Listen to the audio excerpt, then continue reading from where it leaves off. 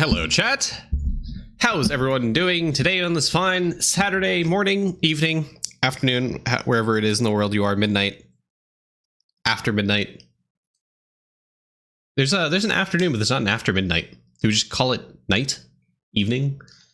Okay, what's the time period between like... Okay, when does evening start? Is it like 6 p.m.? 5 p.m.? Dusk? No, no one calls it dusk. Who cares? I know that's a word. No one calls it dusk. If you call it dusk, you're inhuman. You call it 6 p.m. Dusk? When does evening start? I want to know specific time.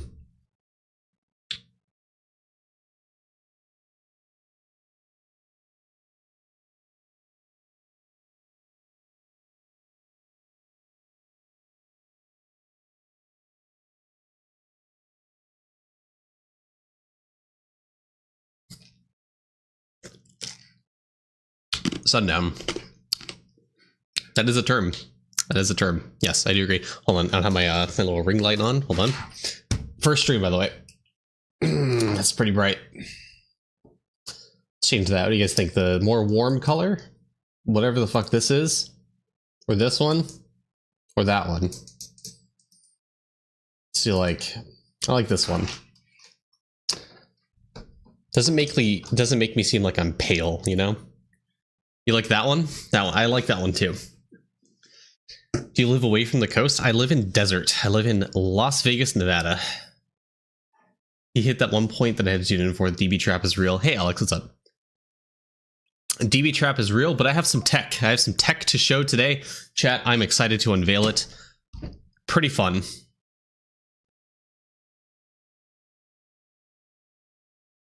Show you, please. This is only applicable to those in World 5, unfortunately. But it does double your bone gain. Ish. Maybe like 1.7. Oh yeah, outside of maxing arcade shop. Can't get as high as... Okay. You get 760? It's not bad though. I mean... What's this background music? This is Terraria. Chat. Let's get to it. Ladies and gentlemen, before we start the stream, obviously, we got to do a scratcher. What am I going to get? Starting off with a 6. We go diagonal. Ooh, a 20. A 4. A 40. I did that just to piss off chat. I had to do it. I had to do it. Ooh, a 4x. Okay, hold on. This could be... That's not a good sign for today's stream. I knew it. Zane bones like a pro. You know me. I just be boning left and right. Ooh, a 2x all. A 4x to the right. All right. All right. Congrats. I'm pissed off. I mean, I already have a name tag, so I'm not really looking for it. I also have the bag, so it's just points. That was awful. RIP Holy Pearls. If you know, you know.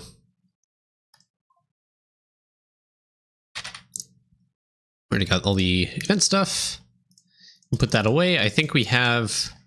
I'm not at pity yet, so this could be a gamble for all y'all out there, all the Twitch chatters. Do we get our? Do we get a pet?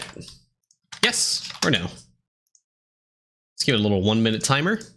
See if you guys are right. Bird incoming. Unfortunately, I already have bird, and I don't want that. Thank you to the was it Deadly who gave me this bird? I appreciate that, man. As you guys know, I'm not spending money on the game anymore, so this is someone traded this to me.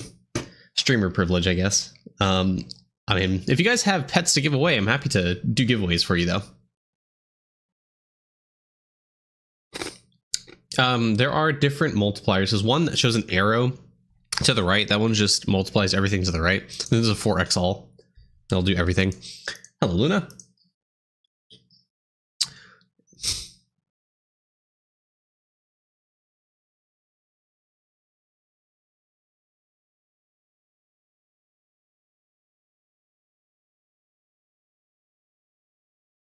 Well, someone has a Doot to give away.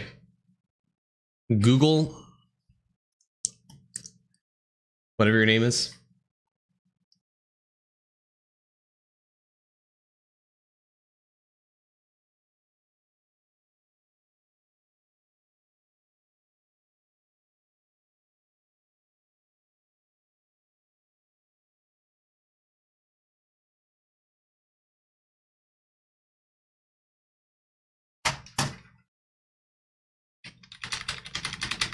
If you get it before pity, you still able to get before pity. You should be able to get it. Yeah.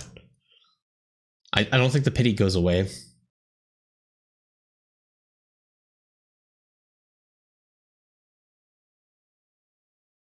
All right, everyone's saying no.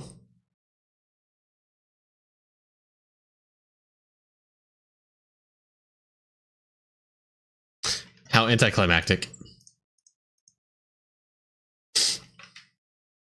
What would you buy in the arcade shop if someone wants it to be online in a few minutes? Sure. We can do the giveaway for that. So what would I buy here? Monument, I think, is better. I think it's, well, hold on. First thing, gold ball game. Second thing, monument, and then third thing, bone. But I'm biased and I like Deathbringer, so that's what I do. Yeah. And then AFK gains is pretty good. Farming XP. Burger, I don't think it's actual thing or not. But before we get, actually, Balu just had a stroke in chat. I don't know what happened there. Burger's gonna be important, I swear. Yeah, you know, eventually for the new masterclass, for sure, right? Okay, chat. Burger is burger. That's all.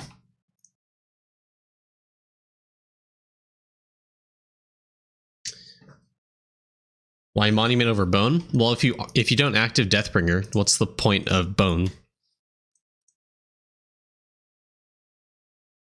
I mean, it's going to be good when AFK bones are implemented, but God knows when that is. Okay, so let me show you guys the trick. The Deathbringer trick. Not really a trick. It's kind of been known, but this is a more optimal version of the trick. So if you guys want really high gravestone stacks, and by really high, I mean like 800 plus consistently.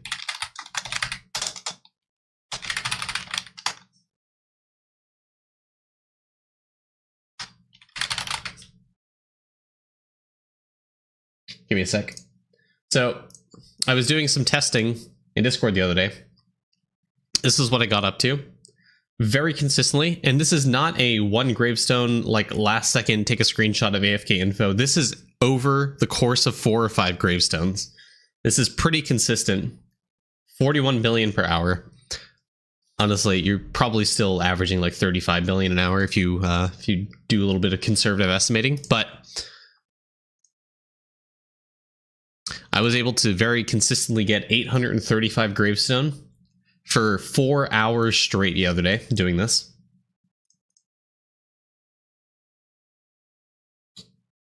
So here's what it is. So I have a timer here. I do it for 4 minutes and 36 seconds because it pings me whenever the gravestone is nearing the end. So basically, you just got to make sure you have Wraith form on, obviously. I don't know, I guess do your permanent buff. Make sure Inflamed is on. Pop down the gravestone, click down the rope, start the timer, walk down over here, and then walk off the edge, auto, hold D, click off the window. And that's the strat. And then what that does, your character will now have a permanent movement input to move to the right, so you don't jump up on this platform here. So it doesn't stop you from attacking the horde mobs that only spawn in that area. And then once that time's up, you should have your gravestone at like 800. Now, this is dependent on a few things. Obviously, the fact that you can hit the monsters and the fact you can one-shot them. If you can't do those, you're not going to get as high, but it's still good for you. And you can probably get up to like 500-600 maybe.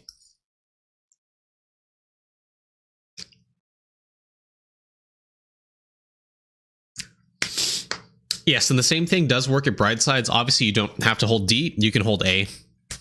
You don't hold D, you hold A. But yeah, the same thing works.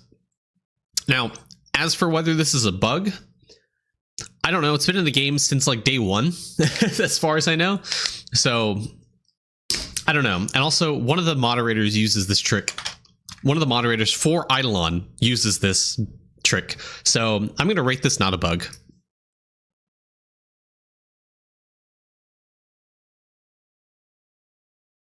And then once this 3-minute timer's up, I'll show you guys the gravestone, show you guys the AFK info, how much accuracy to get there. I mean, right now, I think the spreadsheet says you can do this at like 50% accuracy or something.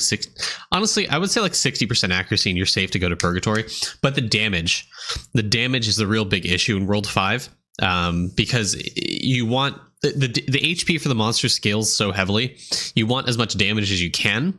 And if you don't have enough damage to one-shot them, then you're just going to be sitting there attacking horde mobs for eternity.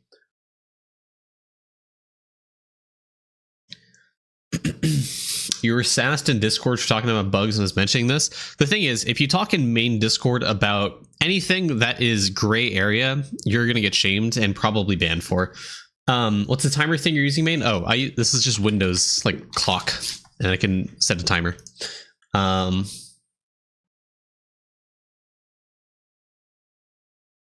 Hey man, how can I get my account reviewed? Are you working through a list right now? Yes, I'm working through a list. As of today, I've decided I want to do like one giveaway for someone every single stream. That way, if you're watching the stream, you guys can get a giveaway like right now, like live on stream, you know? I don't mean, wait, hold on. You're getting shamed in my Discord for talking about this? Or the Eidolon main Discord? Got it. Okay. Yeah.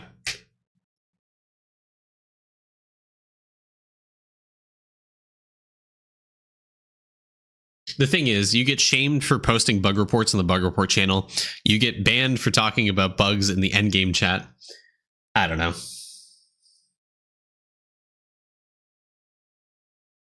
Don't forget to grind out mob respawn jewelry. Oh yeah, I already have that.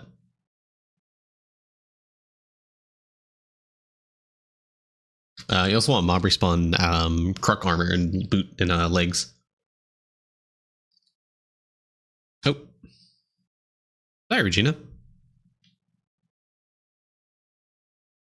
Oh, thank you guys for the follows, by the way. Jay and Rise, thank you, thank you.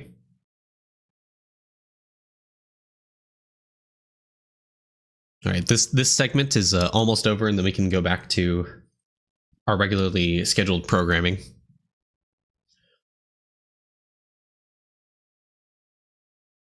You just got writhing yesterday. Yeah, more and more people are getting writhing, and what it seems like is World 5 is still where you World 5 is still where you need to be, unfortunately. Boots as well. No, not Kruk boots. You want fishing boots for fish efficiency. I'm not going to show AFK info yet. I'm going to show it at the end of the gravestone, because if I click anything in Eidolon right now, it's going to undo the movement inputs, and so my character will jump up to the platform, and that just makes this strat less efficient.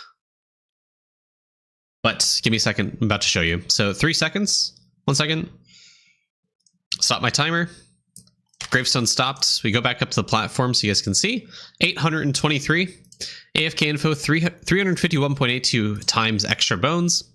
32 billion. Unfortunately, not the best run of that. Then we go again. Okay, so once again, here's what you do. So you press D off the platform. You're on the platform. Press auto, hold D, and then click off. You need to be very fast with this. Right? That's it. That's a strat. So you want to go to this platform as far right as you can, this top one right here, where Aurelius is, and you press D once. That way you're at the furthest left you can of this bottom ledge right here. And then you press auto, hold D, click off the screen, and then you should be set up and good. So the way the reason this works is because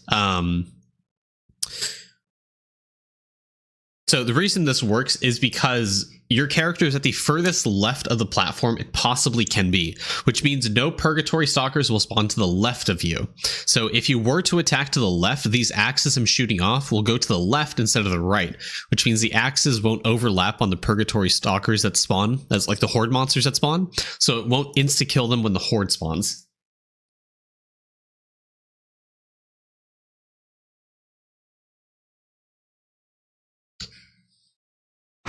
What other maps have a consistent spawn? Brightsides. Brightsides have another consistent spawn. It's not as good as Purgatory Stalkers for this method, but it is still good. Yeah, your character wants to be on the furthest left of this bottom ledge as you possibly can, because if you're any pixel to the right of this, there's a chance a Purgatory Stalker could spawn to the left of you in that 1 pixel zone, and then you can hit that Purgatory Stalker and the axe goes off to the left, which is inefficient. Anything World 3 or World 4? Not that I know of. Yeah, so if you see your axe go to the left, you have set this up incorrectly.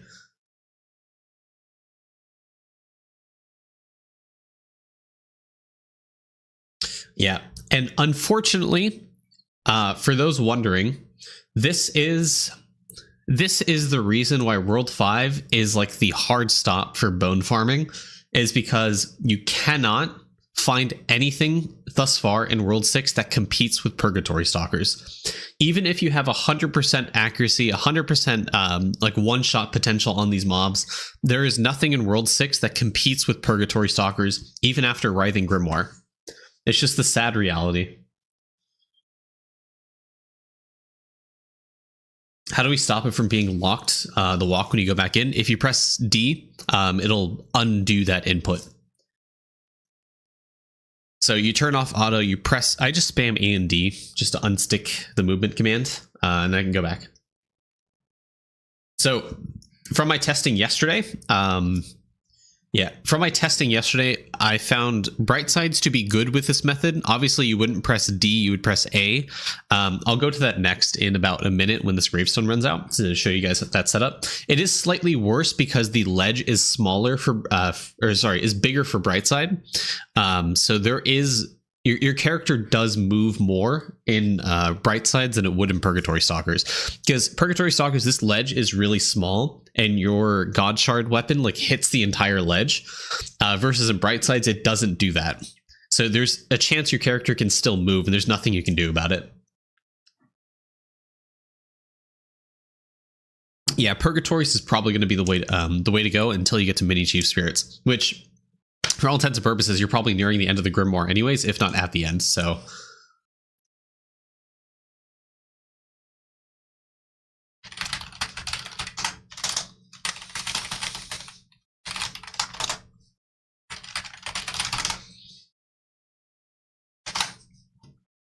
okay, King, I got your message in Discord. Can you AFK at Stalkers? Sorry, just getting there. So, I mean, you can AFK here. It's still a good ribcage spot, but you're not going to reach anywhere near the active bone grinding that you are right now. And also, you can't like AFK time. It's like you press auto and then walk away if that's what that's the only way you can get bones.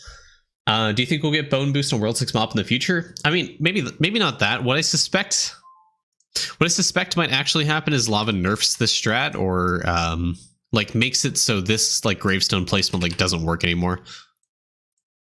Anyways, 35 billion, it went up a little bit from last time. Yeah.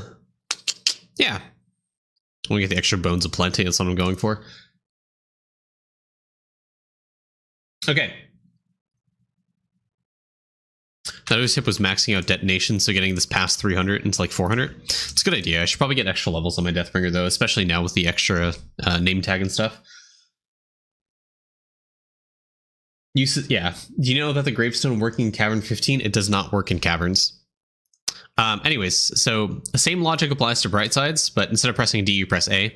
So we'll go place the gravestone down. We'll start our timer, which you guys can't see because I'm not in desktop view. So we started the timer, and then D, hold A, click off. And here we are. So if you notice my character, he does move to the left, and there's nothing you can do about that. It's because the platform is just too big for Brightsides, but this method still works. This method still works. It's not as good. You can't stack up the gravestone as high as you can, as you can in Purgatory Stalkers, but it's still a good method. Sounds good. I'll give it a few.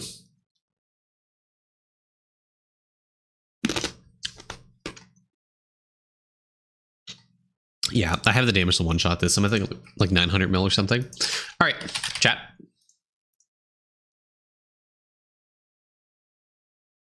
So I'm gonna undo the movement command here, just because I am going to do some Marbies chat.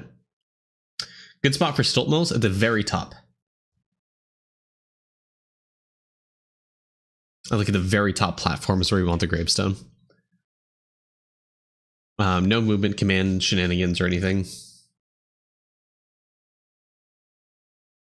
I don't know if it's just me. If I read, yes, if you spawn it outside the cavern, then enter, it does.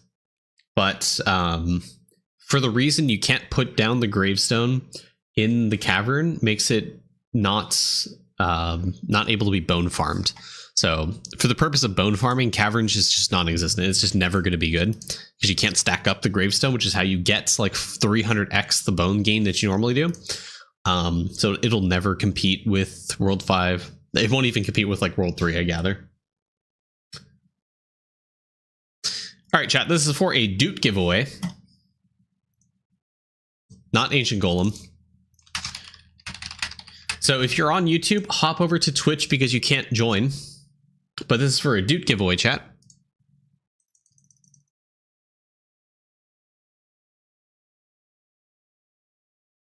Do this one. Oh, Baloo, you have pets to give away as well?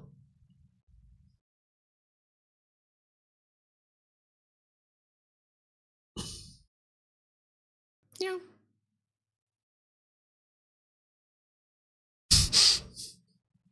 I still can't hear that, by the way.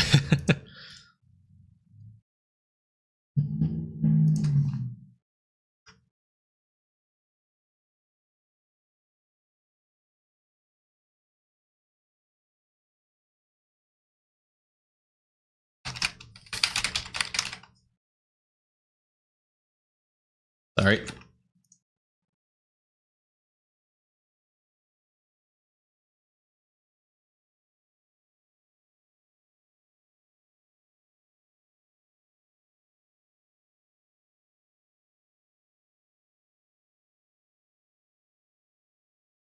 Oh, man. Sorry, I'm testing something live on stream. Hold on, hold on.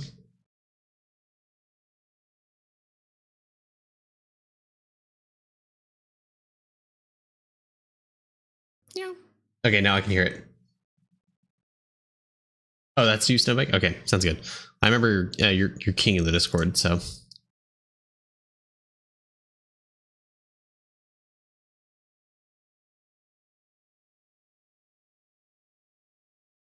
All right, chat. Again, this is a Doot giveaway from King Metros, aka Snowbanks, I guess, in Twitch. We'll go and start. If you guys haven't joined yet, !play in chat. So the way this works, first place. Let me change this real quick. !play.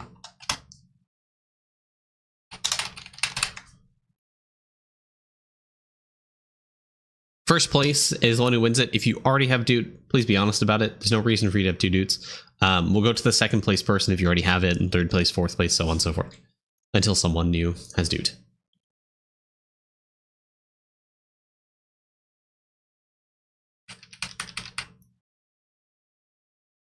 Quick little overview of the map. We'll go press start now for... Oh, my gravestone, oh no.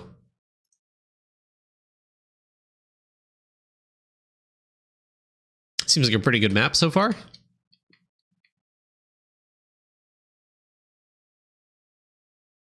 Oh, wow. Okay. It's kind of crazy. Meow. All right, this is a big map. Have one just want to play. It's okay. I think I played too. I think I joined. Here we go. I should probably turn this. I think this is a deserving of gas.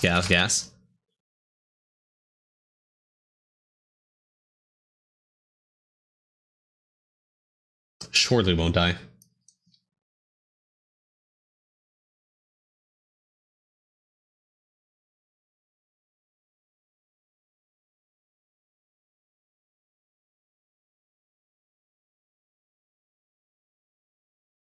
Good luck.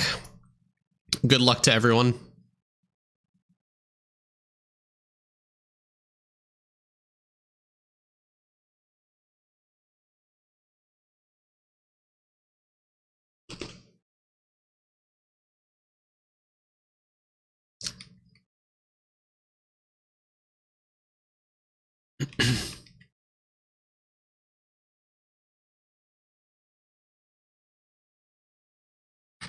Remember, this is for first place winners.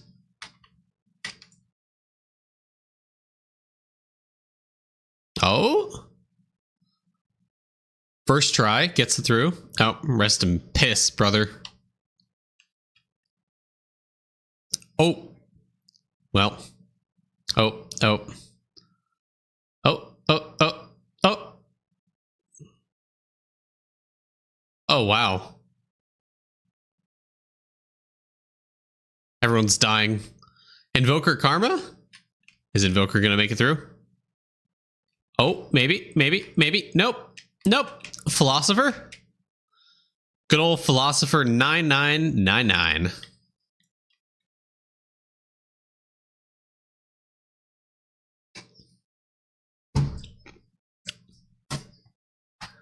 Mr. Philosopher 9999, do you already have Doots or no? So, going over to Dice 18, World 1 in the town.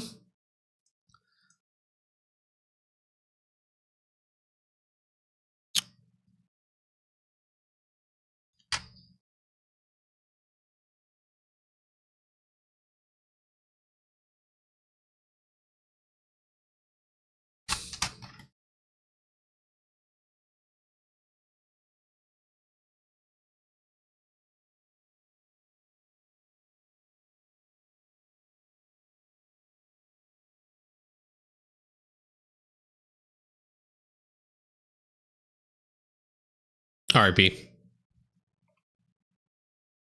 I see Philosopher here.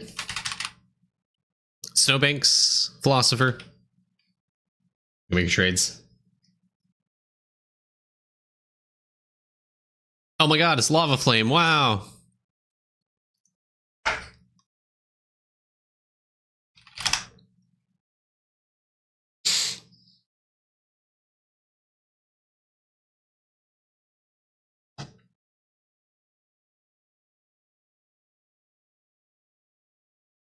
I shouldn't have closed Marby's.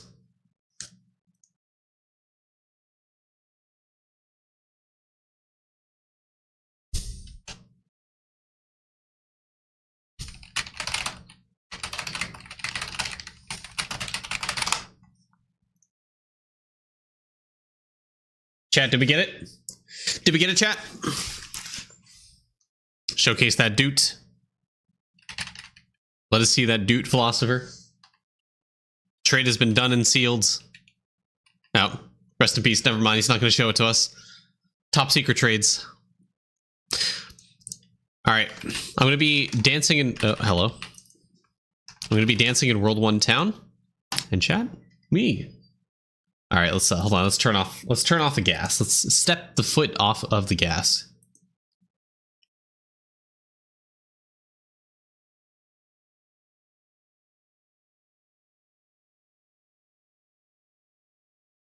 We're going to do a 2-minute timer. Yeah. You just rolled Doot for the free pet roll? That's fucking crazy. All right, we have 1,879 arcade balls. You've reached your limit on talking. Shut the fuck up. I apologize. 1,879 arcade balls. 1 jackpot or stamp. Yes? No. We're going to do a 2-minute prediction. Chat, I also want you guys to know, I did throw some arcade balls so I can get the bones stuff like done. And I have something to show on stream if I can find it. I think I may have taken it out already. I have no idea where it like defaults to in auto sort.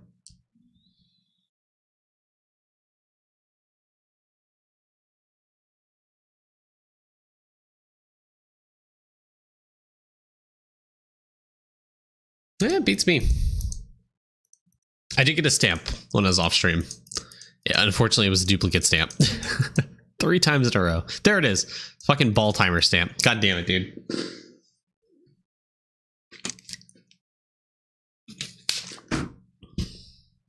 That's the 3rd time I've gotten that stamp. Oh, there's a philosopher with his little Doot. Nice, nice, nice. Good stuff, good stuff.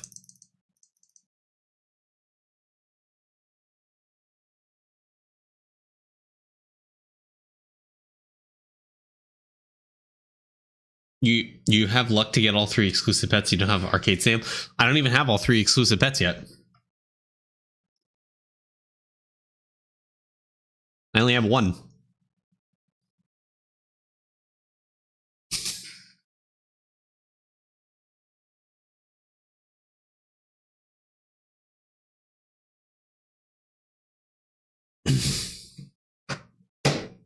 Me? Trickster?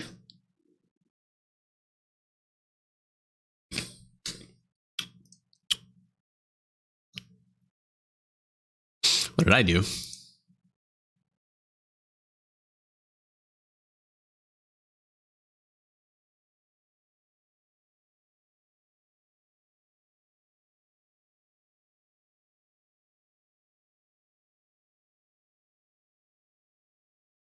Rift Guide is nothing. It's just placeholder. All right, chat. Let's go launch our balls. Throw our balls against the wall, you know?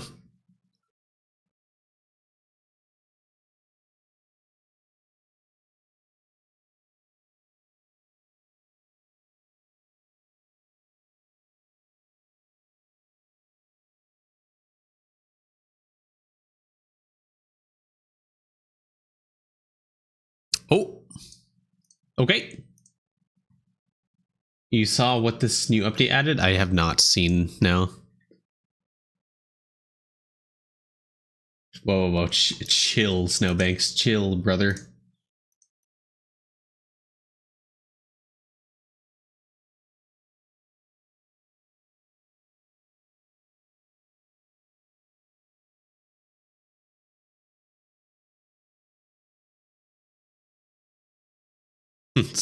Chill, brother. Is it worth to spend gems on arcade balls? I mean, depends who you ask, you know? I've gotten 2 new hats, I think. One was a damage multi hat, and I don't remember what the other one was. Oh, another one. I just want a jackpot, you know?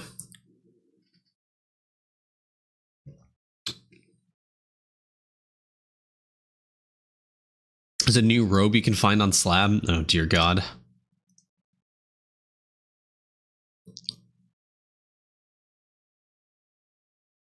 There's so many balls. They're in the dozens.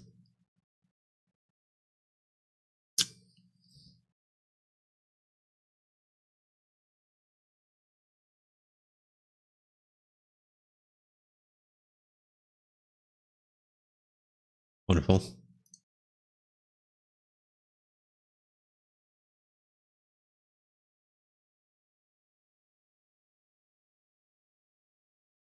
Honestly, my perspective on arcade balls is I wouldn't really spend gems on it, but I would spend all your Kilroy stuff.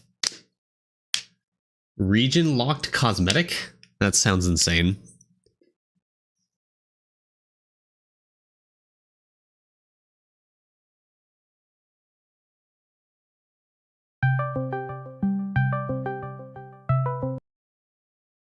Calm down.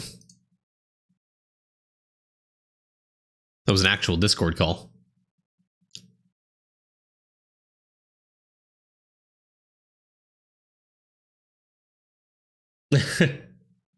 Yes, that was me. Yeah, the gang pulled up for a sec.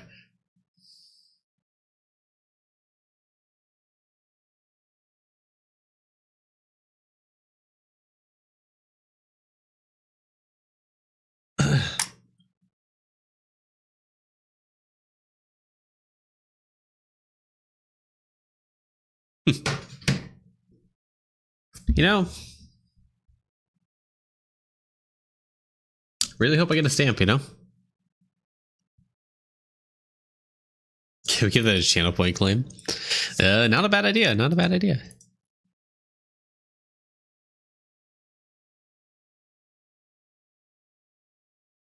I think I got like 400 gems so far, did I not?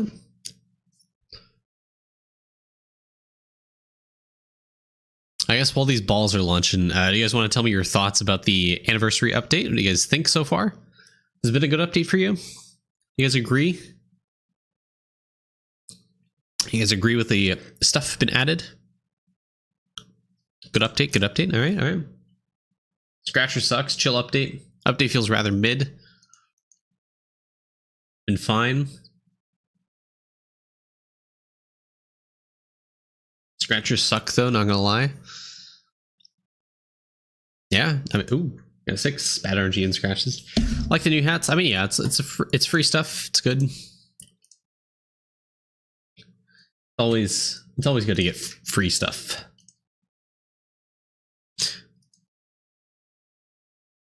I'm kind of 50-50 about the whole exclusive companions thing. Because like on one hand, I think it's good to just have a price tag on pets, right? It just kind of rubs me in the wrong way that they're exclusive to this event, you know?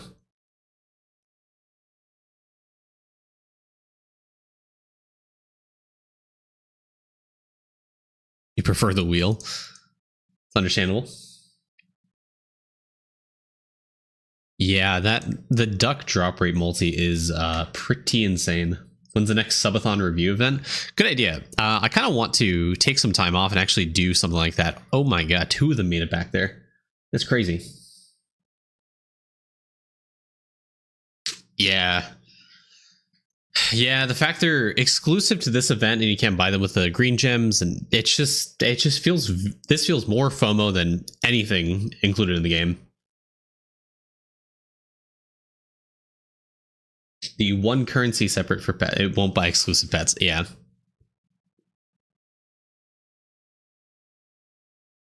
I mean, it's a breath of fresh air that that instead of it being like a gamble to get the pets, but now you can like get the pets guaranteed, and you're like guaranteed at least one free one.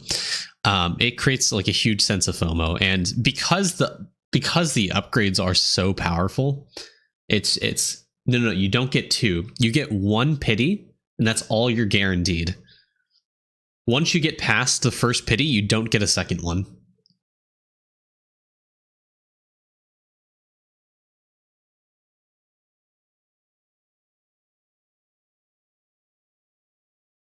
I don't even think the pity pet is tradable.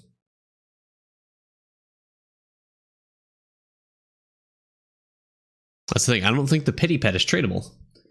No, you can keep wishing. You just can't get a guaranteed second pet. It's not tradable.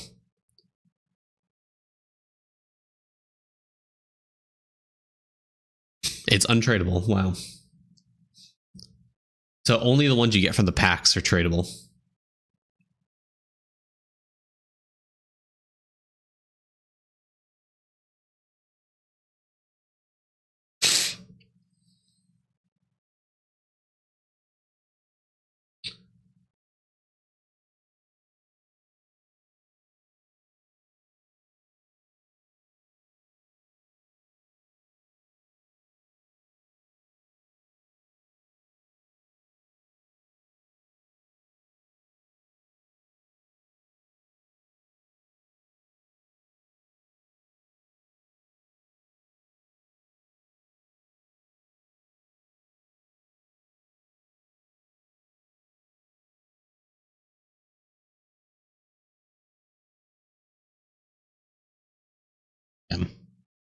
NeDB strat is just manipulating move key mechanics. I'll show it again in a sec.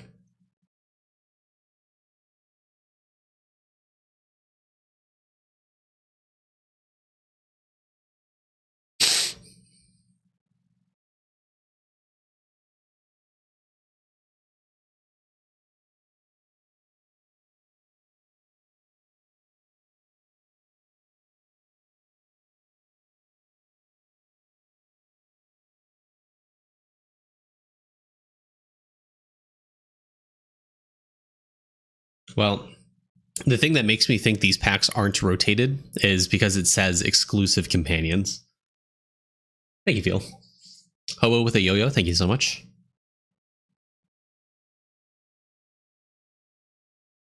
Unfortunately, I don't think we got a stat, a stamp. Got one more ball.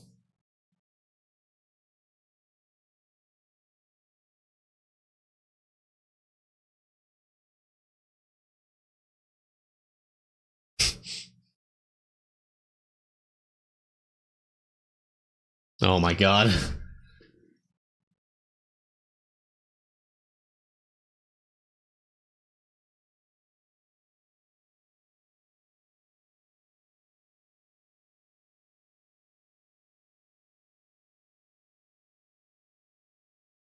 All right.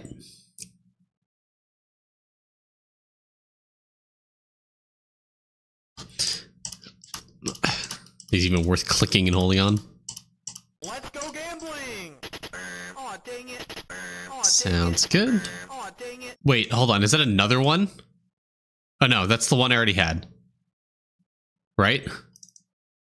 That's the one I already had. Debated. I already had this one, chat. It's bait. Tricked. Bamboozled.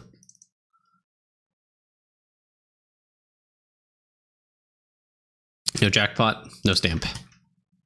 Sad. But hey, we got like 1,000 gems from that. That's pretty good.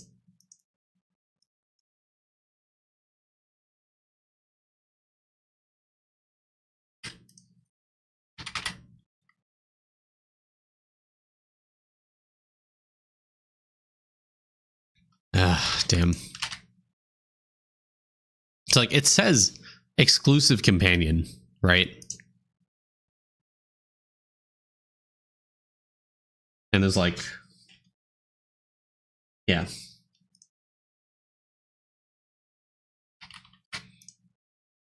All right, chat. Let's go and check. Let's go do the Gamba coin flip real quick. Let's go flip a coin. RIP. Did not get it. Unfortunate.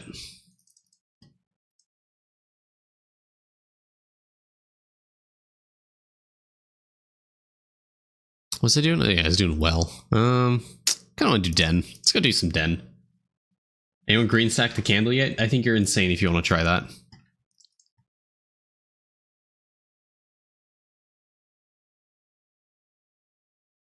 Oh wow. I think I got daily lamp pushes. I don't know. I was at 33 before, and I'm at 37. Wait, hold on. I think it. Chat. Can someone confirm if that doubled?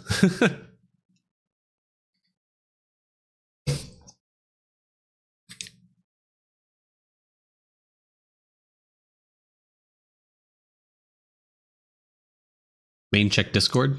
Check-in.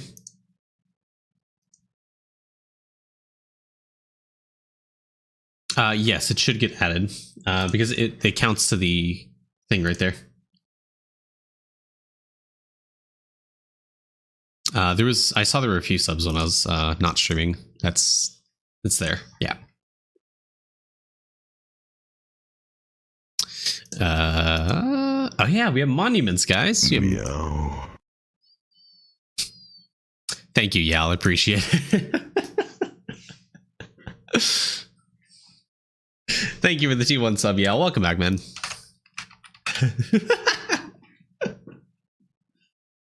Oh, ever since making those sub alert sounds, I'm so glad you guys actually get to hear them now.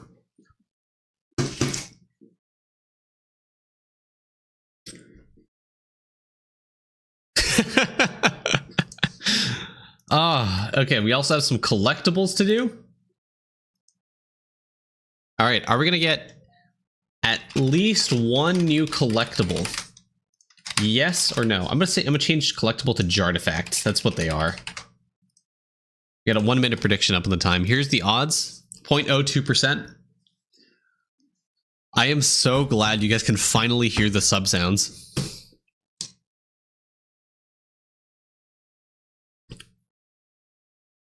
There should be new ones for there should be new ones for like community gifted subs, like 10 gifted subs and such. Yep. I did some remixing last time.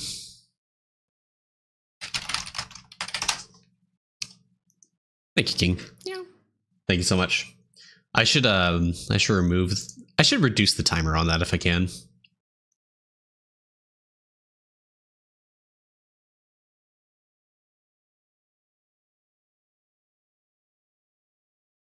Can you change this to seconds? I can't. I can't. Can I please do like 0.5?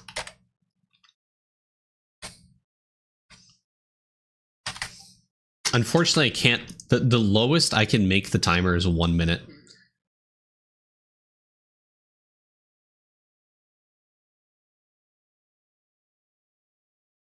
Oh, I think you have to follow Altron.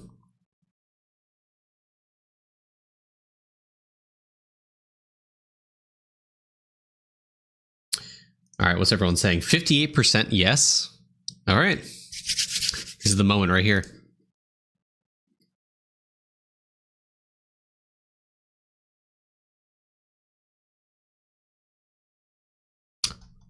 Oh, we got the fucking monument one. Let's fucking go.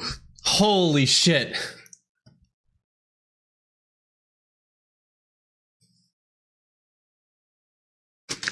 That's a good one. Unfortunately, I was looking for a chance to find a new collectible, but that is a fucking big one.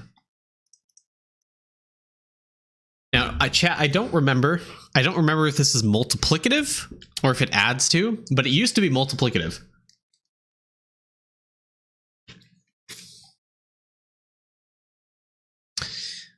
Yep, I've purposely been holding out on like juicing all this stuff. So I was getting like, surely not. Well, I mean, it used to be. In the whole Jarmageddon, it was multiplicative. So chat, here's what we're gonna do. We're gonna stick a character AFK here. Is it worth resetting enchantments if you have a bad set? That's up to you, man. There are some questions I cannot answer for you. Only 750?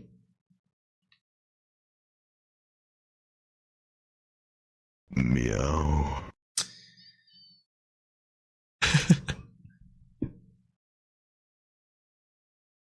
Dalmatier, thank you for the what's up, man. 8 months streak. Thank you so much, man. That sub alert has gotta go. Dude, it's such a good one. What's the meaning of life and what's 42? I don't know. Something like integrals and like you take a derivative of it. And then you arrive at the conclusion of like Buddha. I don't know.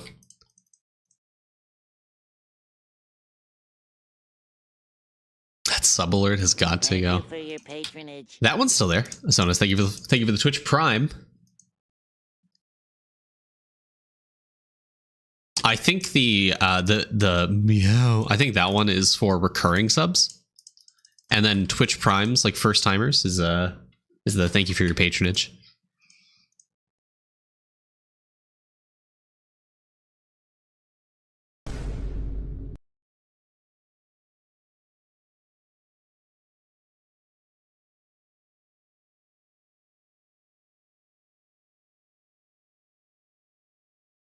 Yell.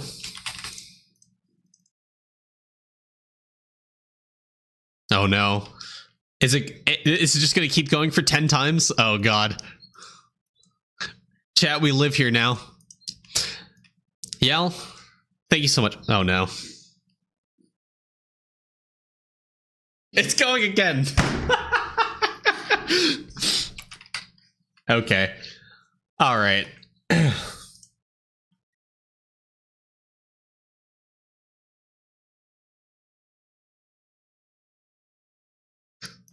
I'm skipping. You can't hear any of it? Oh no. Okay, thank God. Oh. Anyways, Eyal, thank you so much for the 10 gifted subs to the community. Absolute fucking goat. Thank you so much. If you guys got a gifted sub from me, I'll make sure to say thank you. Just say thank you.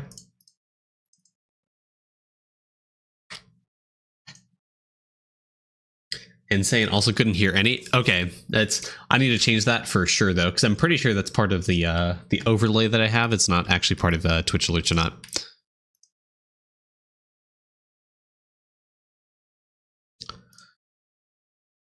Yep.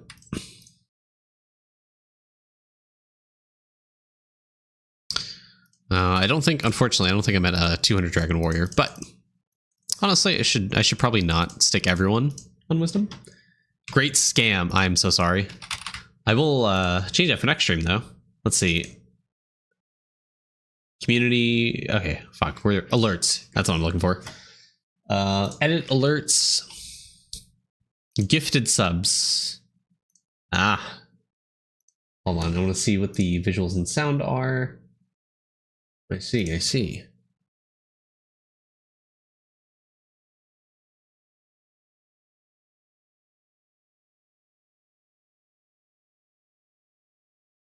Let's save those. Let's keep that.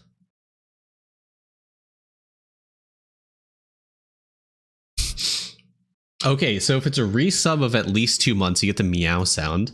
A new sub, you get the Riz sound effect, and it's Twitch Primes. Thank you for your patronage. Hey, Alpha Dog. Hey, Gooner. Hey, guys. How's it going? Stick this character onto that.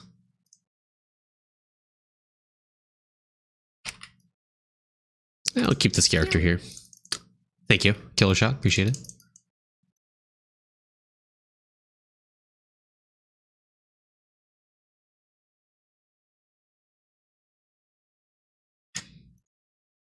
Imagine I got one there. That would have been sick. All right, chat. What do you want to do first? We got Bravery. We have Justice. We have Memory. What are we thinking?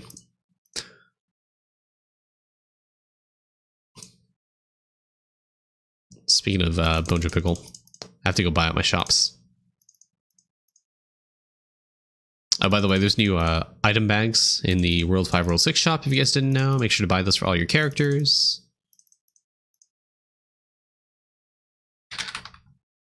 Wisdom. Chat, are we of the consensus that taking screenshots is not cheating? That's what I believe. Of course, perfect. Screenshot enjoyers rise up. Well, it's pretty simple. So you press Windows Shift and S and you open up like the snip tool. And you can like open it. That's Jesus.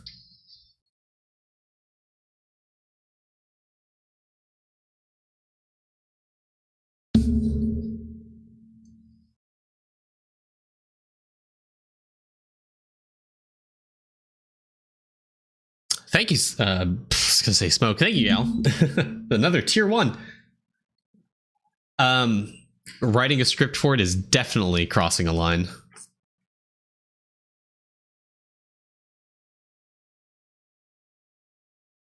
Alt print screen, so it'll be. Oh, I guess, yeah.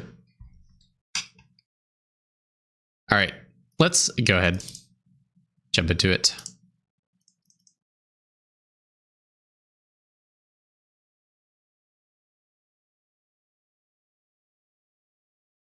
Oops, I clicked the wrong one. A Pega brain.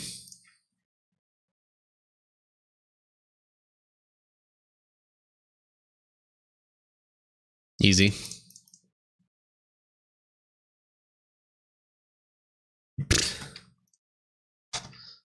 You know, please don't talk about writing scripts in here. It is very bannable.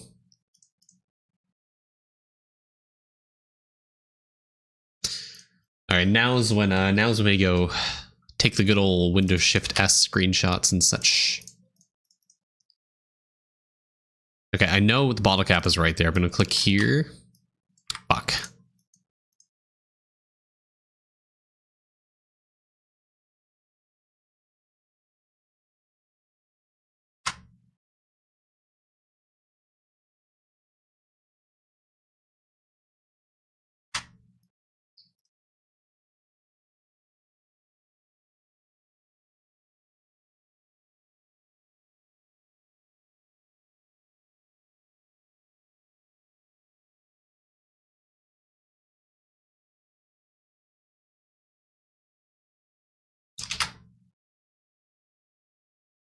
Sick.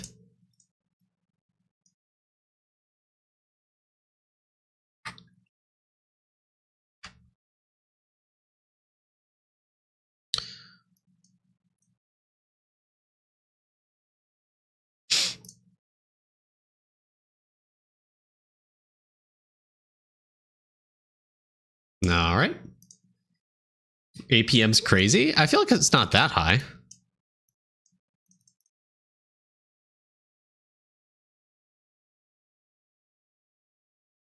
Should have done like right there, I think.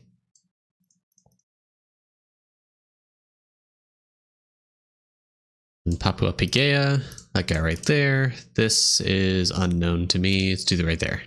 Dang. Bullet. This is right there, and that's right there. Since Minecraft got a movie, do you think becoming a lead actor in the Eidolon movie? That's a good idea. I should try that, you know?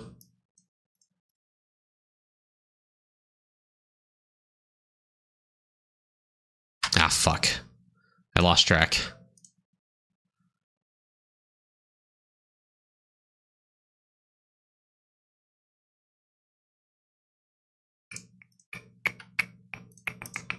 Getting lucky on the reveals here, though. Axe. Okay, I have to guess on this one. Wow. That is so lucky. It's possible to get a... No. 5th tab talent point does not exist.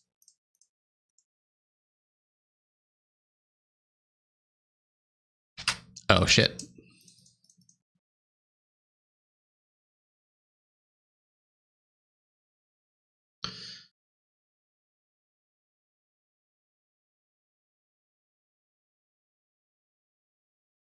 Adams down here. I just clicked on that one. I didn't mean to. Fuck.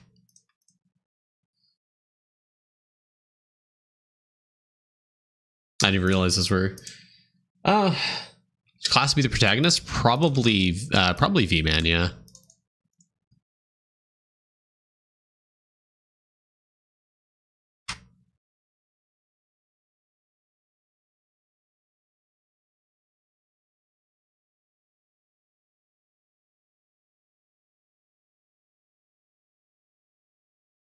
I forget that's a stamp. Silver pocket watch.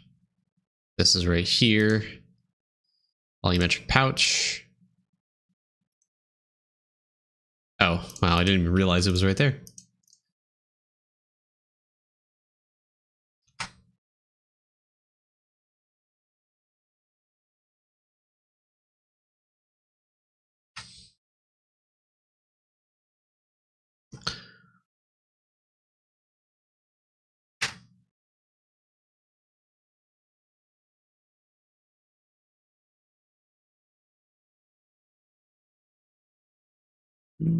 Okay.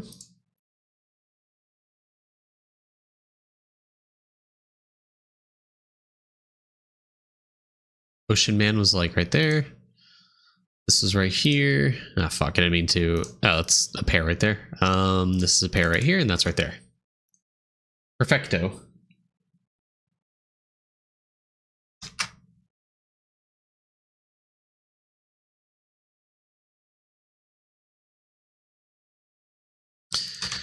I like how the IOU is still there. That's crazy.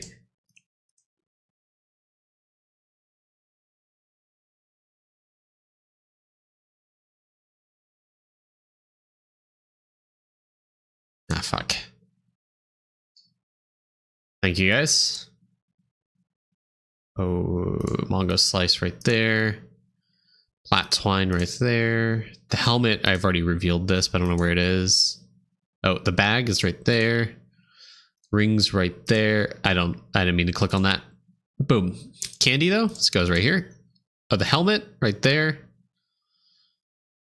Frick. Oh, wait. Oh, that is so lucky.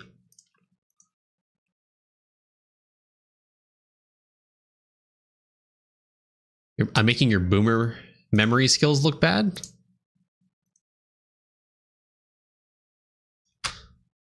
Oh no.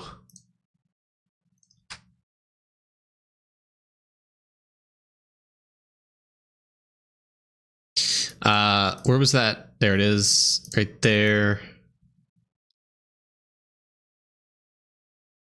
This was third. These boxing gloves are right here. Holy Pearl, right there.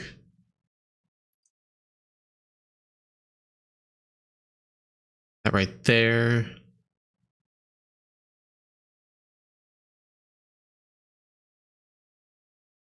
Multi-tool, right there. Oh, this is revealed. It's right here. Oh, it's right there. 27. It's right there. This right there. Fun flags right there, right there. Perfect. Oh.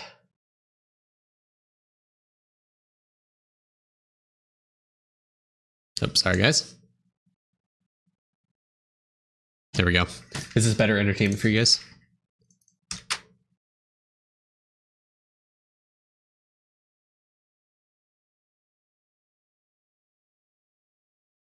Oh! No way.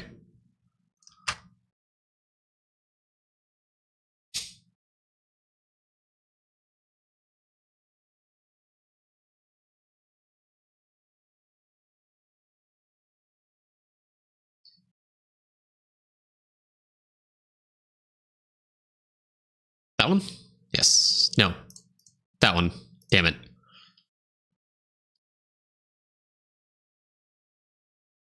Oh, got that one though. It's right there. This right here. This, I just revealed that it's somewhere, but that I know where that is. Okay, the bow.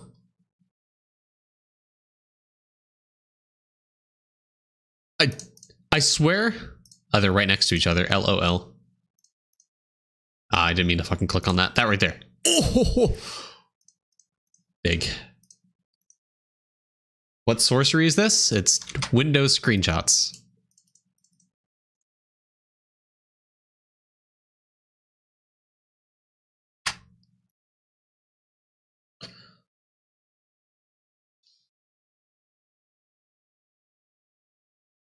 Oops. Oh my God, everyone's meowing. Thank you.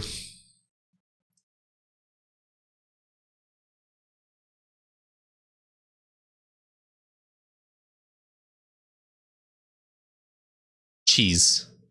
Cheese is right there.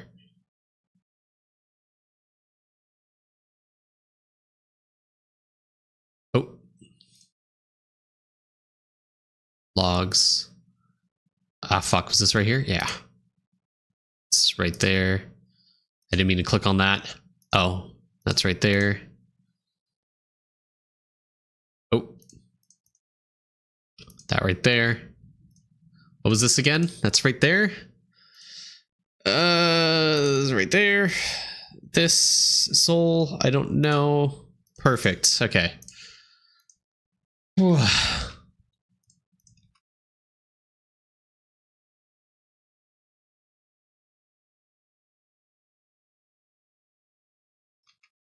Oh, I thought that was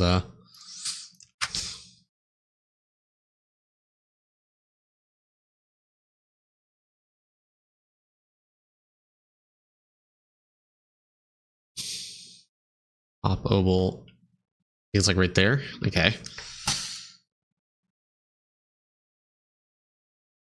Back chain. No idea, but that I know where that is. There. This bag right here. This is right there. Modular circles right there.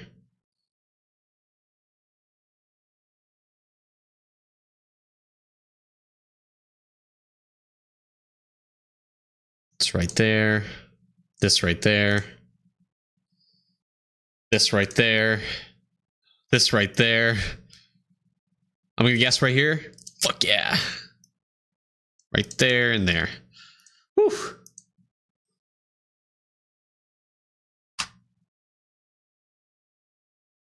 I saw the lantern. That and that.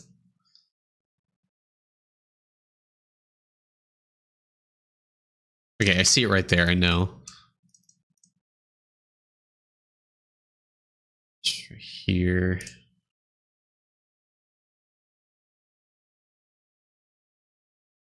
That's wrong. I don't have Crook. What? Boots.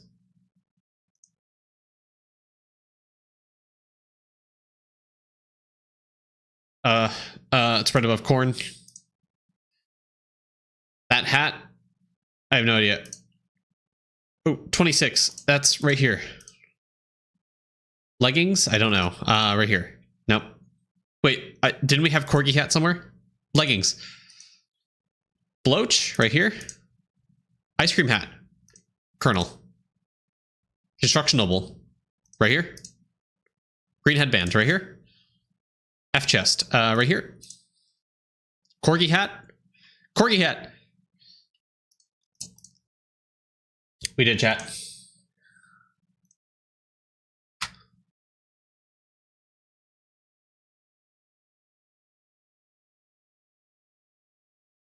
I don't. Okay, I see the dust motes. Oh, that's so scuffed.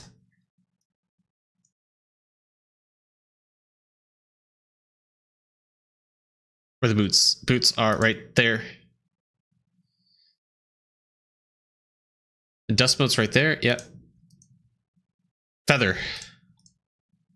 This guy was like right here.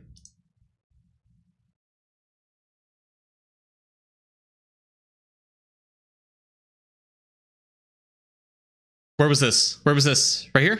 No. Brim hat. Right the... Fuck. The soul. Where was the soul? It was right here.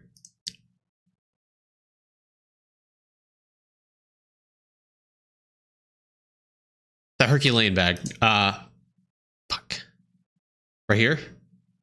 Oh wait, I see this right here.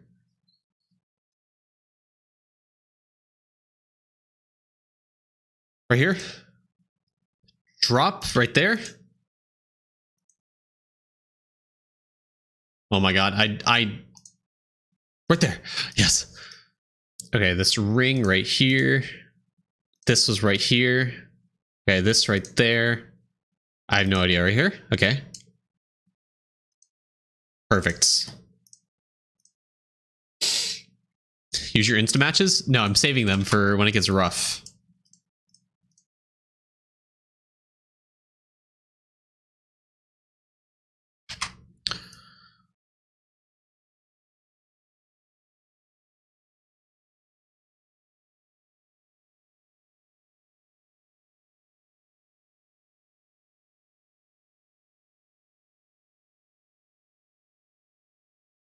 Oh, I see the EXP thing right here. Let's see, 4 and then 2, 3, 4. Rift name tag right there. This was next to that. This was next to that. This obol, I have no idea. Right there? No.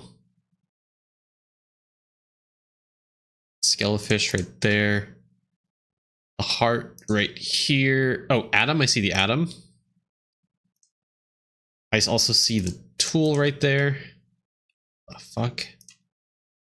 Oh shit. Div spiral.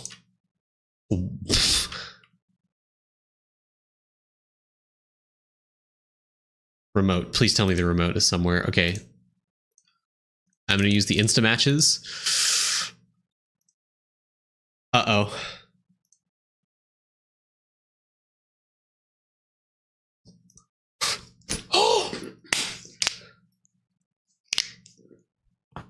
Oh, wow. All right, chat. Well, I think this is the end here. I don't...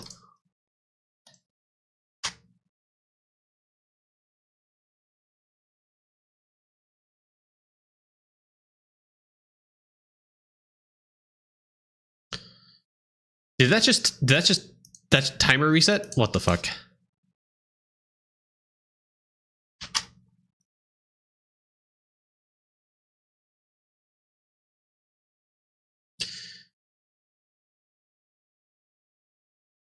Yeah.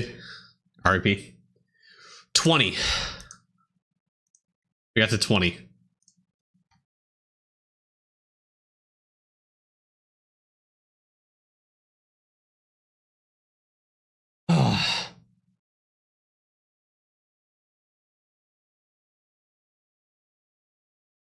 I mean,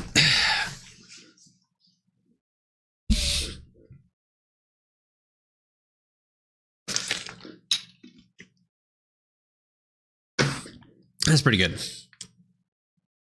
Chopping. Rupee. Rupee. Crop Evo. Gambit points. Crop Evo. Multi. Gambit. Fine. Chopping. Crop. Multi. I'll do some Jade Coin. I haven't done Jade Coin in a little bit. Player drop rate. I think I'm nearing the cap for player drop rate. Gambit. Crop Evo. Multi.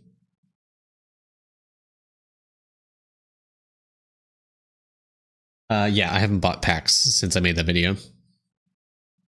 Crop. Lots of crop today. Crop.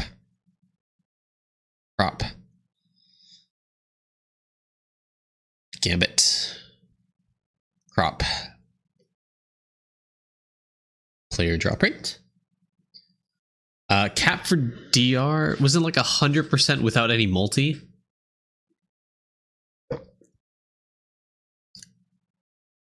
Jar.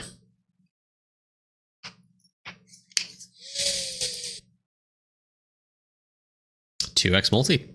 Cool.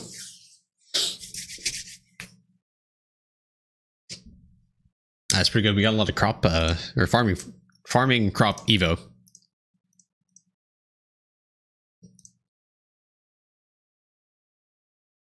Okay, so that's. Have you made a video about the new anniversary event yet? No. Not yet.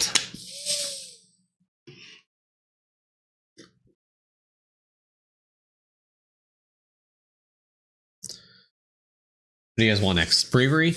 Justice? Have you covered the DB strat? Yes, I have, but I'll showcase it again. Why not?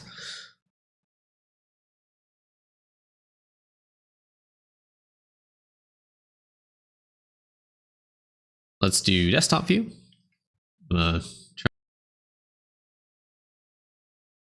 Regular webcam. Okay. So for those who weren't here, this is the DB strat.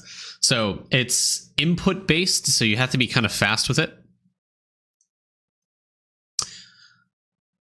I have my timer here. Okay, so here's the strat. So on this platform, drop gravestone, go down that, start your timer. Go to this platform right here. Make sure at the farthest right you can. Press D once. You're at the furthest left of this platform you can. Press auto, click D, hold, click off.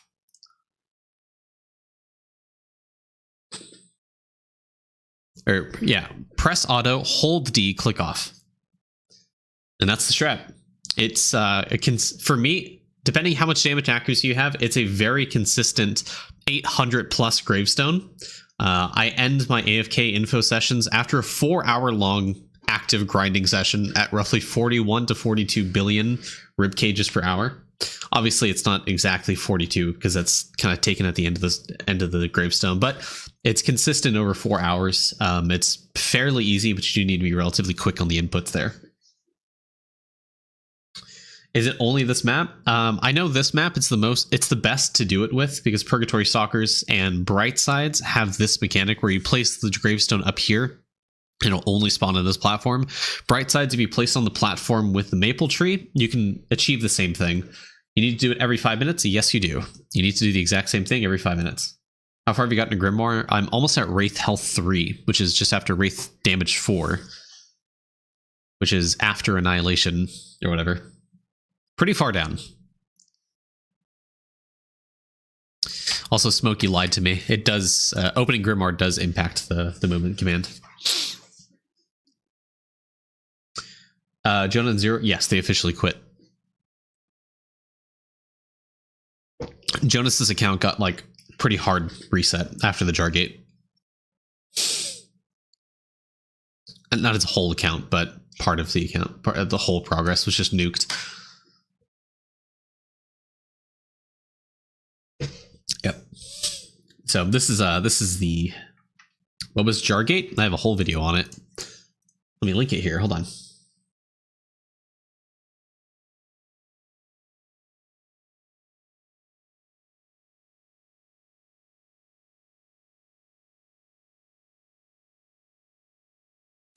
This isn't possible on mobile. That is correct. This is not possible on mobile. But I don't deem this a cheat because the moderators of Eidolon use this. So they use it. Surely can't be bannable, right?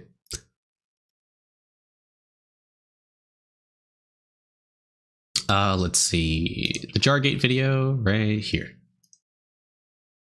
Share, copy.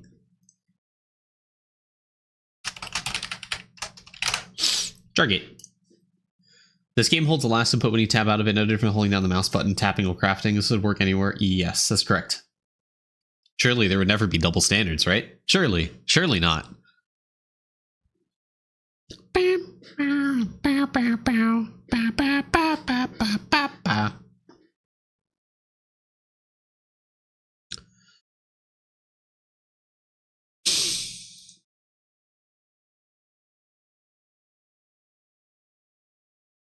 Thank you, Bello. Appreciate it. So you have to tab out for this work. Yes, you can. So when you're holding down the input command, you can click out of the screen. You don't have to alt tab out.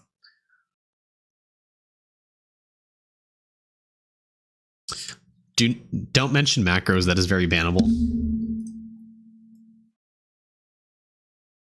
Yeah, macros are bannable. So creating a macro for this, you can get banned, and I can't recommend that. Any incoming ideas for non-Eidolon content? I was thinking about doing reviews for like games I see on r/incremental games.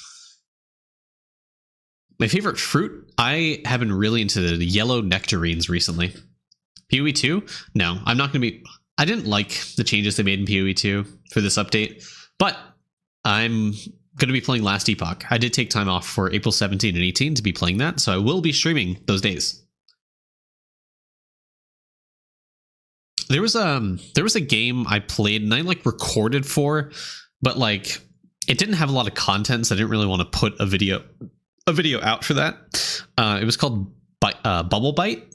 I like the concept of it, and I like the kind of motivation going into it. All right, gravestone's up. So you see 348.60 times bones, 815 gravestone. It wasn't as high as I like it to be normally because obviously I was showcasing it. So once again, click off the platform, pressing D, auto D, click off. Fuck no, not Maple Story. Yeah, I'm gonna probably solo prog in Ellie, yeah. I'm gonna be doing Circle of Fortune, not the Merchant Guild.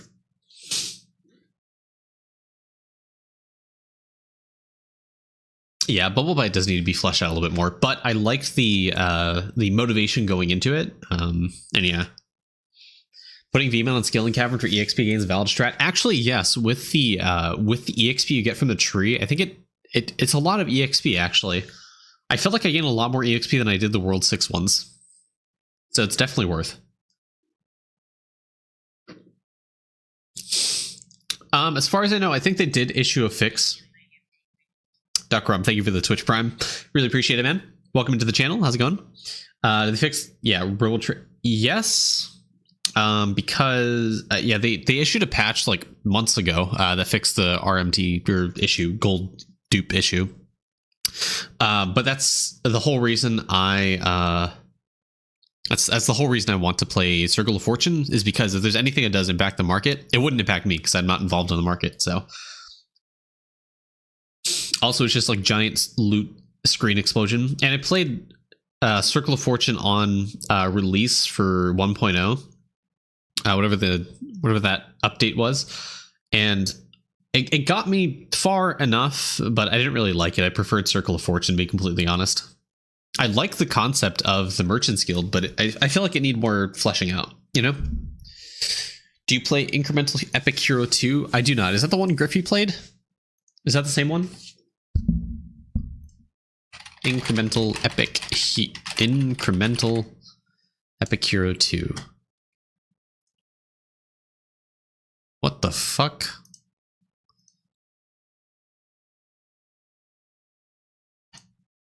Okay, hear me out. I don't really like the art style. And that's kind of what turns me away from this game. I don't know. I played that game, but it's really boring from mid-game. You play it? Well, how do you feel about it?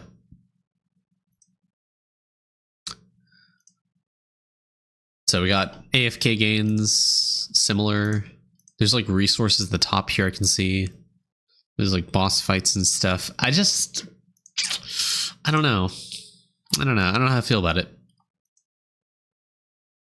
Whaling operation as 1 hour. Worst QL of all idle games. Some of the Bible QL doesn't work like you expect. One of the best idle incremental games I've played. Pretty good. It's all right. What does this guy say? Game knows its audience. Where's my timer? Shh. It's all about watching numbers go up. It's not AFK at all. It gets boring after some times. A lot of automation. The blend of idle mechanics to active gameplay. It aims to strike a balance. It's core the game rule and leveling up your hero, collecting loot, tackling increasing difficulties. Visually, it's not like the simple art style's charm. New mechanics at a steady pace. Overwhelming at times if you're not familiar with the genre. I think it's current. I don't really like the art, and that's what's kind of staving me away from it.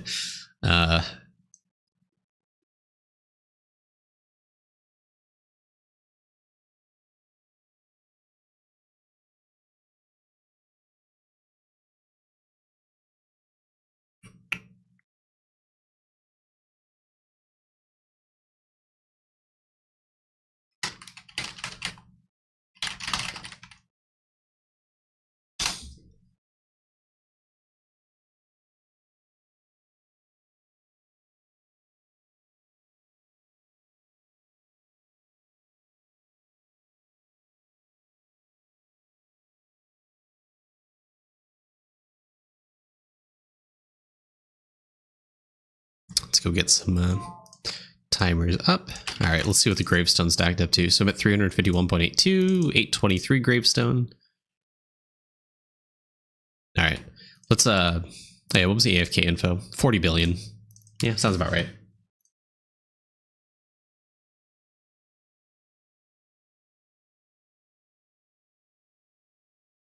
Auto.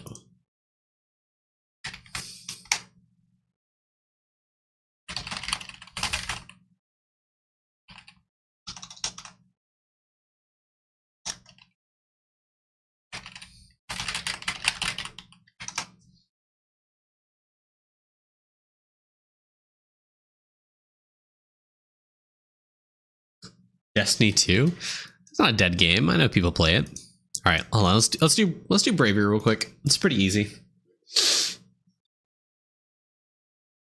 Do some cooking speed.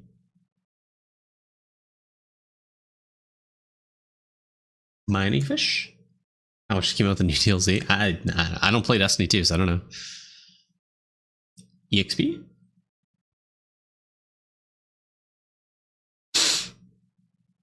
EXP. At what point do I stop doing villager EXP?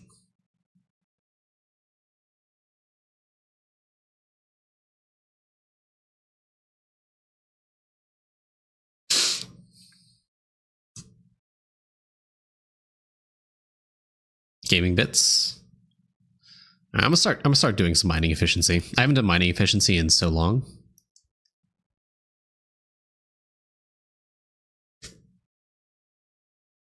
Gaming bits.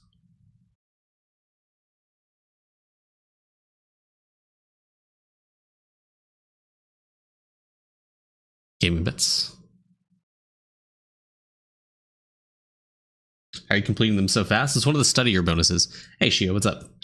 One of the study year bonuses allows you to skip doing the last sword throw if your minimum damage is greater than their HP. Obviously, I have 9 million minimum damage and it's 3,000, so it's just insta killing it. and it's stacking up the last sword, which makes my damage go up, which makes my minimum damage goes up, which means I can kill more waves of stuff for free. Yeah. So before... Oh, fuck. I have to check where my... Oh, by the way, oh, fuck. Oxy's account is so outdated. Let me go ping Oxy real quick. Oxy.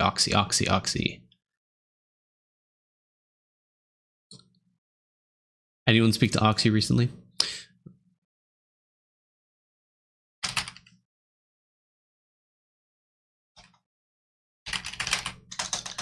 Toolbox link. Oh, is my screen on desktop? LOL. Sorry, guys. Oh, yeah, sure. I can invite you. Give me a sec after this, though. What was your character name? Your person? Oh, Shio. Okay.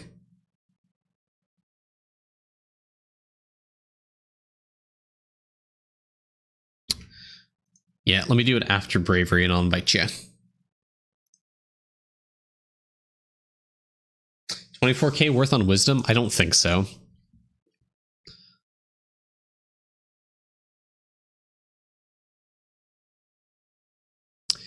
It's extra. Thank you for the follow.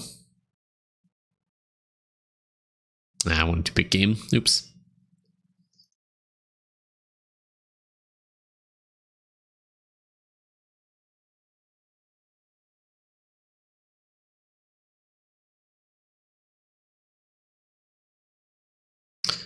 Lots of bit game.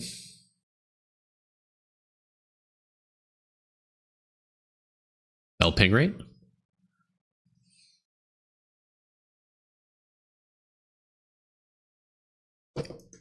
Gaming bit game.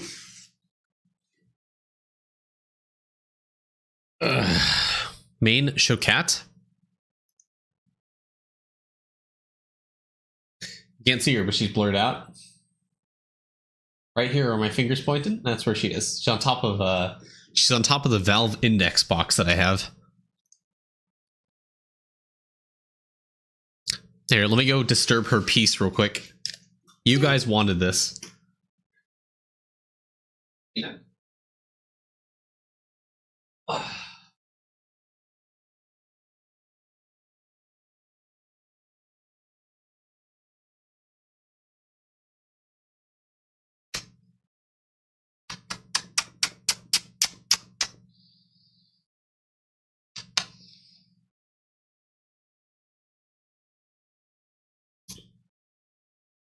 Don't leave me, Regina, please. Please, no. She's gone.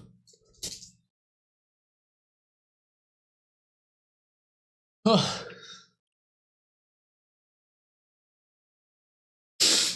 So the lizard, he's chilling back there.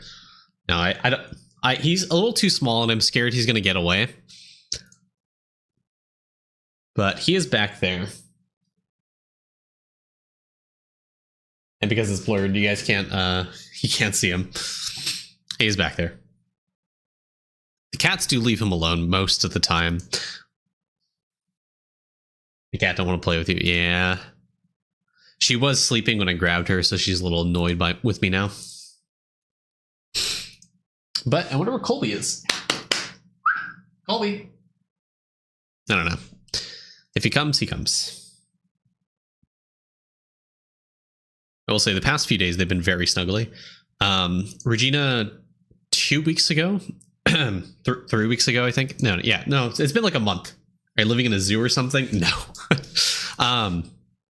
A month ago she got spayed, and so she's like her tummy is like still shaved, but she's like fully recovered. For a while there, Colby didn't like recognize her scent, so that was some problem trying to get her readjusted. But they're fine now. They were cuddling in the chair the other day, licking each other, grooming, you know, back to normal.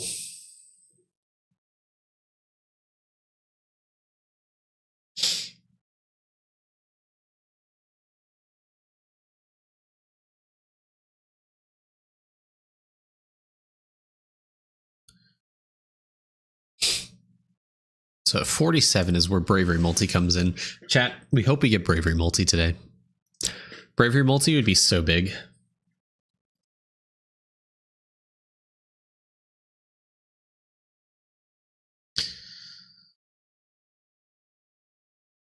I think 7 is, yeah. 7's the max. Bucket, I guess. I don't know.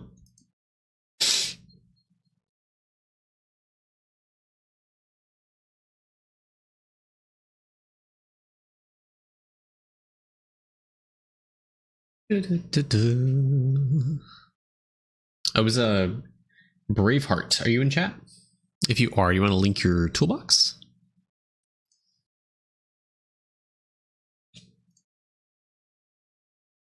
I mean, any suggestions on meal ribbons? What's good of a ribbon to put on meals?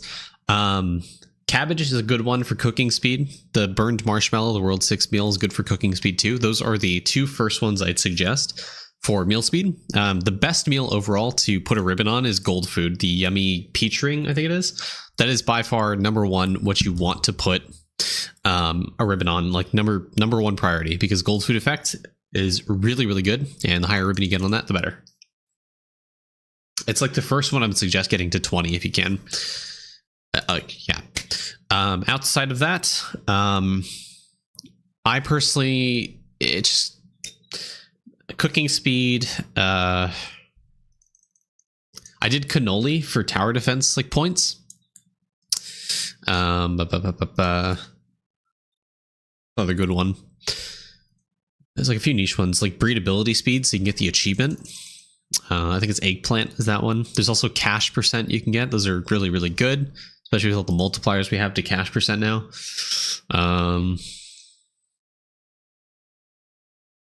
Farming crop evo is not really that big.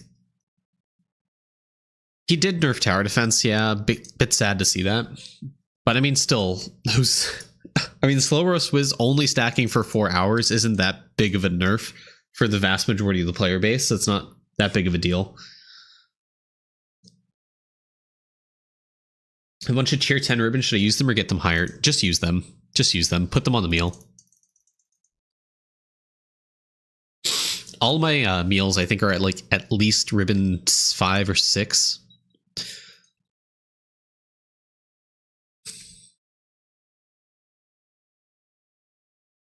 Do you think that next masterclass will be like the Bone Man? I think so. I think it's going to have a Grimoire style mechanic.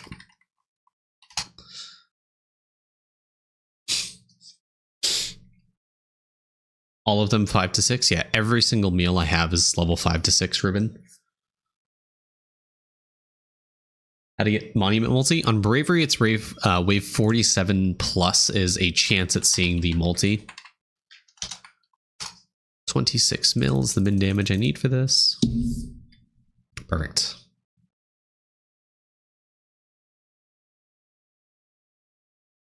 Abominations is probably some. It's probably Beastmaster. I'm not gonna lie, is what the new master class is. Like Beastmaster's Ascension, or whatever.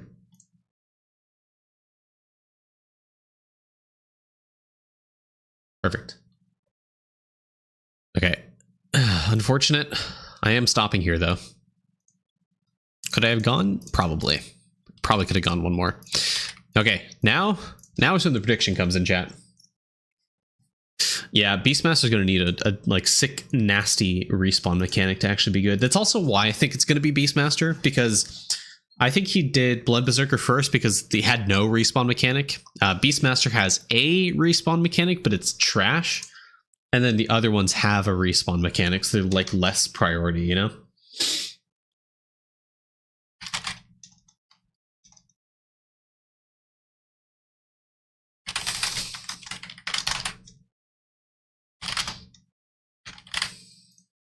All right, 2-minute prediction. We're getting above case 125 today.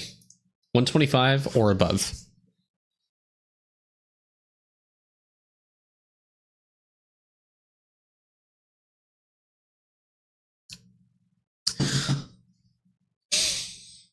$125 is the goal.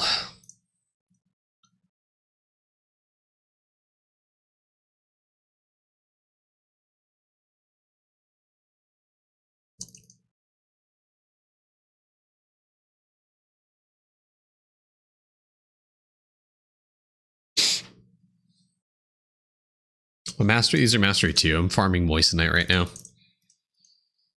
I'm on mastery 3 as like the highest floor. Should you wait on doing honor and justice till a certain multi? I mean, yeah, but the longer you wait, I guess like there's, so if you were to wait to like a 20x multi, there's still a chance you get bad RNG and you don't get that high case wave. Or if you do it on lower multi more often, there's a chance you get to a really high case. At that point, the bonuses just scale pretty heavily anyways. So personally, I'm of the opinion you should do it more often on lower multi than less often on higher multi, because it kind of reduces the RNG of it. Because even if you're at 24k hours in justice, you're still at the mercy of the RNGs. Yeah. The people who do wait for big multi can get really, really rewarded, or they can get shafted. Anyways, I have to go to Stream Elements and update the my IE review debt.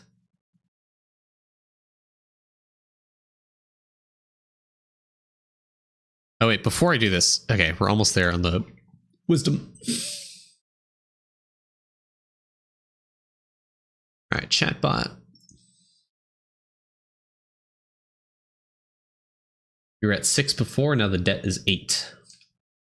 We're almost at 10.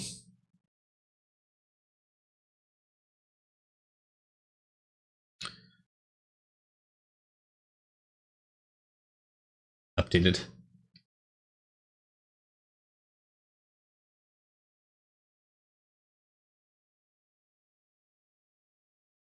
All right. No. Oh, fuck. God damn it, Chio. Next time. After justice. I'm gonna notepad. I'm gonna make a note right now. Invite Shio. SH.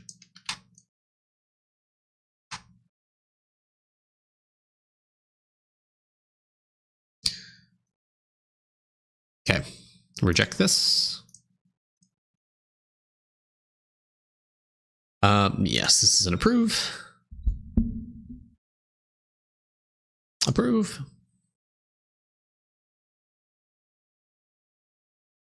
Take this. Having at least one chest early is pretty important. Come on, give me mental. Yes. Big.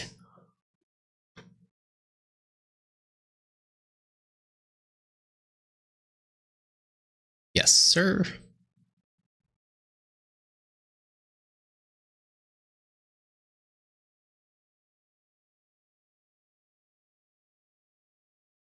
I don't know how to respond to that one. Mental? The 2 cases? Take it. Justice run, yeah. 2.5 multi? Hell yeah. 8 pop for grateful? Hell yeah, dude. That's some good luck right there. Can you give me a dismissal and give you health? Yes. Can approve Timmy? Sure, I'll take that deal. Any day, I'll take that deal. Promise you'll approve the next case. All right, we're gambling, boys. Unfortunate gamble. Hey, I literally just talked about this. Okay, we're 1 out of 3 for the achievement here. Fuck, never mind, we're not. Oh! Yeah, I'll take that. I think it's past. Actually, I'm gonna take this because I'm at 3 pop. So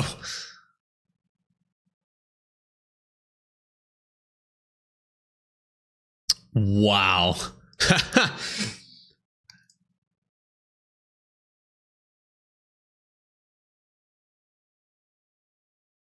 Hell yeah, brother. Hold on, did he give me?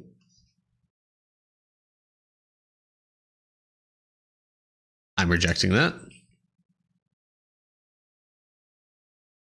We flip these. Damn.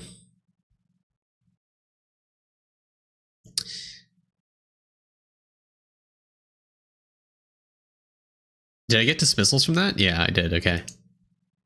Chest. Bunch of pop.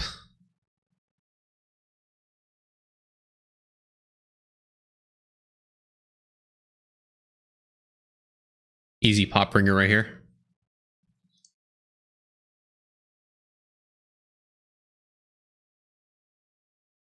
This would be my second reject, right? Dismissing. Just because I have 31 pop, I'm dismissing that.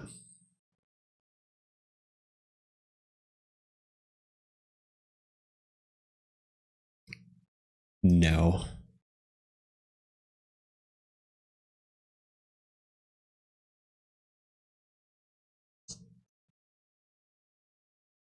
What?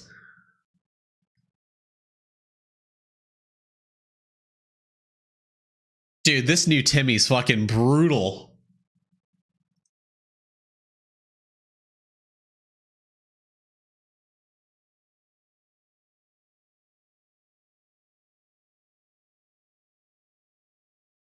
Now I have no coins, no pop.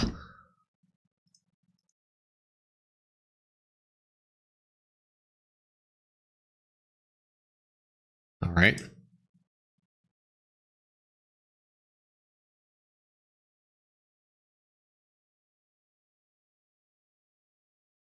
Dude, what the fuck? No, the deal with the bean was gone at that point. I just rejected him and lost all my pop. This is some... We're getting some bad RNG here. This is unfortunate.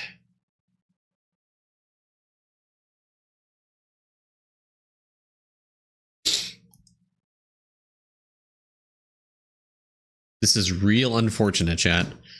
No money gen. Okay, well, I take this.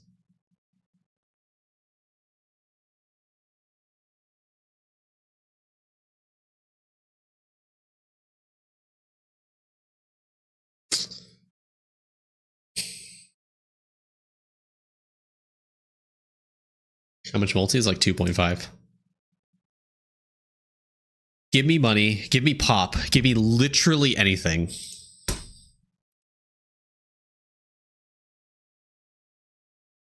Take the bribe, Timmy.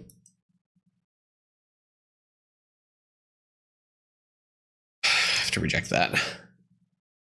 Dismiss.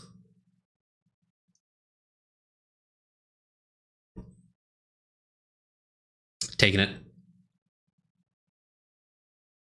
Yes, I approve. I'll take that. Give me money, please. For the love of God, stop giving me spenders.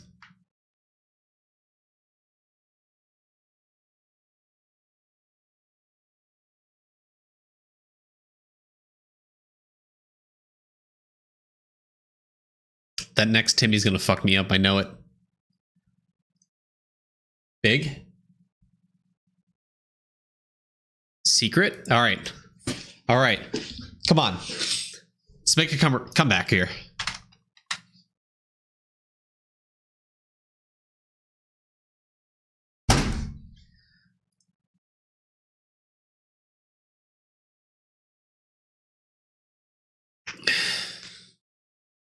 Twice. Both times he wanted the fucking ice cream, dude.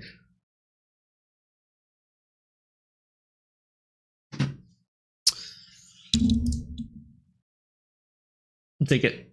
I'll take it. I'll take it.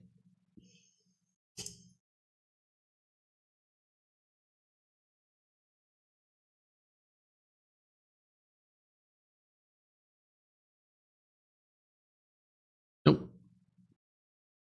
Thanks, Eagles.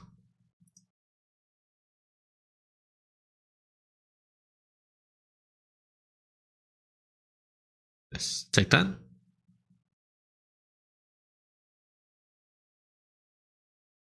Correct. Got my pop back though. Yes. Yes.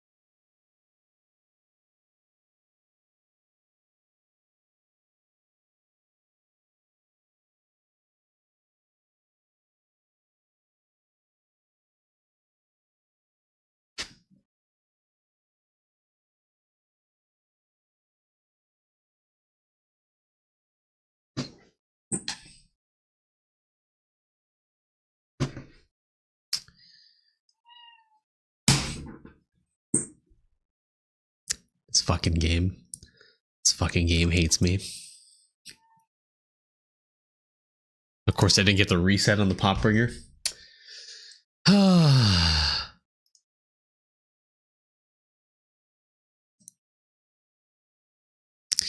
Sure wish I was able to get some money here, you know?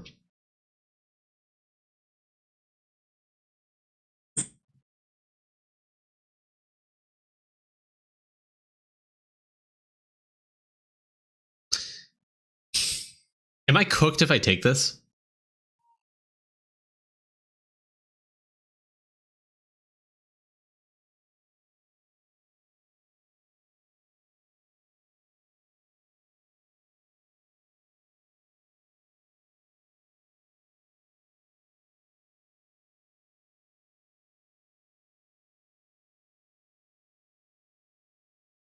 Yeah, I mean, I'm cooked kind of regardless. So, what's the last wave I can get here? You are if you don't. Interesting. Interesting take.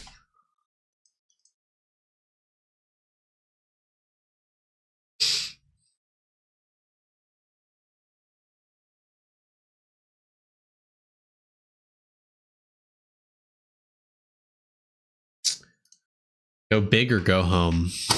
I feel like I have to. Then I dismiss here. Reject that.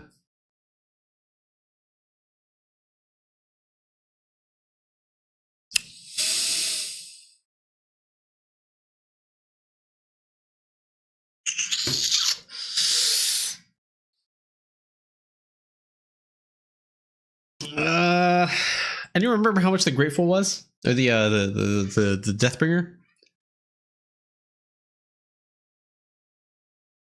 The next two are going to be 2 ice cream truck Timmys back to back, guaranteed. You know what? I'm going to do it for the memes.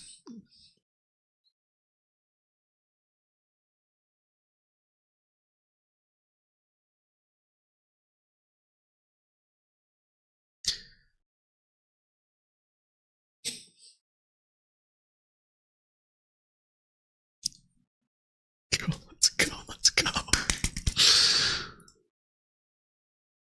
Oh!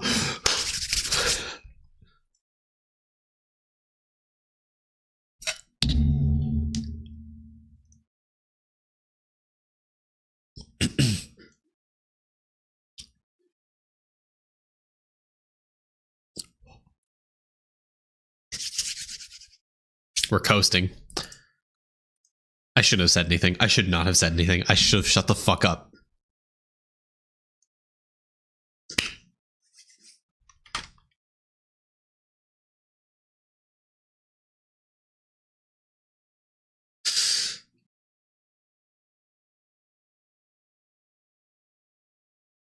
Okay, 63 coins.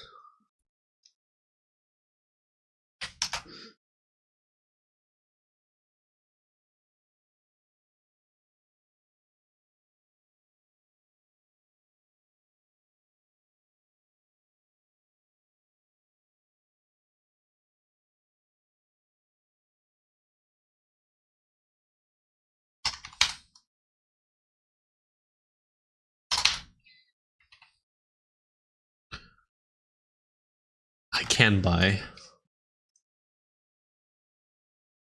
Just barely.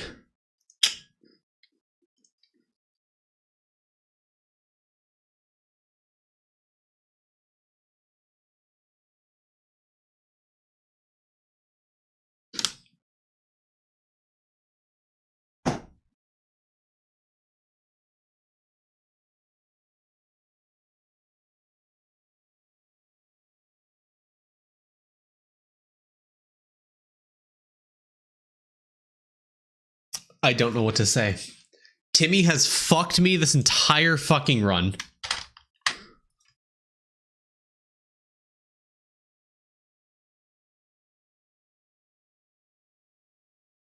If you have less coins the next time I see you, surely not, right? Surely not.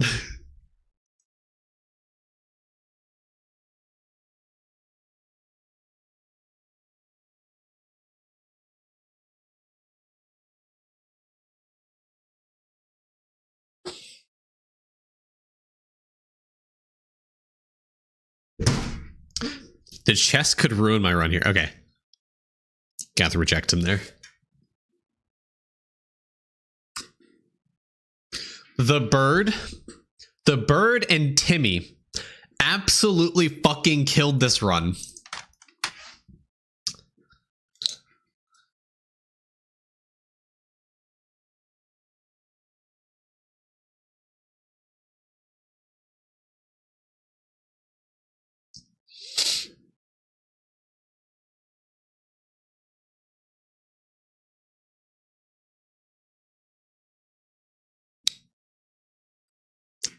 I can't even script this shit to be as bad as it fucking is right now. Are you fucking kidding me?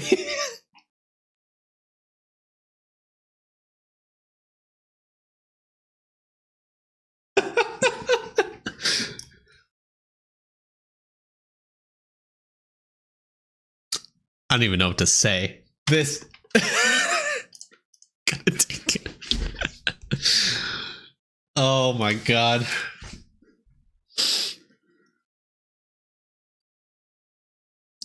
I could not. I could not set up a script better than this, you know? This justice run was the best worst justice run ever.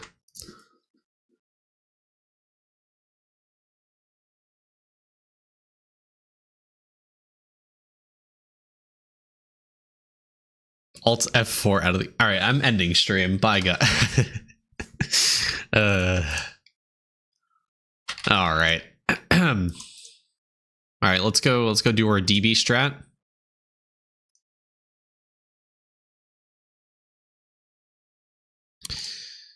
Gotta set my timer. Alright, we are set up. You elaborate on the DB strat? Yes. I just did it. So what you want to do is place the gravestone right here on Purgatory.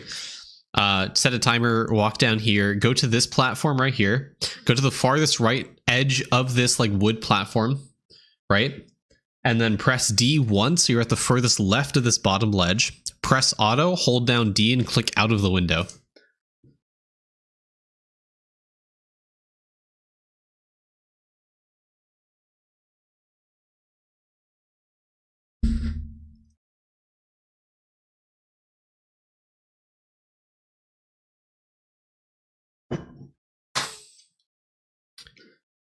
And this is a very consistent 820 to 830 gravestone stack for me. Say that again slowly. Okay, so place the platform, place the grave right where the dust moat platform is. Hold on. So place the gravestone right where like the dust moat platform is. I'm going to be making a short and it's going to be coming out probably tomorrow. I want to make this and get it out as soon as possible. So I'll go in very in-depth detail. But for those watching on stream today, place the gravestone on this dust moat platform. What I do is I set a 4 minute and 36 second timer. And when I click on the rope to descend, that's when I start the timer. I go to this wood platform right here, just above this portal platform. Go to the farthest right ledge of this wood platform. Press D once. Click on auto, hold down D, and click out of the window. How does it not spawn a horde anywhere else? I have no idea. No one knows the answer to that. Lava code. That's the answer.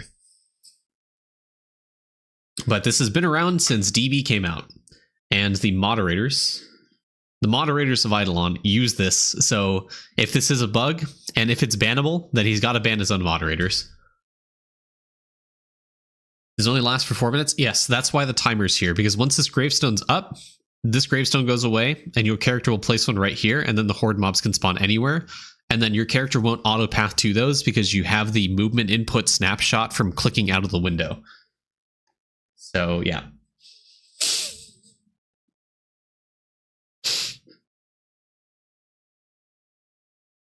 Well, Boats, that's actually an interesting point. So I don't know if it's actually because it's the skilling node there. I think it's just the way the map is set up. Because if you do this on other skilling platform maps, it doesn't work the same way.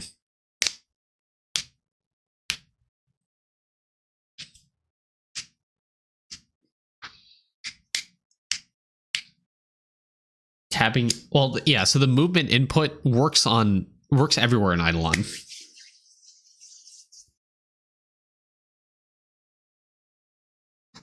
Honestly, if Gravestone had like a like place here all the time feature, it'd be so much nicer. Like if it worked like shrines. Yeah. It works on bright sides, but go to any other map and it doesn't work the same way.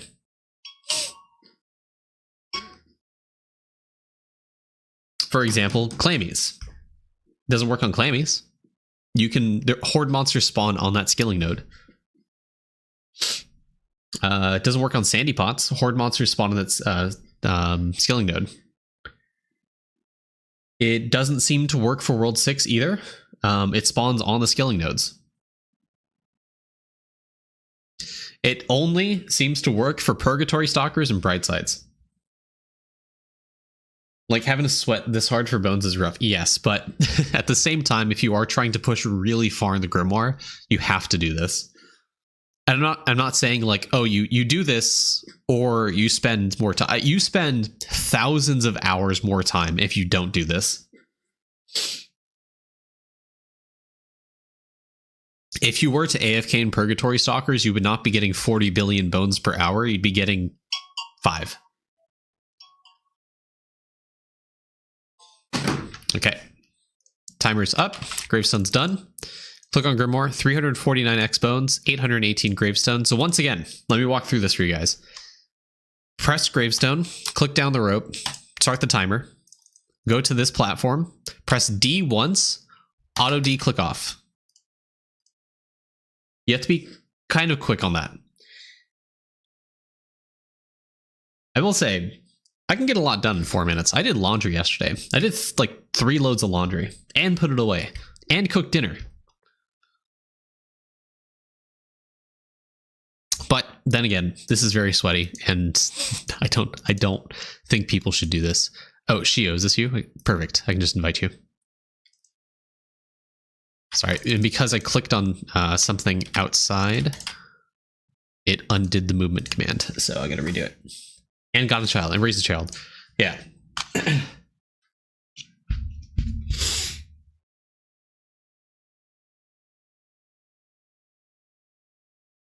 Yep, this is the strat chat.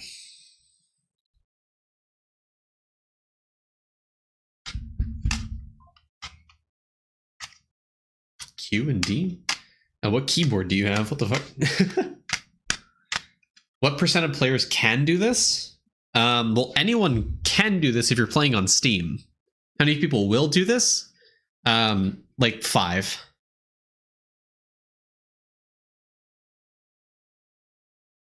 Holy, this is how I'm supposed to get my DB. I mean, truth be told, this is like very band-aid patchwork fix until AFK Bones comes in. And I hope it's implemented well and it's actually like better than playing active. I'm not gonna lie.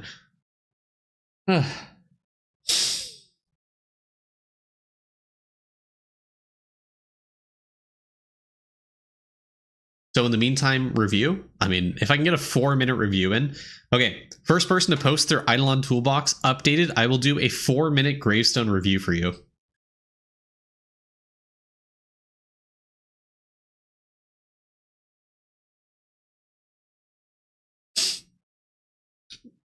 What? Someone linked their JSON data here.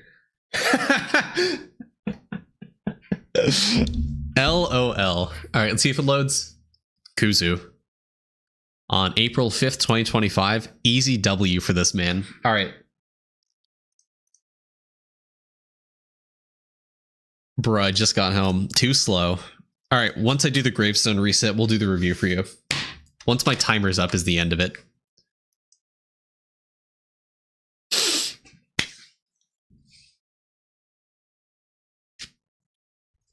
JS Omega Lol N. This is gonna be 4 minutes. I'm gonna try to give you some useful advice. I mean, I'm pre-farming the review right now. I'm looking. I know some stuff you can do. Oh yeah, easy peasy. I know at least 3 things I can give you advice on just glancing at the dashboard.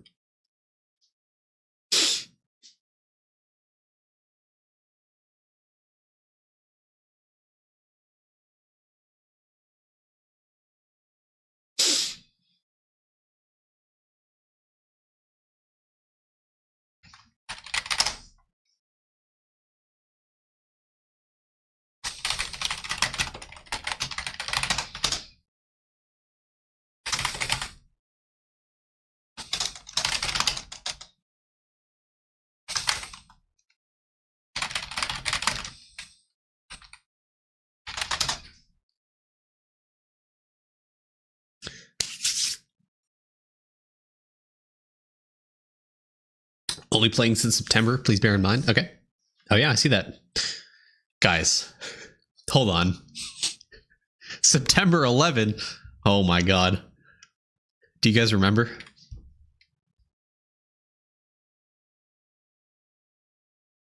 Is there any way to speed up DB bone farming? It's just tedious, kind of at a point World 3. Yeah. I mean, bone grinding past getting into World 4 and past World 4, bone grinding becomes really, really tedious.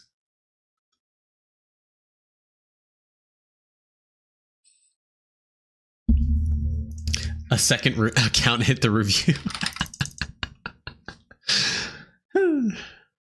What a day to begin Eidolon. What a day. Oh, did I fuck up? I don't know if I fucked up or not. Okay. All right, Kuzu, let's see what you need to do. So immediately, I know you need to do some Dragon Warrior statue grinding. Getting this to 150 is a pretty good breakpoint. You can get this to 200 if you want. Your shrine levels are also really low. You can get a lot from getting extra shrine levels. So the easy way to do that is doing some gold food farming, equipping golden cheese, which is one of the World 3 gold foods across all of your characters, because I imagine you probably don't actually have that. And if you do have it, it's pretty low stack. 2,000, 2,000, 10,000, 4,000, 4,000. I would get stacks up to 10k across all of your characters to make that grind a little bit easier. If it's not already done, make sure it's on your beanstalk at 100k. That's very, very important. You have it at 100k, so make sure to drop that on the beanstalk. Is very, very good. And I would also recommend trying to scale gold food as much as you possibly can, getting the yummy peach ring as high of a ribbon as you possibly can. You're at ribbon 16. That's good. Keep pushing it as much as you can. The more gold food effect, the more shrine exp you get. Easier it is to level up shrines. You can, if you really want to, drop some candy on the fractal islands to upgrade that. You can also put your shrines there to progress it, or if you want to do some vial grinding, you can consider going on Siegebreaker, Beastmaster, something like that to level up some of the bar vials. Like this one, you can get to 13. This one, you can try to get up to like level 10, 11. This one, you can try to get up to even further level as well, but doing some active bar grinding in combination with doing some shrine level grinding was going to help your account quite a lot, because the shrines give you a ton of, crystal spawn chance, giant spawn chance, damage, defense, carry capacity, drop rate, exp, mob respawn rate. The mob respawn rate kind of cycles back into doing like Gmush kills or just general like Eclipse Skull grinding if you haven't done that already. It's just really, really good. Overall, shrines are a really good underrated mechanic of pretty much any single account. Your stamp level at 12k is pretty good. Your bubble level at 50k tells me you haven't done a lot of bubble grinding, but since your account was only made in September, this is actually pretty good. I'm not going to harp on you too much for this, but definitely a big focus for you is getting some extra levels into Diamond Chef. I know you're probably relying a lot on no meal left behind to level up your meals, but don't fall into that behavior. You can get a lot of easy meal levels through ladles. Holy fuck. Okay, hold on. What characters? Kuzu. Wow, how cooked are your meal speeds? Okay, I think Toolbox is bugging. There is no way it's taking you E26 ladles to level something up like this.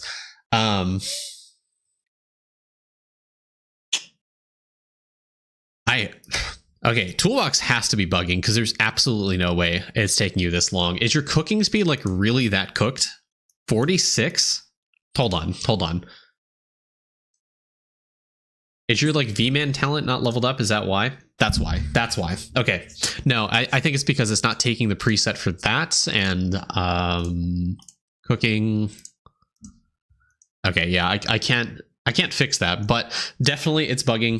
It's probably the wrong preset on V-Man, and that's why it's taking E27, but I gather you can probably use a few ladles to get your meals up into higher levels. I highly, highly recommend trying to do that, because the more meal levels you have, the more cooking speed you get. The more meal levels generally just give you more overall account bonuses. I'd also recommend trying to do some shiny pet farming, specifically for the bone, sorry, not for the bones, but for the cooking meal level up rates. Try to get to level 80 breeding as soon as you can, so you can unlock Grand Marshal Shiny Town. This is incredibly good shiny pet level up rate. Also in World 5 in the whole, the lamp, you can get the World 4 stuff to get more shiny pet level up rate. This is relatively low. You want to get these cost up into like 5 to 10 across the board, just to generally progress your account. World 6 is Really good wish to spend your stuff into. Infinite resources also really, really good, so you can get some more extra opals. You can get some extra rupees to push more like jartifacts and stuff in the jar cavern. So generally, overall, your account's looking pretty good. I think you should focus on the whole a little bit more, trying to upgrade your hours in some of these monuments, specifically getting 10k in bravery,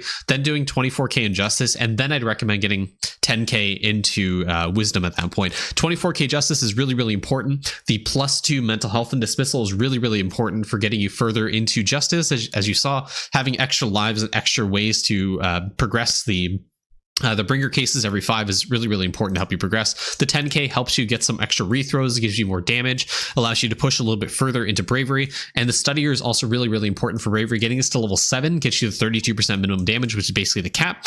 Getting extra bell levels is really, really good. The lamp, every single level you get into this gives you +1 wish, which is really good for you. Okay, we'll go and stop there, and then I'll go reset my gravestone. Nice, perfect.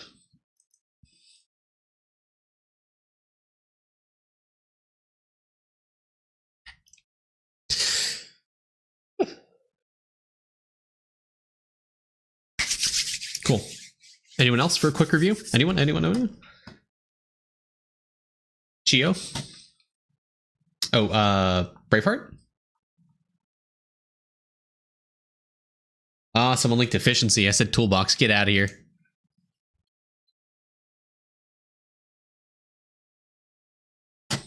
All right, Chio. Same thing with you. Getting to Cavern 15 is going to be really, really important. Dragon Warrior statues is going to be pretty immense for everything across your account. Divinity EXP, damage, scaling efficiency, move speed, damage for your other characters, your sailing speed if you need some extra sailing speed. Villager EXP is also a really good one. Stealth %, farming EXP, white essence gain, all that stuff gets scaled a lot with Dragon Warrior statues. So scaling into the whole, getting Cavern 15 is going to be really, really important for you. So the way you get there, honestly, I would really recommend spending some time in upgrading Engineer. You have a lot of stuff that you can buy right now. The schematics give you some more EXP thanks to one of the Cosmo bonuses that you can get. It will give you a ton of EXP just based off the amount of schematics you have. It's one of the first ones. This one right here, EXP per schematic, is really, really good. So just resetting your opals, honestly. Oh man. Okay, how far away are you from 30 hours on this? Okay, I would do an opal reset. I would put it on engineer. The more schematics you can do, the better it'll be. Also, it'll help you prep for getting into the Gambit Cavern. I would absolutely 100% try to get Bishop Gambit. I would definitely try to get Collect Them All. This is going to help you with the Jartifact Cavern. So this cavern right here relies a lot on getting more collection chance, or not really collection chance, but collection chance. So getting more collectibles found, getting you Verdant Thorns is really, really important before you even get the second page of the collectibles. So the way you scale collectible chance is strictly through collect them all.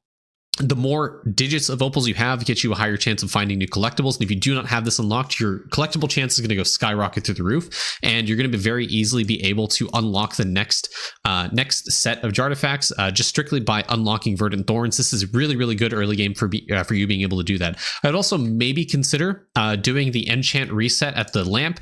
When you do get Verdant Thorns, it's really, really important you try to up this as much as possible so you can find the second tab of collectibles. And again, that's unlocked through the schematics. So please do a reset, go to engineer, buy these schematics, try to find more collectibles, and then obviously try to prep for the Gambit Cavern. Try to unlock these Gambits. That way, when you're at the Gambit Cavern, you are able to do these and try to diversify and get more points in the Gambit Cavern. It's not really that big of a focus for you right now, but these schematics are really, really important because they'll help scale the EXP, help you scale the Jartifact section of the whole, and help you really progress the whole, because the enchantments and collectibles that you find from the Jar Cavern is really, really goated and helps you push the whole really, really fast. So highly recommend trying to do that. Really, really important. Also, getting to all this ringing in my ears is extremely good. Trying to grind out the 3 million turquoise, I think this is, and trying to grind out the 5 million for Big Jar Mach 6 is really, really good. I also really recommend trying to use the where is it? There's the moderate discount. This reduces the amount of rupees it takes to buy those schematics. So if you're struggling and trying to buy those schematics, doing a moderate discount is going to help you a ton in, you know, closing the gaps. You are able to get like the 2x bell ring or the extra jar. So that's going to help you a ton in progressing the jewels that you see here. I also really want you to see you pushing the levels or the amount of rupees you have right here in the great jar. I think this is so you can get more and more of this. So you are able to get those schematics unlocked. Also, like I said, the more digits of rupees that you do have. Did I even set a timer? Okay, I did. The amount of digits of rupees you have are going to give you more collectible chance. So it's really, really important you grind out the turquoise before you really unlock it. So that you can get that schematic to push higher collectible find chance. And when you do eventually unlock the second page, you're going to be set up for success. It's going to be a lot easier.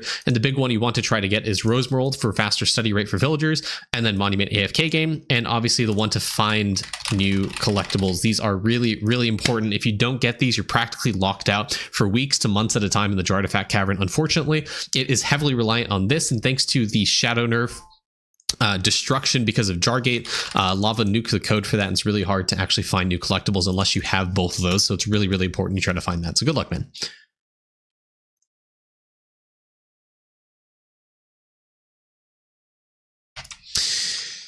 Make sure that's set up perfectly. Okay, good. Next one, I saw forests or target. I thought I clicked target, but I guess not. Oh, target? Yeah, target's right here. Okay, target. Same thing with kind of the whole villager EXP. What are you focusing right now? Ooh, you're splitting opals. I wouldn't really recommend splitting opals, especially because you have 0 in this one. So useless for you to split opals right now.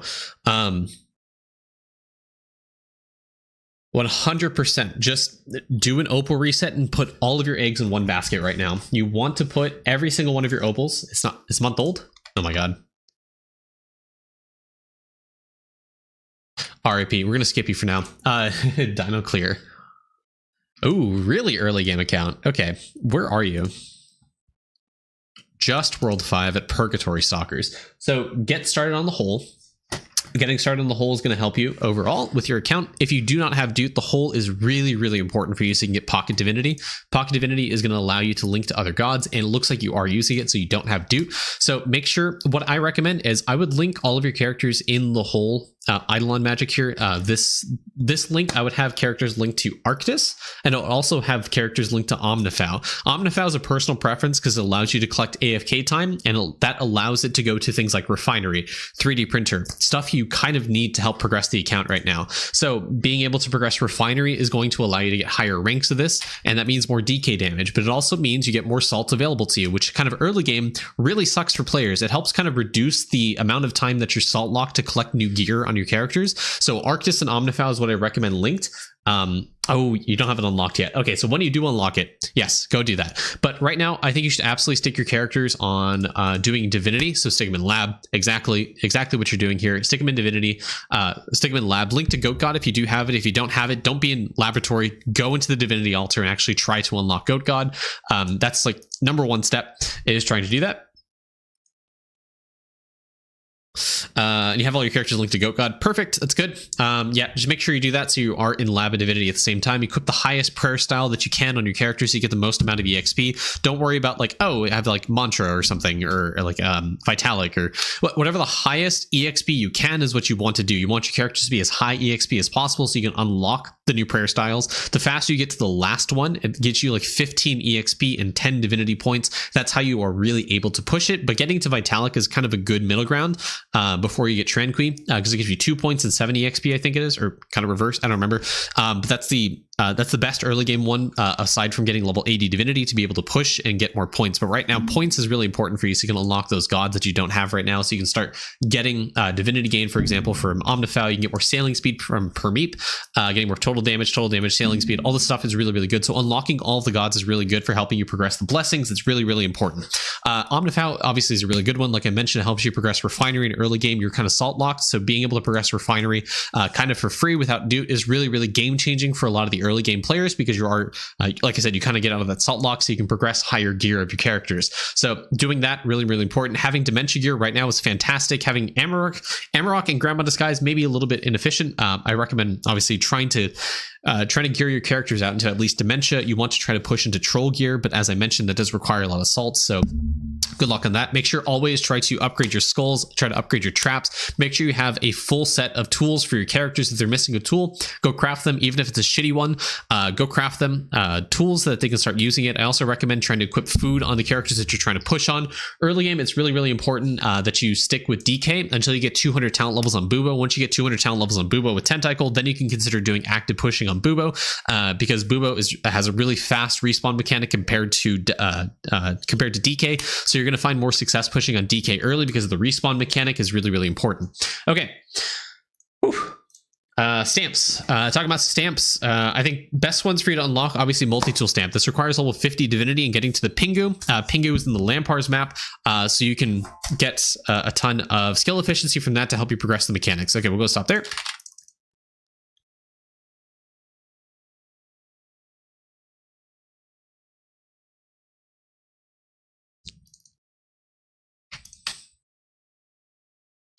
All right, next one, Corona. Not updated for me yet. Let's try again. All right, we'll wait for Corona. You're still there, but we'll wait. I probably have to refresh cookies or something. Okay, Zaytlang.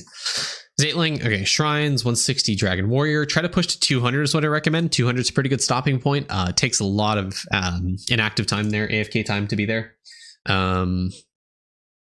Let's move away from Hole and let's move away from your Hole. I don't want to talk about your Hole. We got really lucky on stamps here. Nice. Okay, feathers. Only 10 mega feather. You should definitely get on the grind for this, especially with the Gambit Cavern. With the recent updates in the vault, getting 17 mega feather is really not that hard. So it's kind of disappointing. You only have 10. You get a like 30% more drop rate here. You get like 80 more all stats and stuff. It's really, really good for you to get that up. Do more owl. Probably the same thing for kangaroo. I imagine your mega fish here is really low. Doesn't seem like that bad actually. 8, okay, that's not bad. Maybe get 9, up to you. Vials. Doing bar grinding is probably what you want to do. I personally haven't done this because I am lazy, but you can consider doing some more bar grinding, getting us to 13. Dreadnought is not that terrible.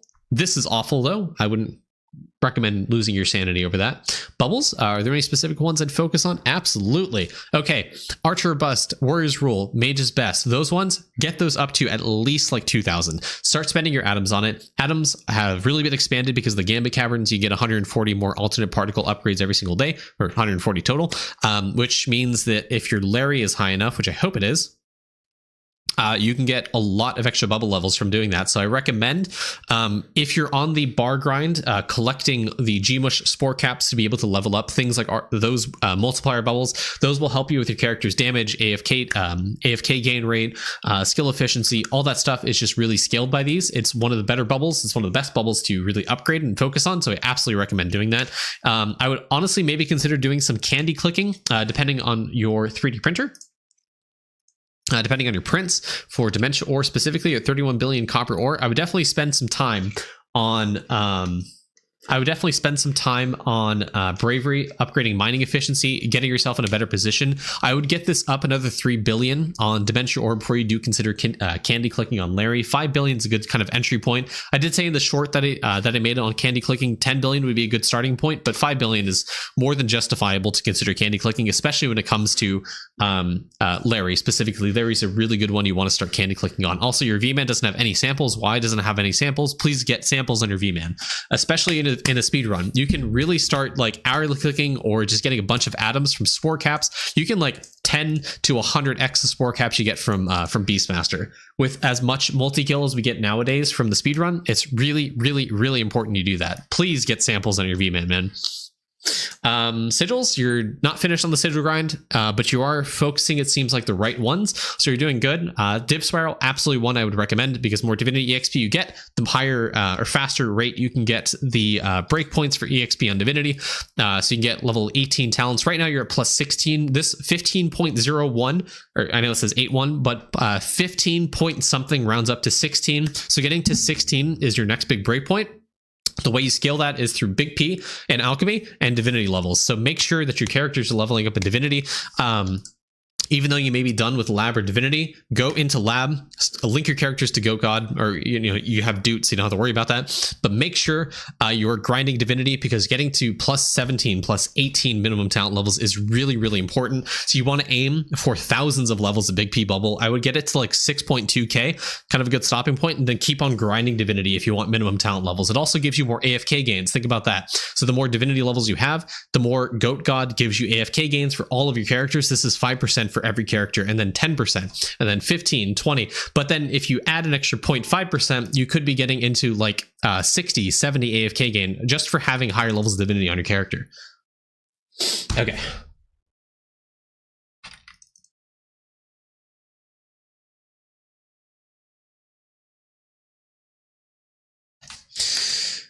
Who's next? Strengths.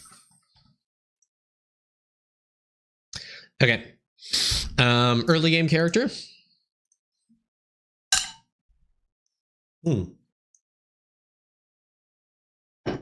Okay. So I imagine you're probably kind of stuck or having some issues pushing World 6. World 6 is most easily pushed with Bubo if you have more than 200 talent levels, because it's, like I said, the respawn mechanic is pretty fast on Bubo. You can really push through World 6 depending on how much damage you have. See the stats you have on your characters. Damage is really low, so damage is a big pain point for your character. You're only at 5 billion damage right now, so summoning is going to give you some pretty good damage to help you push through. Make sure you have golden kebabs on your characters. Make sure your cooking is up to speed, getting as much damage plates as you can. Yeah, your summoning is kind of lacking. You really need to focus on summoning. Try to get as much damage upgrades here as you can, so please focus on getting things like unit damage.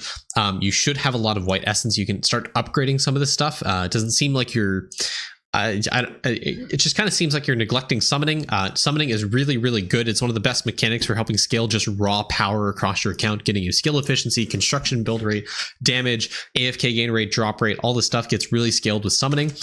Focus on unit damage right now. Damage is pretty key for helping you push higher waves of literally anything. The more waves you push, the more essence generation you get, which means the more colors of bonuses that you can get. Getting into purple is really, really good, because you can start getting things like familiar skipping, so you get more EXP in summoning. Lets you to get another multiplier for damage. This is really, really good. This multiplier right here. Final card also gets you more mana generation, so you can spam cards more often in summoning. Mana dividends, some more mana generation as well. Unlocking red is going to help you really skyrocket the basic battles. Sparky is really, really good for just straight up pushing summoning.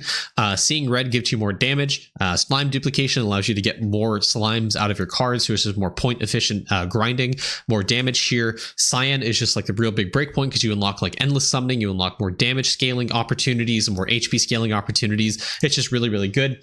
But look at grinding, do it every single day. If you have hearts, do them, do your summoning battles, and try to push as much as you can.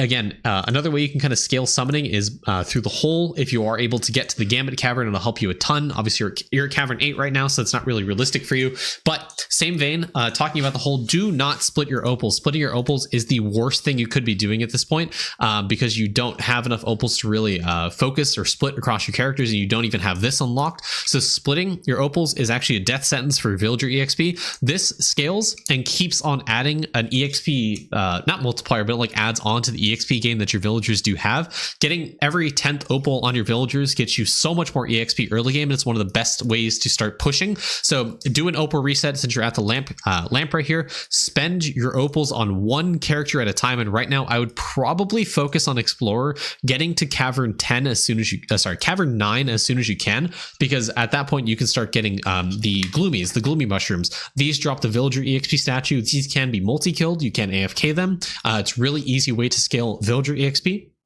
So you can do another opal reset, put that on like engineer, for example, or conjurer or measurer to help you scale the bonuses that you get from those and start scaling, whole progress so you can really progress and get further in. Villager EXP stats is really important. Getting it to Onyx is also really important, and getting as much of them as you can to help you progress the other villagers. I also really want you to see all these opals and all these characters pushing as high Monarch as you can. Don't worry about like pushing too far in the grotto cavern. That's just not a thing. You want to kill the monarch whenever you see it. Active SB here to get the kills so you can kill the monarchs, get the extra opals, put that on one character at a time to get you more opals to help you push the other explorers. Once you're at cavern 10 where justice is, I would probably consider doing an opal reset and trying to catch up measurer, not engineer, catching up measurer. The reason you want to do that is get this to level 10 at the very least so you get the multi-kill per tier here. This is really, really important to help you get more villager statues, but this also is really important for helping you push world 6, because the more multi-kill you have, obviously the more mobs you kill, which helps you push Death Note. It helps you push portals. It's also one of the easiest ways to get multi-kill per tier across your characters.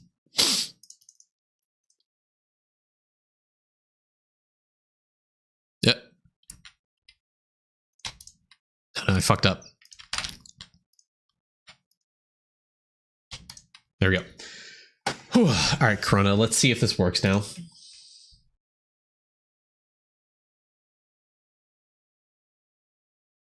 Not working, pal.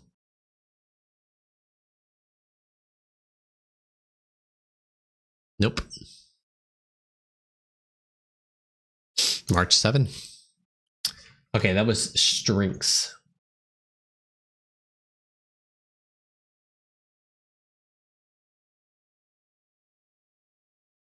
Okay.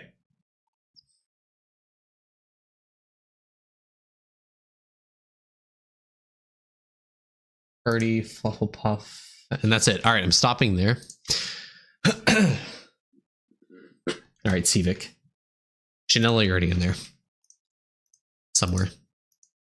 What kind of Chanel? Here you are. We stop at Civic.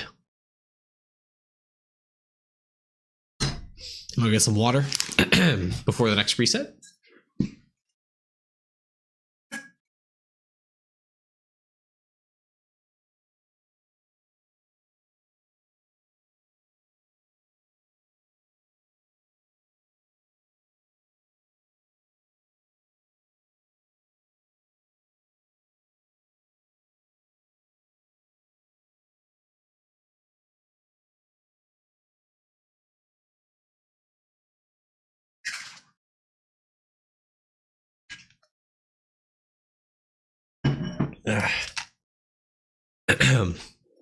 For those of you with the Twitch Prime, make sure to Twitch Prime sub so I can pay for my hospital bills to repair my throat after each stream.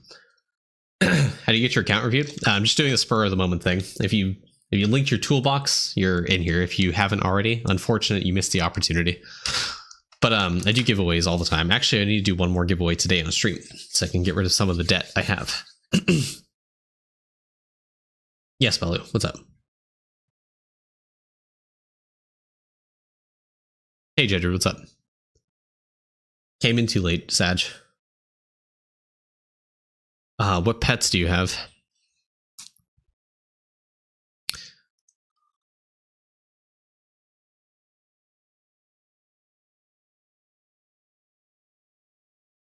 Kuzu and many others. Golem and Jokund? Those are good ones.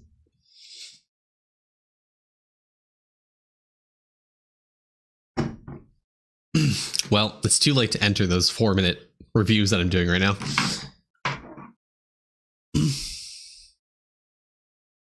Hey bro, how often do you reviews like this? Not often. These quick 4-minute reviews are spurred because of DB grinding. I'm really focused on DB grinding right now, so that's why I'm limiting it to 4 minutes, because that's how long the gravestone lasts. Sorry, 4 minutes and 36 seconds is what I do.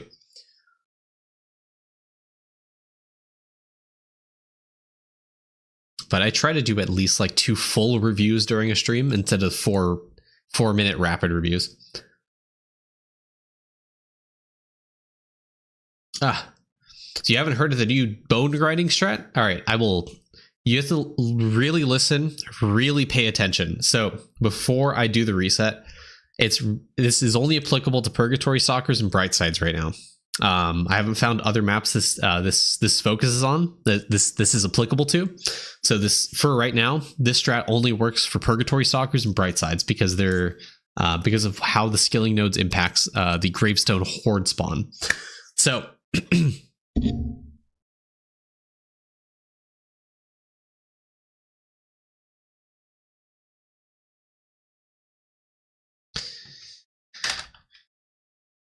all right, get ready.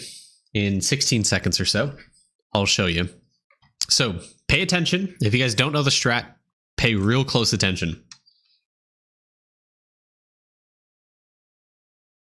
Okay, we're starting in 3, 2, 1. Okay, path your character up to the skilling node where dust motes are in Purgatory Stalkers. If you're on Bright Sides, do the tree. Wait for that to despawn. Place the gravestone down as far left as you can so you have more running room. Spawn the gravestone, go down the rope, start the timer, go down to this platform right here as far right as you can. Click D once, you're the furthest left as possible. Click on auto, hold down D, click off the window. Whew. The reason you have to be fast after turning off auto is because if you wait for your character to swing on Purgatory Stalkers and they kill the horde mob, there's a chance while you're holding down D that your character will move further to the right, allowing a Purgatory Stalker to spawn on your left, which means you're inefficient in killing and throwing the axes in the right direction. Okay, Chanela, you are just under 4 minutes for this review. Okay, not at Cavern 15. Cavern 15 is really good, but if you can't get there in a reasonable 1 week time period, it's not really worth putting your opals on Explorer. Getting to Cavern 12, I think, is where you should as a good stopping point, and then from there, invest all of your opals. Don't split them. All of your opals right now on Measurer, getting to 10. Getting the extra harp note gain and multi-kill per tier is really, really good. Because you're at Cavern 11, I would maybe consider getting to Measurer 11 and then resetting and putting everything on Engineer until you get to I'm going to say at least Big Jar Mach 3. This one right. No, actually, you can do even further than that. I would probably consider getting to Collect 'em All. Getting to Collect 'em All is a good stopping point on Engineer because that'll help you get more collectible chances. You mentioned in the previous review, getting collectible chances is really important. The jar defects are really, really good for helping your whole progression, specifically for the ones that give you Villager EXP. The Villager EXP jar defects give you a multiplicative increase to Villager EXP. So this really helps scale and skyrocket the Villager EXP that you get. But outside of that, again, Bravery, Justice, those are really good. Make sure to get as much Villager EXP as you can out of this to help you progress the whole a little bit faster. But again, Measure 11, Engineer, I don't know what level this is, but getting Collect 'em All is really, really important for you. All right, generally look at your account though. Outside of that, you have this to Onyx is really, really good to help you Villager EXP. 10k stamps, 17k bubbles. That tells me your bubbles are falling behind just a little bit. You have a good opal setup, I see. Okay, bubbles. I see big ones are the multiplier bubbles. Those are really, really good for helping you progress your account and skilling efficiency and damage. Severe purple, Prema green, Molten orange, those are also really good for helping you get damage and just general stats. The more stats you have, the more money percent you get, the more kill per kill that you get. So multiplying, or rather, focusing your attention on Prema green and focusing your attention on the first bubbles as well. Molten orange, Prema green, severe purple, swift steppin', roid raging, stable genius is really good for helping you get more stats and more pushing power for your character. Also getting Larry, this one's really good, pass level 500. You can get a chance at +3 bubble levels. So when you do Atom click on your bubbles, there's a chance you get +3 levels, which just helps you kind of push those bubbles even further to get you even higher damage or higher whatever. Also, if you are able to push higher levels of worship, getting higher levels of the tower defense to get you more green souls, you can consider trying to click and upgrade things like Bojack or the other souls bubbles. Obviously, you don't have Dragon Warrior statue, but you do have boost food effect. Thanks to the Feasty statue, this gives you a ton of increase to your soulable gums. You're able to click those bubbles and get a bunch more levels on that. Bojack is just a little bit extra damage to help you push into World 6. I would also maybe consider doing some more pushing for like Eclipse Skulls. Getting Eclipse Skulls is another multiplicative damage increase. You're at the end of World 6, so consider getting to Eclipse Skulls in World 1, 2, 3, 4, and 5. If you are able to hit thousands of levels of multi-kill per tier, I would also consider doing World 6. But once you get to measure 11, that'll really open up for you because the multi-kill per tier is really, really high, and it's very easy to get to Eclipse Skulls with that measure bonus because of how much multi-kill it provides. It provides you hundreds of multi-kill per tier. It is a really good increase, and that's why you want to push to measure 10 at the very least, measure 11 because you're at that cavern update right now. So I would also consider doing your doing some Glunko grinding. Go on your Deathbringer. Don't go into Wraith mode. Just regular Deathbringer. Drop a gravestone. It impacts the mob respawn capabilities. If you don't know how that happens, go check out Jedred's short. Jedred actually talked about Glunko and the respawn mechanic for Deathbringer. It increases the mob respawn for Glunko. It also increased the mob respawn for Baba Yaga, but not the other bosses. So you're able to kill multiple Glunkos outside of the 20-minute time period. Glunko can spawn even faster than that, like every 4 minutes. And instead of Baba Yaga spawning every 24 hours, you can spawn in like every 6 hours or something like that, depending how much mob respawn you have. But it's very easy to grind out Glunko kills. Getting this into like the Platinum or Dementia Skull is actually relatively easy nowadays. So multi-kill, pushing as much as you can, getting Eclipse Skulls and stuff.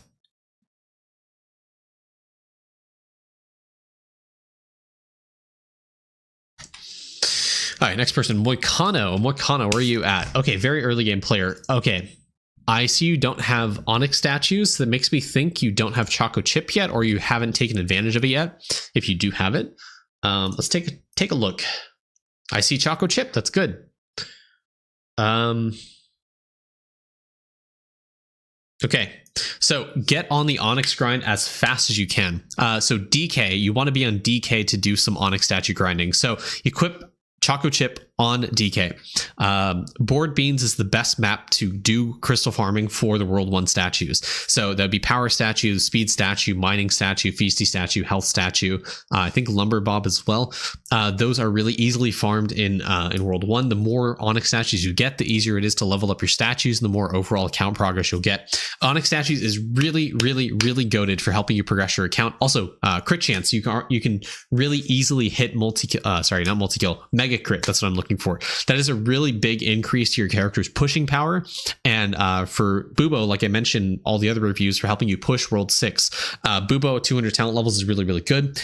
If you get to Mega Crit, the more easy you are able to one-shot mobs, and the game really opens up for you in terms of pushing capabilities once you get 200% crit chance. That's that's what you want to aim for. It also provides you more in the AFK window, the amount of kills that you get scales off of a variety of factors. One of them being move speed, the other being crit chance. The higher crit chance you have, the more kills you get, which allow you to more AFK push portals on the characters that you can't really active on. So getting Onyx statues is really impactful for your account. It's one of the best things you should do. And once you get Choco Chip, which you do have right now, you should really stop everything you're doing and hard focus on getting Onyx statues for World 1 through World 2 at the very least. World 3 is more on ES, doing some more ES grinding, not with Choco Chip, but you can do that right now with ES. And World 4, World 5, World 6 are strictly just crystal farming. With how much drop rate you probably have access to right now, I wouldn't consider doing World 5 or World 6, but World 5 you may want to consider doing just for the gold food and getting an equal stack of golden hamsters across your characters, because that'll help you progress sailing. You only have 38, 16, 28. You can get these numbers up. Make sure your DK, like I said, is doing on Citra engines probably right now is the most easiest thing for you to do, to be able to gold food grind the golden ambushes as well as the golden hamsters. Getting that stack across your characters allows you to claim sailing AFK time across your account, so you have an easier time of progressing sailing, getting things like Fury Relic or Eldritch Fossary Tusk or what have you. But again, Onyx Statue is going to help you a ton with this, so you can really do that. Drop rate for World 4, honestly, you can do it like 11, 12x. It's completely fine. World 5, you want to do like 20x. World 6, I would consider like 30x is a good breakpoint for you as drop rate. But yeah, definitely getting at least a stack of like 100 to 200 golden hamsters across your characters is going to help you a lot more than a stack of 20 right now. So consider doing a little bit of grinding. This, no matter what your drop rate is, I would consider doing that. I would also consider trying to get better opals. Pop opals, you want them in silver for circles, then you want dice opals for squares. You want them in hexagons as well as for sparkles. So make sure do some World 2 opal grinding. and trying to get this into gold, and then getting the blue hexagon opals and then the purple spark opals for not pop opals, the 666s or whatever it is. Those ones are really, really good for helping you get more drop rate and helping you progress your account. The more drop rate you have, this is one of the easier sources of drop rate that you have access to. So this absolutely should be something you do. Take ES, go on Giga Frog, start farming out pop opals. Go on DK, Sandy Castle, Snellbees are really good for this. You can farm out the golden opals, so these dice opals, to help you get more drop rate there. Also get a personal page on your DK to help you get more drop rate that way. And outside of that, shrines are obviously a good source of that. You can't really do anything to really active grind the Clover Shrine right now, but consider doing that. The hole also has gives you some access to drop rate as well if you are kind of passively progressing the hole. And same thing, like I said to everyone, do not split your opals. It's a really bad idea. Okay, you're only at Cavern 6 though. Getting to Cavern 9, like I said, is a really good breakpoint for you. Do not split your opals. Once you get to the lamp, reset your opals, put it on one character. That's all you should do. I would also really recommend trying to get to the Conjure enhancement so you can start leveling up some of the stuff like Monument bonus and the multiplier to Measurer bonus, which is really, really important for anyone's account.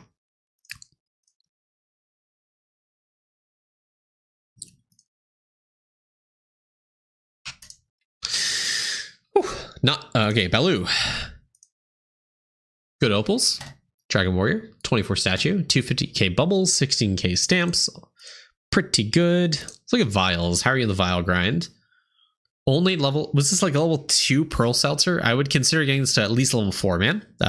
Also, you don't have this at level 13. I'm gonna throw up. You don't have this at level 13. Get this level 13 ASAP. Especially Lab EXP. Lab EXP is actually pretty useful nowadays because of the skill levels that you get. So the more Lab EXP you get, the easier it is to grind out lab levels. The more skill levels you have, the more bravery sword damage. And there's another measure bonus that scales off of skill level. But lab is a very easy thing to upgrade to get you more skill levels. Construction is as well. But the fact you don't have that vial at 13 means you're missing out on a ton of sources of skill levels that you could get, and like vial multipliers. That's what I'm looking for. Yeah, you don't have that vial at 13. It's a very easy one to get at 13 nowadays. So just get on that grind, change your traps over, and just grind out the fish, the blob fish, whatever the fuck that is. Owls and fisharoo only at 7. Get this to 8. You want to do some more clicker grinding, doing more kangaroo. You want to get this to 18. It's relatively easy nowadays. Listen, the clicker mechanics, they seem tedious, but it's relatively passive. It takes minimal effort from you every single time you log into Eidolon. Just click and hold down for 20 minutes and you're set. Okay. And then you just want to reset, try to get a mega feather, try to get a mega fish whenever you can. Look at your toolbox dashboard for if you're ready. You have 46 days on this, which means you want to reset more often in the World 1, and you want to reset more often in, you can get another mega fish in 4 hours for World 2. So that's really important. Damage really high, so I really hope you have all Eclipse goals. You do. Perfect. Again, same thing, Glunko. You can grind out Glunko on Deathbringer pretty actively. Make sure you have Bonejo Pickle on there. Doing all that stuff is really, really important. Okay, tower defense. Do some tower defense. Tower defense is really easy. You can get this. The reason I want you to do tower defense is because you can get more souls.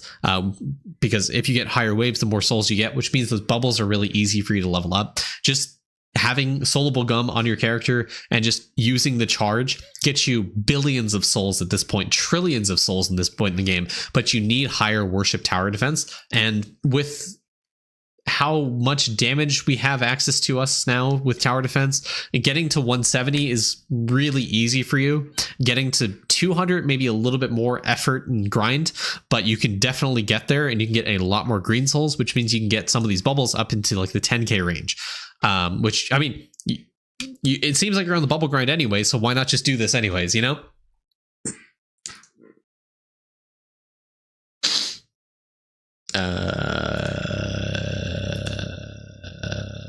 Wow. Okay.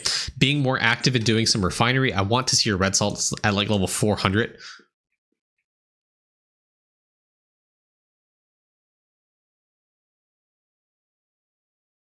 Okay. Sneaking. I do want to say something about sneaking. So this hat thing, I imagine you're probably stuck on the funky hat. The funky hat you can find on floor 12 or on floor 1. You want to find it on floor 1 because of the drop rate is so much higher. So you see this hat right here, you find on floor 12 at a 1 in 10,000 drop rate. But if you go to the ghost floor, there's a 1 in 1,000 drop rate. So it is so much easier to get it on floor 1 than it is on floor 12. And if you're missing that hat, I would highly recommend going down to floor 1 to be able to find it. Okay. Oh yeah. Finish your shrines. It looks like you're on that grind right now. I'd also consider getting a few more levels of Primordial Shrine. 100%. You say be more active on Salt. Do you consider doing kill rate? No. I mean Omnifal. Collecting AFK time optimally. You see, it takes 13 hours and 46 minutes to rank up your salts. So what I consider is only claiming your AFK time on your characters at 14 hours. So you can potentially get a refinery proc to instant level up your redox salts.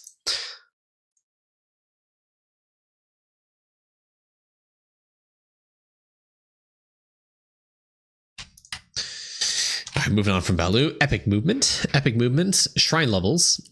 Dragon Warrior statue. Once it's at 150 is a good breakpoint for you to stop, consider doing Dragon Warrior statue grinding. 150 and then 200, which you should aim for. Your shrines are kind of all over the place. Getting at least like level 22, 23 shrine is a really good break goal for you to grind. Make sure you have golden cheese across your character, which you do not have. Golden cheese is a really, really important for helping you level up your shrines. Why do you have a stinky axe on this character? Please fix your tools. I want to see Marbleglass and God Shard across your characters. It should be relatively easy at this stage of the game to get God Shard gear, especially with how much forge capacity we have. It's kind of a joke. Same thing with you. Red salts, just on the salt grind, make sure to link to Omnifal. Use the whole Pocket Divinity. If you have Doot, don't worry about that. Just kind of push salts. Salt levels are really important for DK damage and stuff. Death Note, Eclipse Skull grind, finish out your World 6 Eclipse Skulls. Worship, same thing, kind of. Tower Defense is actually pretty good. Get your skulls up on your character. Like I said, your tools really need some attention and focus. Getting at least Marbleglass and getting into God Shard skulls is really, really important. So you get the drop rate and AFK gain. Bubble levels. Crossboard kind of look good. You're focused on the orange cauldron. You kind of equalize that out to the green and purple cauldrons. Really, really good and important.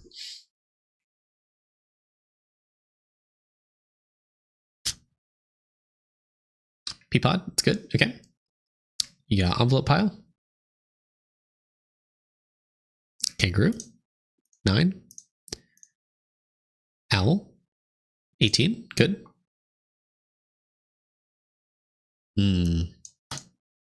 Need some skill efficiency, my man. So again, alchemy, skill efficiency that way to help you multiply the whole bonuses. I would also really focus on some mining efficiency you get from Bravery. I want to see this in the thousands of levels as opposed to level 741. You can get a ton of mining efficiency here, especially with how far you can probably push in Bravery right now. Getting into the tens of thousands, 20, 30 thousands of mining efficiency is going to help you with your prints to get you more atoms, etc. Yeah. Okay, you have the 10k hours here on Bravery, do 24k hours on Justice next, and then go back and do 24k hours on Bravery, and then do 10k hours on Wisdom, and then I would do 30k hours on Bravery to help you push into wave, into the 50 wave or so. And obviously trying to scale the measurer bonus. Make sure to grind out skill levels on your character because that gives you more Bravery sword damage. Doing some more harp notes. Make sure to pluck the harp note and level up harp note gain wherever you can to help you get more Bravery sword damage. Bravery sword damage is kind of the end game grind, which you want to focus on right now. So just grinding out skill levels on your character is really, really important. And that mostly comes from construction because you can get thousands of levels of construction these days. But make sure also lab and divinity are relatively easy ones and also really important ones to level up as well. Divinity specifically, so you get more minimum talent levels. Big P is a bubble you may want to focus a lot of atoms into because the higher level of Big P you get, the higher levels of divinity you have, the more minimum talent levels you get, the more AFK gain you get, the more coin percent you get, the more damage your characters get. There's a ton of stuff that divinity levels give you and levels of Big P give you that's really important for you to focus your intention into.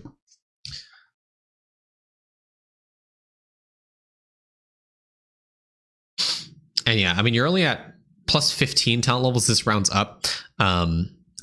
Ooh, only have 14 here. So your divinity levels are kind of all over the place. I would consider, once you get 24k justice, I would consider sticking your characters back into lab to level up lab and divinity.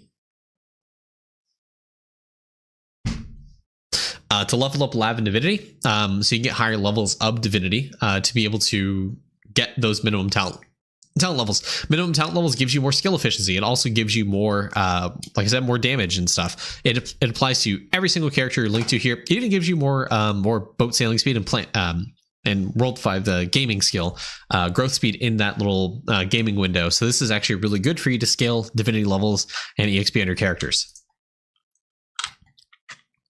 Probably at Mastery 3. I would hope you're a Mastery 3 with the levels that your characters have. Okay,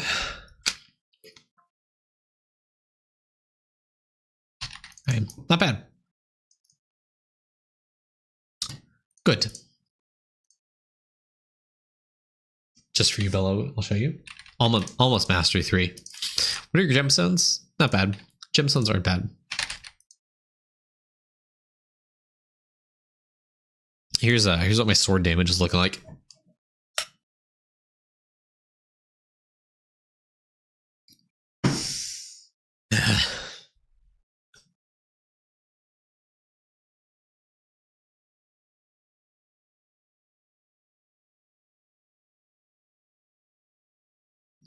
No problem.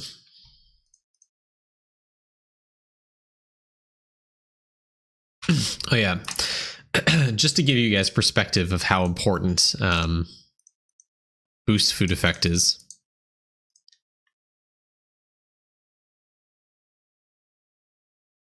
Right.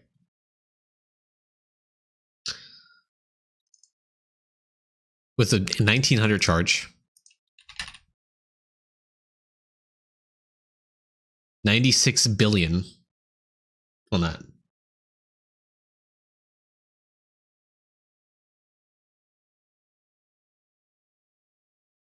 This bubble is really easy to level up. The TD wave I have on that is 220.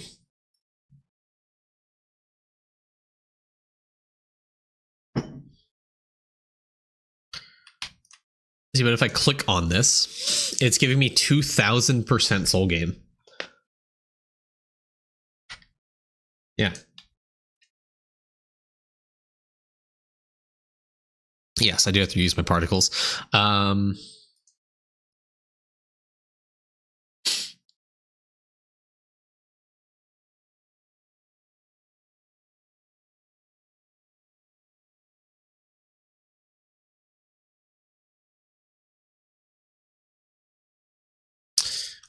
Why Bappity?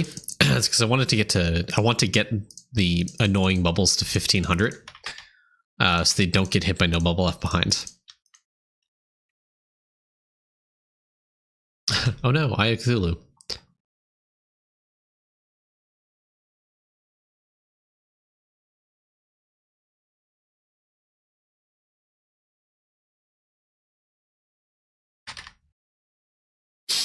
Equinox?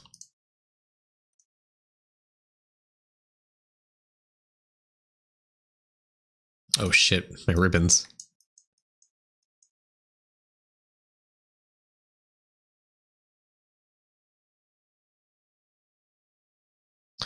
I want to make sure. I think my minimum is 6 across my meals.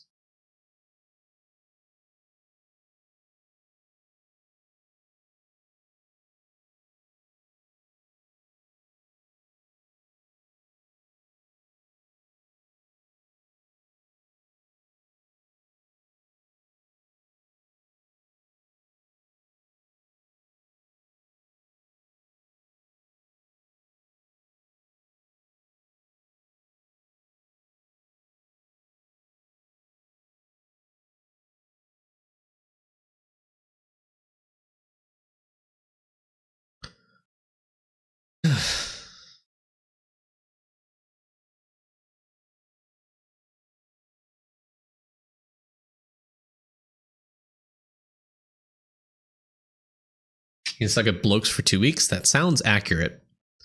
You're not doing anything wrong, unfortunately. Okay, I missed the comments for like the last 20 minutes. Let me go back and read. Which accounts are open in the tabs there? A few of them. I already answered that. Meow. New stat. There's no new stats in the game. I told you about that. That's wild. Yeah. Yeah, the ribbon chance is really, really good. Really, really good.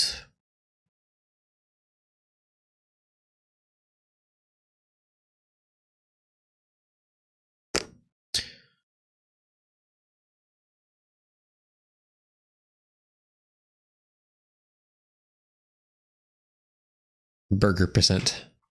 Oh yeah, what level are these? Hamburger. Easy.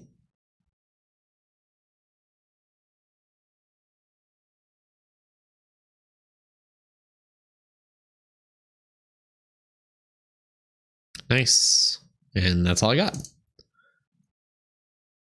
Trying to get all imp meals level 10.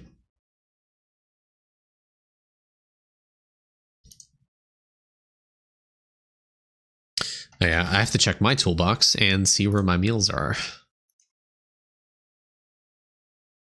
See how I'm doing. Regina? Yeah. Thank you. Just torturing Steady.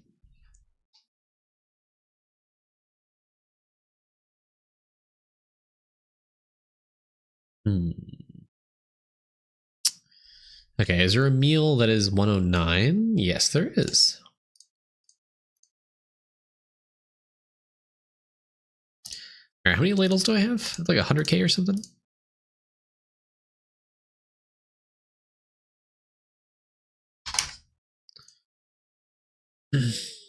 Or, okay. I need to do some thinking. So I'm gonna share with you guys my thought process. So I have a handful of meals left to get to 110. So I have a few meals that are level 106 that are gonna get hit by no meal left behind because I just can't. Actually, I could, because of the food lust bonus that I have. So technically doing this would save me a day of no meal left behind.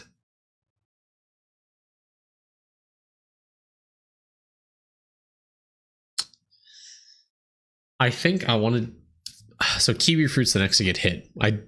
Do I care about kiwi fruit enough? Not really. I think I care more about Divinity EXP, to be completely honest with you.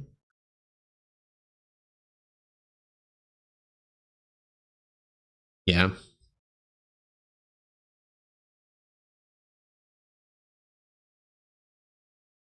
So I think I'm going to use the food lust bonus on cotton candy.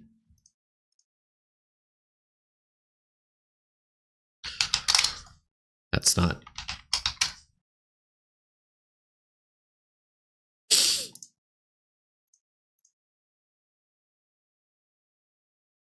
Screen stack ladles? No. There we go. It's a 107. Okay. I do have a few meals I can upgrade though. So cheesy bread is now getting off the list.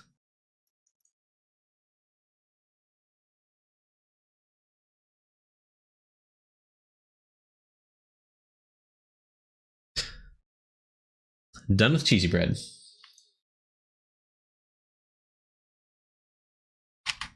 And then I think what I'm going to do, shit.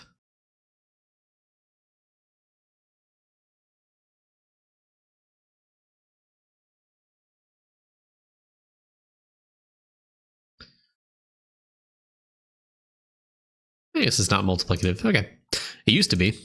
RIP. But that's still good. This 20% still good. Thank you.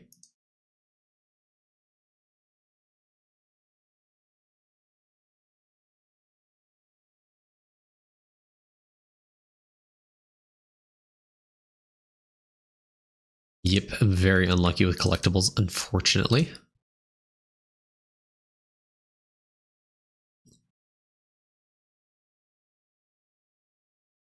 Is chance for opals a good reward from the monuments? No. I don't think so.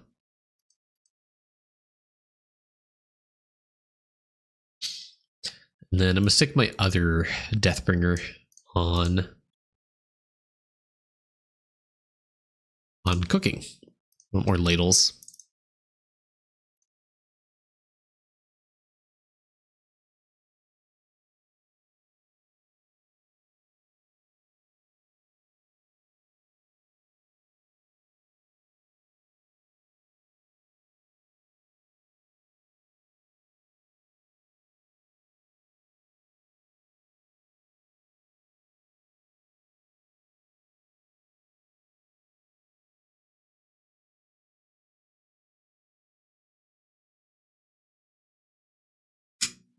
What bag is this character missing?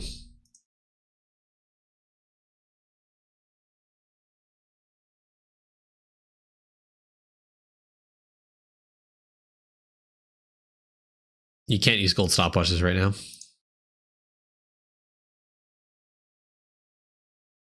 Ah, you're right. I can't use storage info. All right, this character's probably missing something.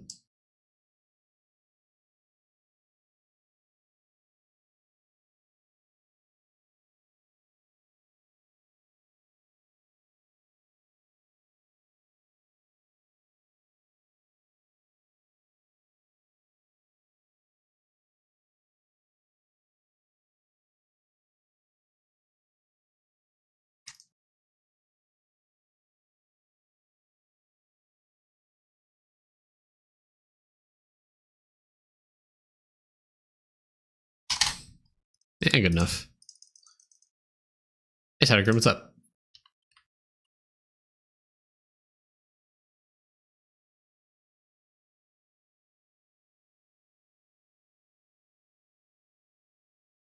Do I know what the next big update after the new class is going to be? Bro, I can't even tell you what the fuck I ate for breakfast, okay?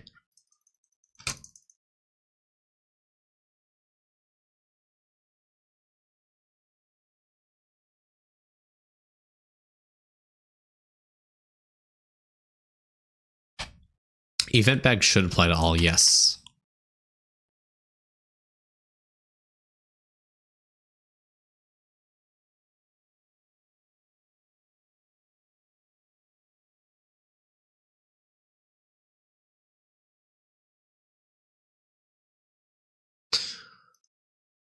Hey, I just realized this quest is wrong. It only shows up at the top of each hour, but I know it exists. Incorrect. Incorrect info. Got all new pets? I do not. Oh wait, but they go back down here.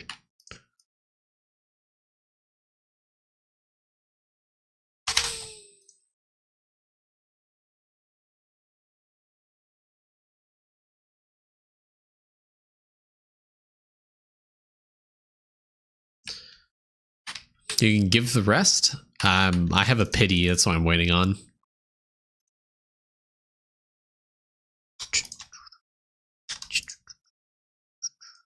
Okay, now we'll go to Coliseum.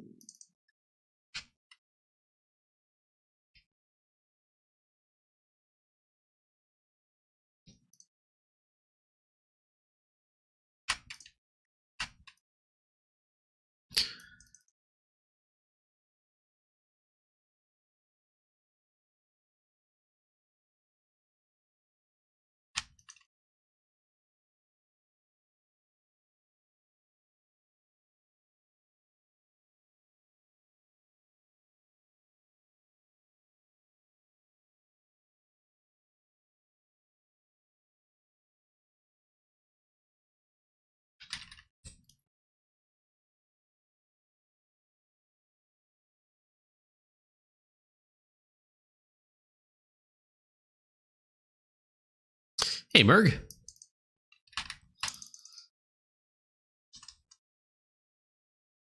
We did it.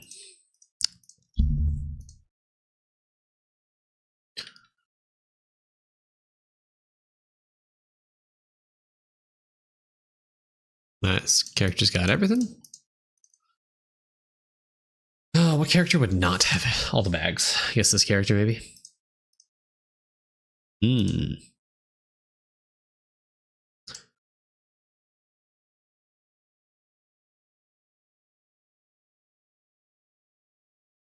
Now I have to wait a full day.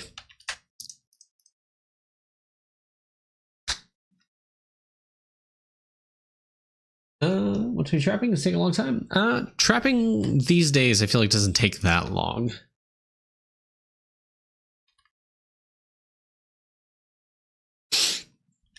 But just the highest trap you can. Sorry, nature traps on the highest critter you can gets you the most EXP.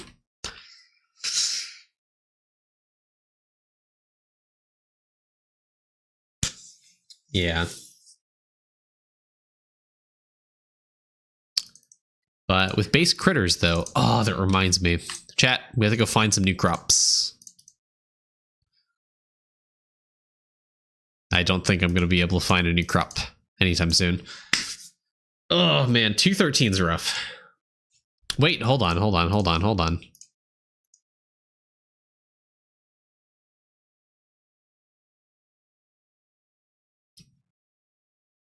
That's not bad. Any tip how to get better at hoops? I have zero. I can't help you. You're on your own, pal. I suck at hoops.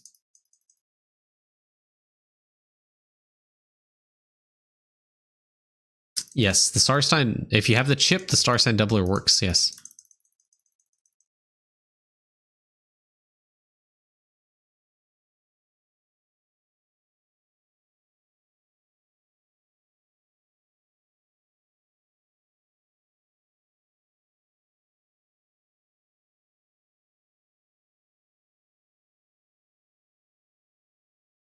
Yes, if you have a chip from the lab called Star Sign Doubler, you can double your star signs. This one right here doubles the bonuses of all active star signs. That includes it if you have infinite. So you can double it.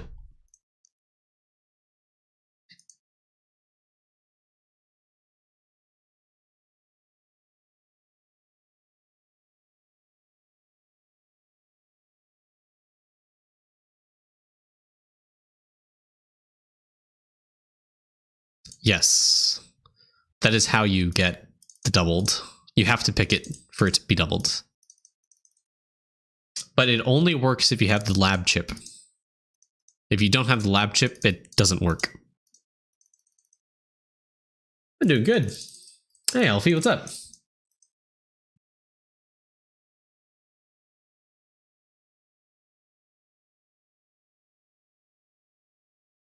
Yeah, I'm trying to get 213. So it's the one after this little apple or whatever.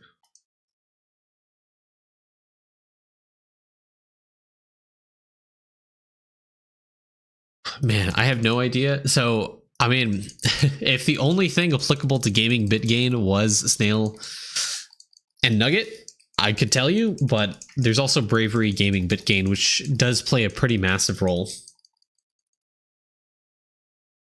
Take a bit of a break, playing catch up. Nice. Welcome back. Glad to see ya.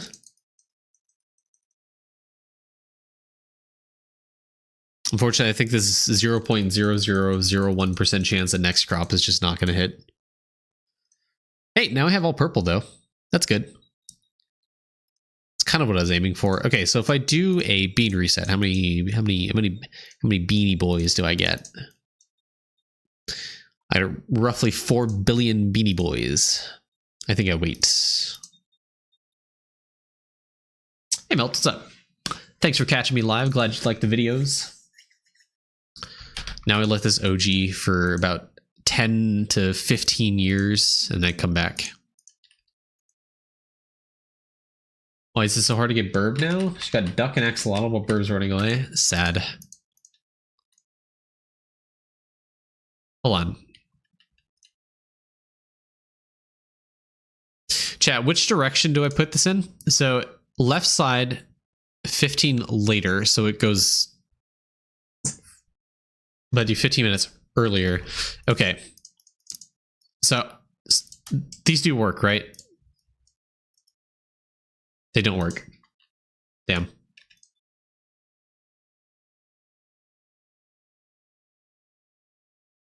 Trying to game the system. You never know.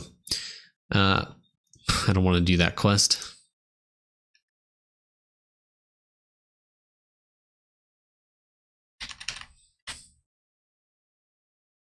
That's not a glitch. Let's use for gray stopwatches. Cases like that, but it doesn't work. I mean, you want to use it to just change your daily timer. Defeat any boss. I can do that real quick.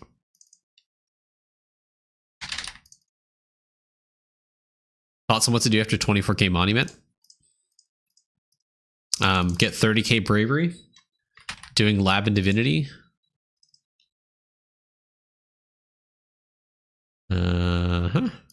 I'm a big divinity fan, so I will always tell people to grind divinity.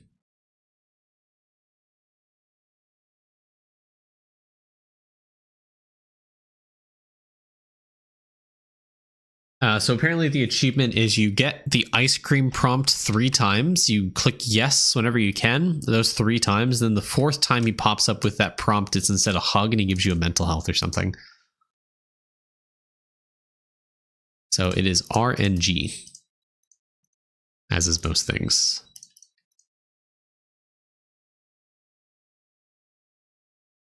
What about nothing trophy? That's applicable too. We could do that.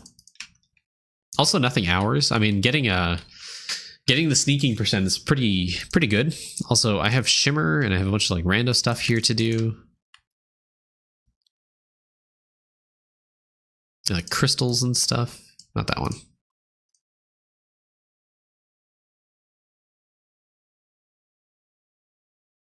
Cool.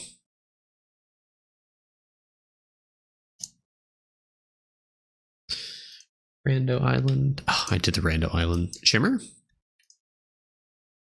On a beginner?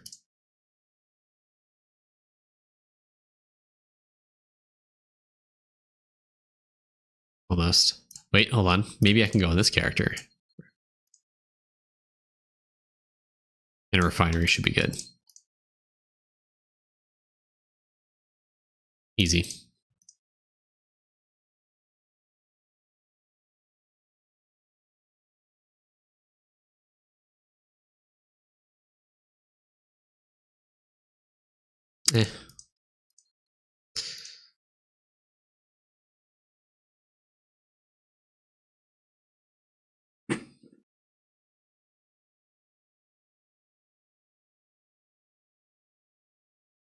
I just started. I don't punch him.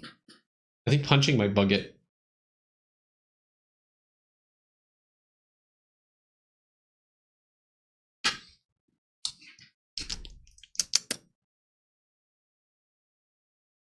Good enough.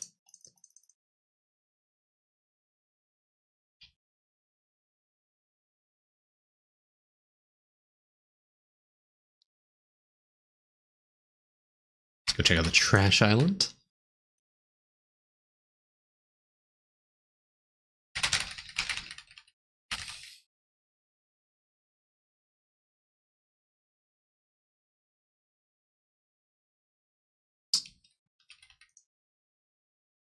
Close to 20k.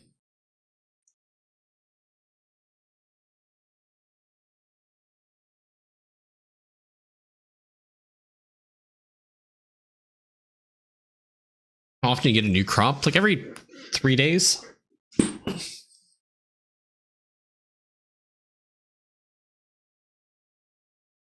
right, chat.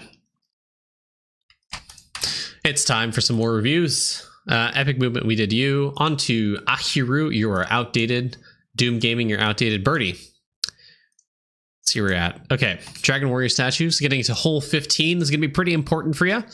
Best way to get there, you probably have some pretty free opals to get, honestly. Opal cost 35Q on the gravel here. Maybe consider getting some more bucket fill right through Bravery, and also What else scales that? What else scales that? There's something else. Oh yeah, the studier. The studier. This one here for the well, getting you the get up to like plus 80 BFR per bar expansion is going to help you a ton. The bell, you have a ton of bell levels here. I get bravery up another level, so you can get the 7 there. You can probably get some extra opals to the den if you haven't done it recently. If you get up another few levels in the studier, you can maybe consider getting the bell up a little bit. The den up a little bit, probably get that next opal pretty easily. You have a few more things in the engineer to upgrade, so maybe consider doing another opal reset to get to that. Where are your opals right now? All on conjurer. Interesting. Are you like missing something important?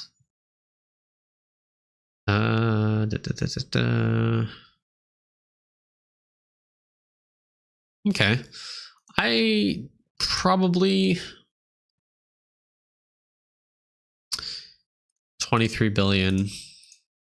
How much are you getting? 193, 302. So Jartifacts. Wow, that's a really high Jartifact. Okay. Okay. Yeah.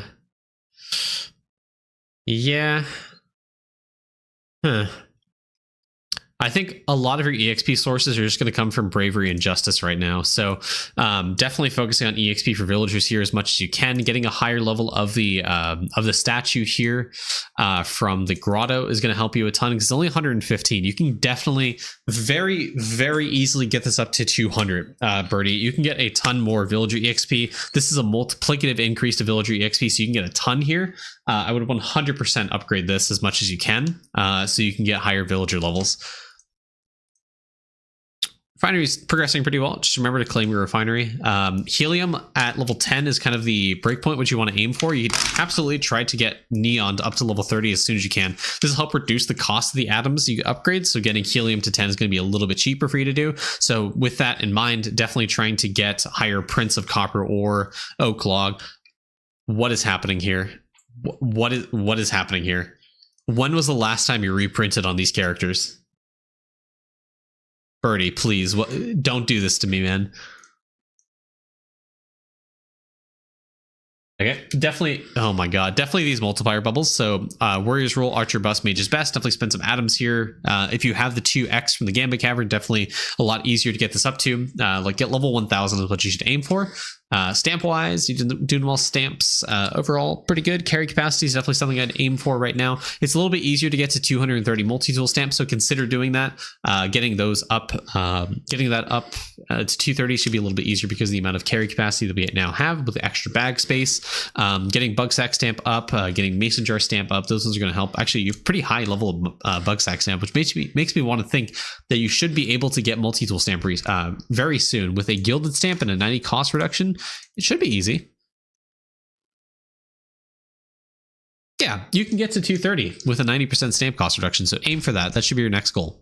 Getting Cavern 15 as well is going to make more resources from caverns a lot easier, as well as the study rate for Belias. That's why 15 is pretty important. Those 2 new stamps gives you some extra stamp levels.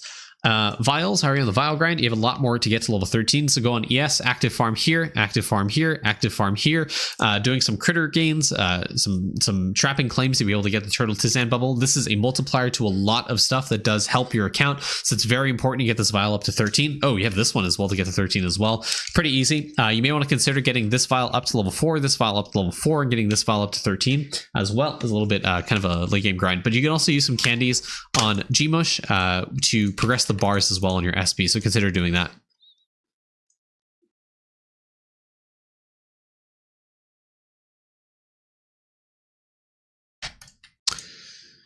I'll try refreshing on these two. If not, Fluffle Puff. 314, 314. Okay, Fluffle Puff. Shrines definitely. Shrines. 15, obviously 67, 50, 50. So now that you've kind of gotten to Cavern 15, what you can do now that this has been buffed is you may want to consider getting all your getting the pips for this. So putting all your opals in a conjure right now, getting this to like level 50 if you can, so you can get higher levels in this villager EXP per 5 opals invested. What you can do is do 25 across all the characters and then put all of them into like one at a time. So I did Belia, so I'm trying to level up the studier rate. So putting 25 into Explorer, 25 into Engineer, 25 into Cosmo, 25 into Measurer, and then the rest of them into the studier. What this does is it actually does give you a lot more EXP than normal, but this requires you have a lot of opals, obviously, and this requires you to have this pip maxed out and this pip maxed out, which you don't even have this maxed out, by the way. So you kind of doing this split doesn't really get you anything because you have 0 opals invested into Explorer. So you're getting 0% of this bonus right now. So it looks like you're trying to take advantage of this, but you're not actually taking advantage of it because your lowest opal count is 0 on this character. So this is 0 times 4. What's that, chat? It's 0. So you're not actually gaining a bonus from this. There's no point to having pips invested in this if you aren't actually taking advantage of the bonus. So just consider resetting your opals, putting at least like 10, 15, 20, just whatever opal count you can across these characters, so you can get the bonus from that upgrade in the Conjurer as well. Again, Divinity Grind is something you want to do. Getting to plus 18 is pretty important. So again, that's 17.01 at the very least is what this skill's up to. So you can get the minimum talent level across your character. So doing some Divinity Grind, doing some Lab Grind, that'll help you with a measure bonus for sword damage as well. Getting Call Me Bob, that level, that bubble up to at least 10k is really, really important to get you more construction EXP, which allows you to get more levels as well. That'll help you push the sword damage as well in Bravery. Construction is the easiest and by far one of the best ones for scaling that bonus in the measure, and I'd also consider probably getting like level up gift and big game hunter up into like the thousands of range too if you are using that. But also big P, big P absolutely 100% is something you should definitely get into the thousands of levels. I would hard focus your attention into Adams here. Getting this to 6k is really, really important. 6k 6.2 is what I recommend getting it to. So at level 191 Divinity, it should be relatively easy for you to get plus 18 minimum talent levels, which again helps you get a little bit closer to 400 talent levels for your Bubo to hit that 400 tentacle for the 4-second cost reduction or 4-second time reduction on your skills whenever you kill a monster, to be able to help you do Cranium Cook more often. Won't be 100% of the uptime, but it'll be like close to 90-95% of the time you'll have Cranium Cook up, so you can do more liquid generation, more bubble level upgrades, more candy clicks and stuff like that.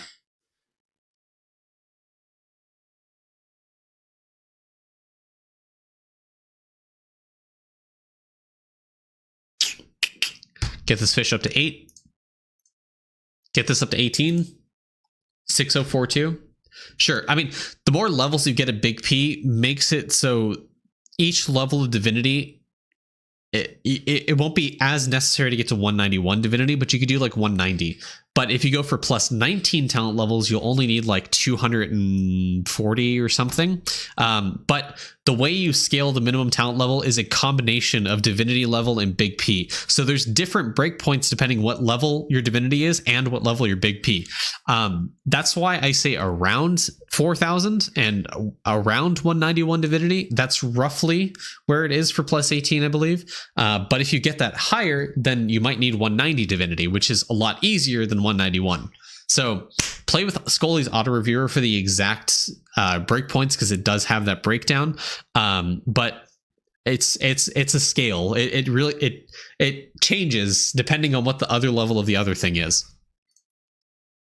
But I recommend pushing to 6.2 because it'll be easier to hit the plus 19 breakpoint, and at that point you're kind of incentivized to do it. And I believe people should be lab jailed at all stages of Eidolon. And I guess last piece of advice, maybe consider just looking at your tome and doing some tome grinding, maybe. And you're at 0.5, you can get to 0.1.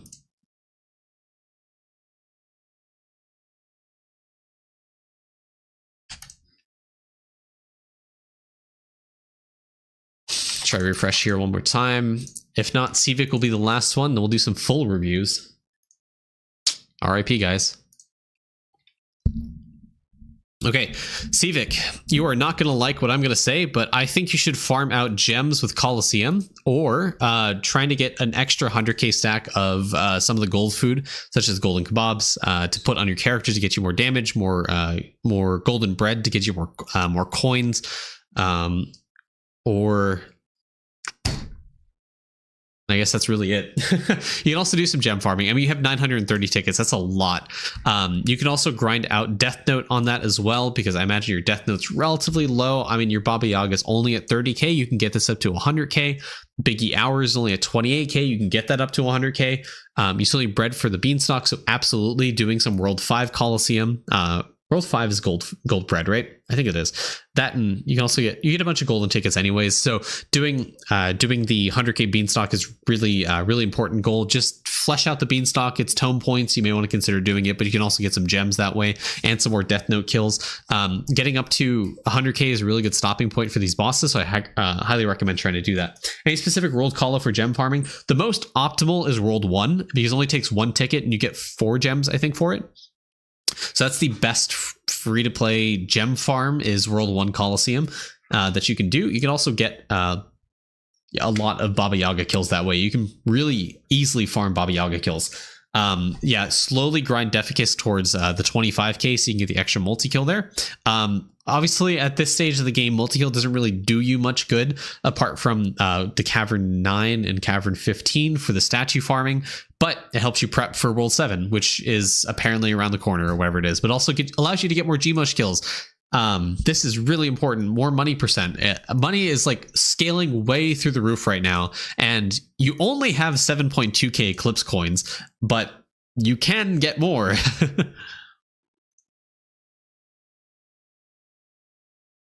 Good. Good.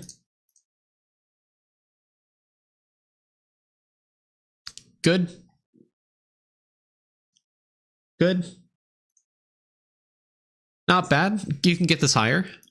I want to see this at like a 1 hour time. Come on, get this down to 1 hour. So get to like 1k red salts or less than, I don't remember. It's like somewhere around there. Get this to 1 hour.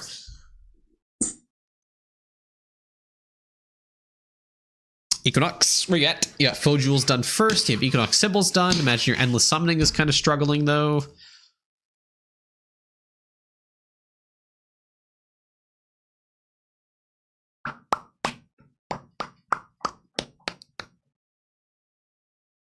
Interesting choice, doubler.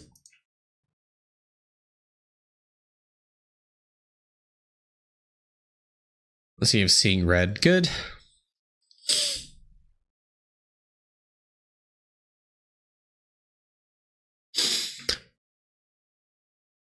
Okay, so if you're struggling in endless summoning, what I would recommend is instead of focusing on damage, I would do a summoning doubler reset and just get essence generation.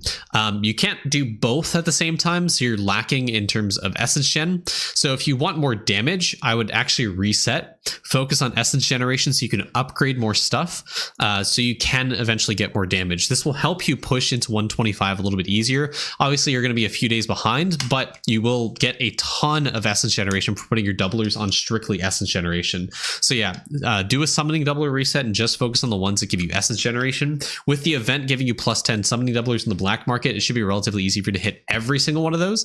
So I highly recommend trying to do that so you can go and upgrade the damage ones. I do want to say specifically the red damage increase, this one right here, doesn't give you a whole lot of damage, nor does the cyan one. I would, if you, I mean, this less so now because you can kind of put summoning doublers on almost everything, but definitely the base damage ones and the purple ones are really really easy and important for you to focus on.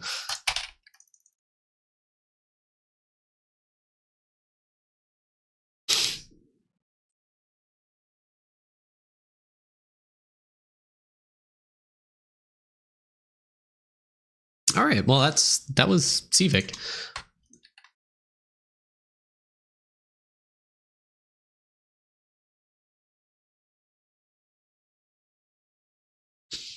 Unfortunately, everyone on the review list is just so like their accounts are outdated.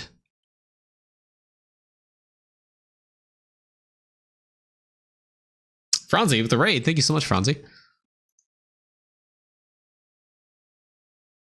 Hey, Phoenix, I saw you in the caverns. Do you have a toolbox?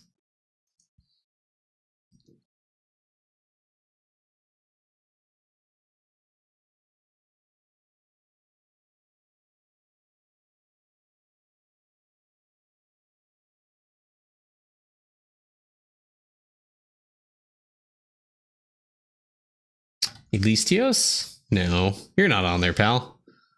Not you, Elistios. Oxy's on here like 3 times. How far are you in the list? I'm so far behind.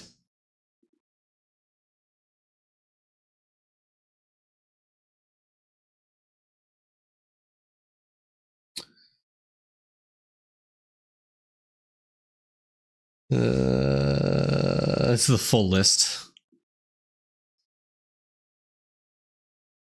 Oy, oy, oy. Okay. Someone remind me to check my grimoire after this because I have to level up the bones of plenty. Gotta go level up bones of plenty. Do some bone grinding.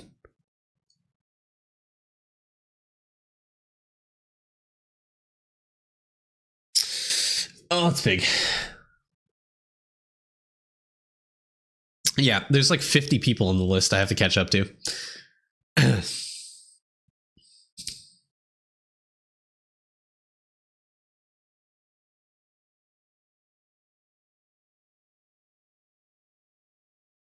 Yep.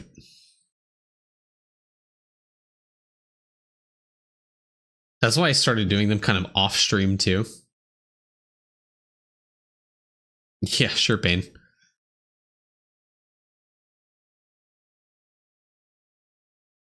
$50, not bad. You're getting there. I'm still backlogged from I think November.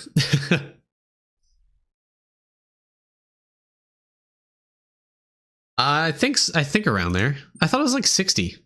Holy shit. Holy shit, Pain.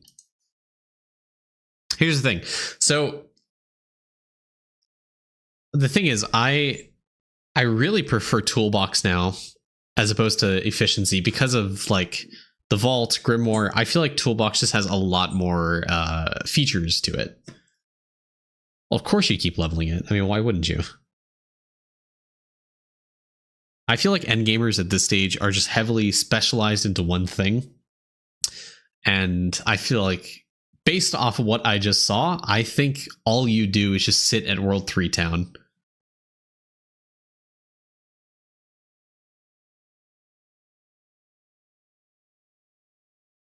Yeah.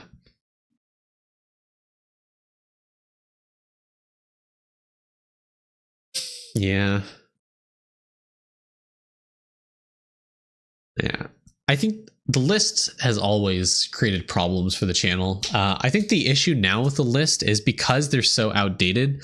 I feel like everyone I'm doing reviews for are just like at Endgame, and it's kind of boring to look at the same account over and over again and offer the same advice, you know?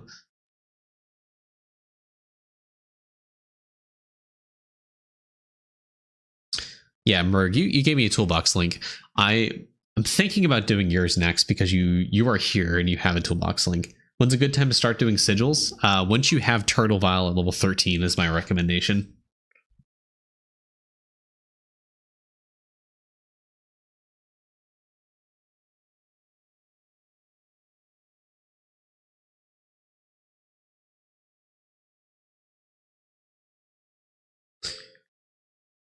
My timer. My grimoire. Bones of Plenty.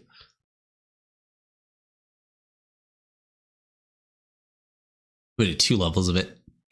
69. Easy.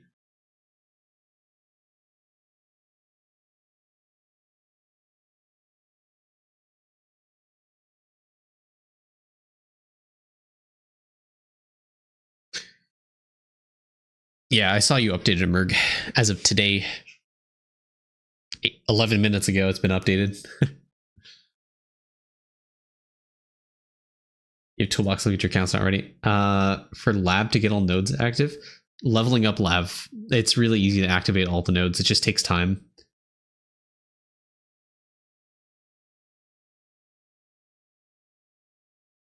Why? Where are you on this grind? I'm at Wraith Damage 4. I'm roughly 200 active hours away from, or like 230 active hours away from Writhing Grimoire. Ooh, Rev. I think you were close on the list.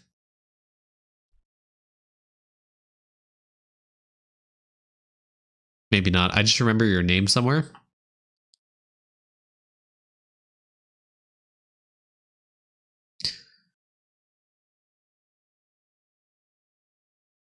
Yeah, you were there. You know what?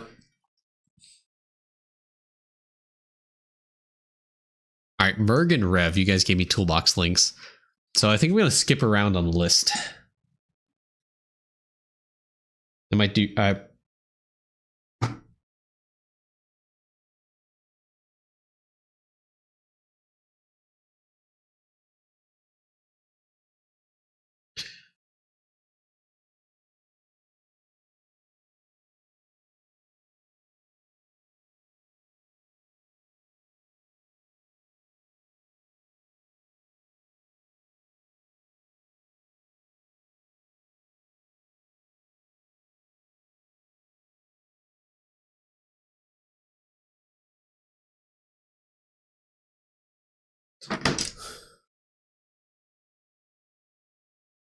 Oh, Necri.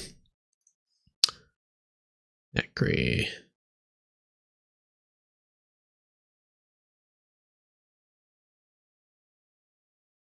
Thank you for your patronage. DX with the Twitch Prime. Thank you so much, man.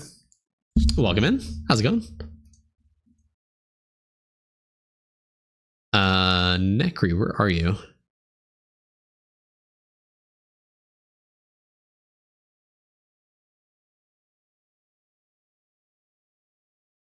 Oh, Darklighter. Okay, cool. I'll take that.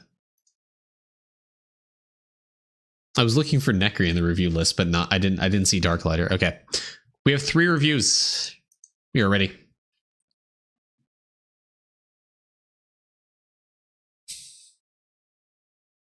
Shit, 140 summoning? Sick. Yeah, chocolate chip is so satisfying. 3 or 4 more hours. Nice. For plus 300 is good. Chat, do we do a bell reset? I feel like we do. So I'm at 320 right now. Last time I rang the bell, like, from fresh was like 200, I think.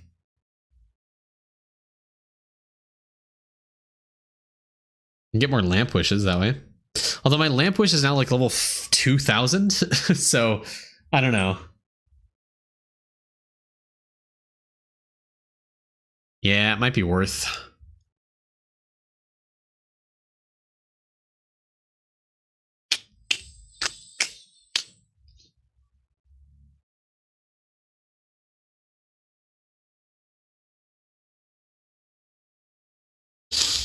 So like yeah, I hard focus the rupee chance.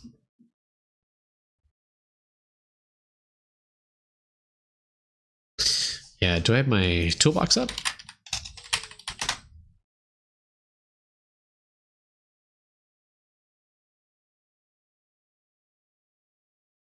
Oh, my belt is at 320, sorry, not 32, LOL.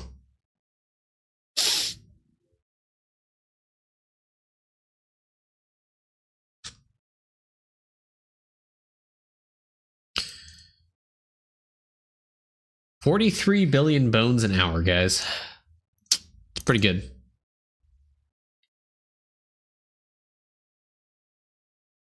Yeah, it's taking way longer than a day for this.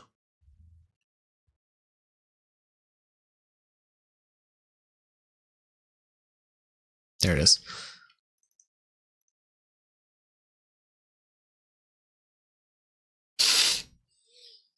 Can we get some 07s in chat for this?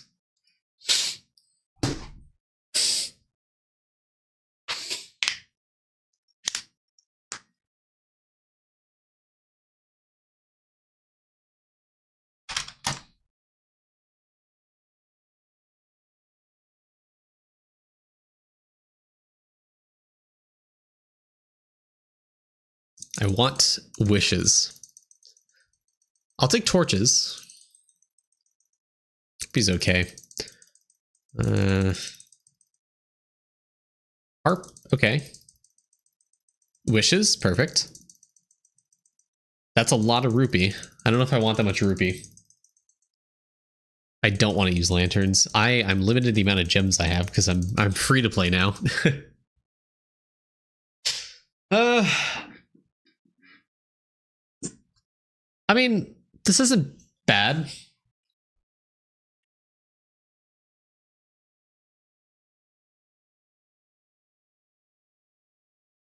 It's a lot of rupee, and I don't really care, honestly.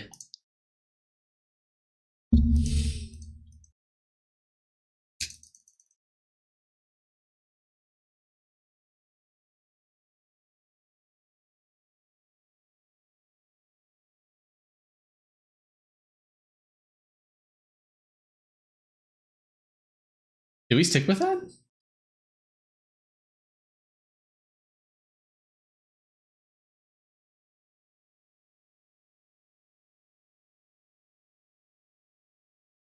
It's not really that good.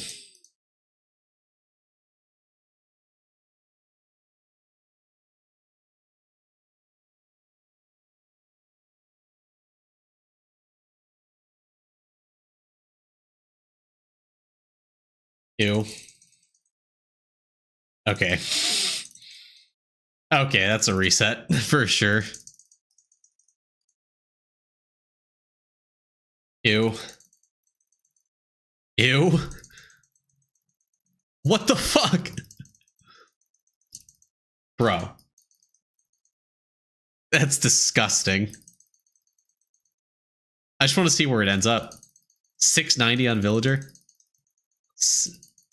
1900 on Bucket. 2300 B. Bro, what the fuck?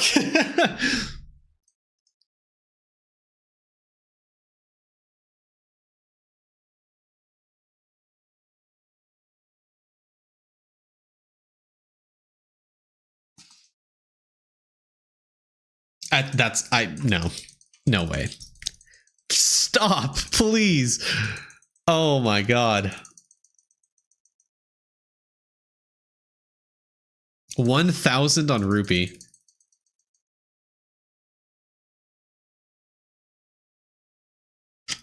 Yeah, I'm looking for wishes. I'm looking for wishes and torch, honestly.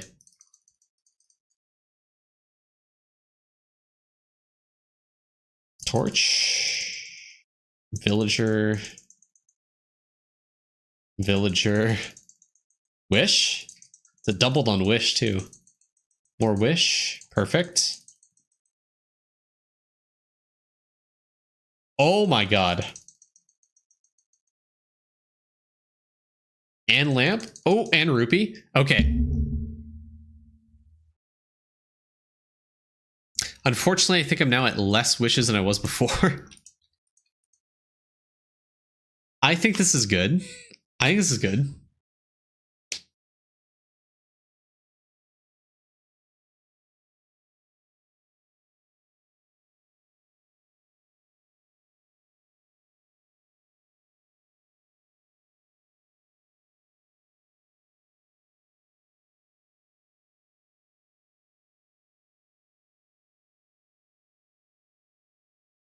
What sanctum? 26 or something. Bucket. Do I gamble and keep resetting? I want to get like 2k on wish.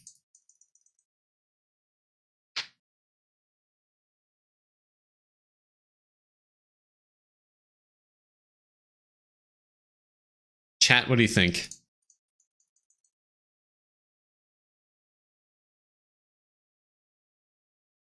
The thing is, I had 2k before we reset.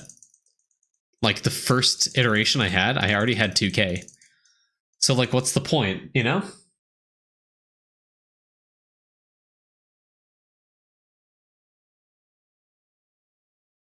And 1k torches? I mean, that's pretty good, actually. So, yeah, speaking of torches. What I got? I'm at 27 sanctum, by the way.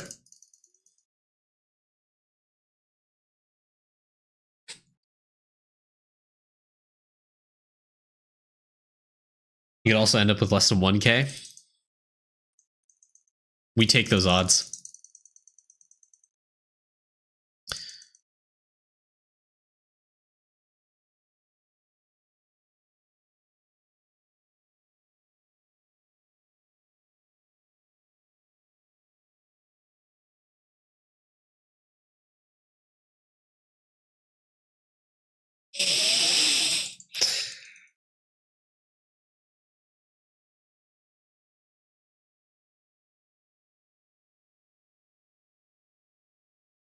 Big. Big.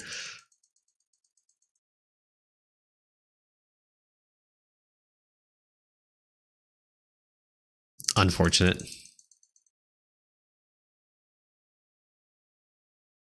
We go again. That's a good point. 2K wishes or bust.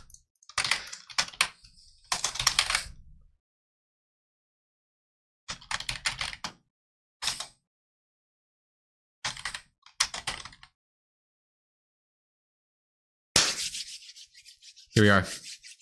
Chat.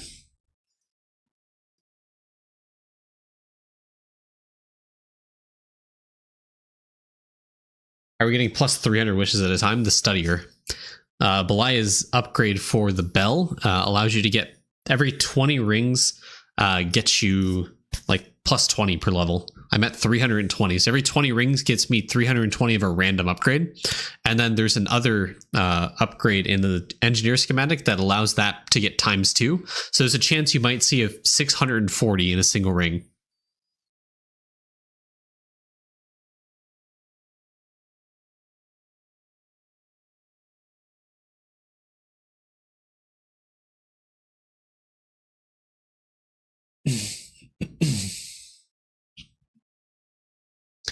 Everyone's saying it's gonna happen. We 100% hit it here. With how many resets we have, we 100% hit it here, right? Okay, hold on. 375 divided by 25. We have 15 attempts for sure. 100%. The cost to reset? Yes, it's static. It's 25. No, hold on. We have time. We have time. Oh, the charge is always 10 per hour. Yeah.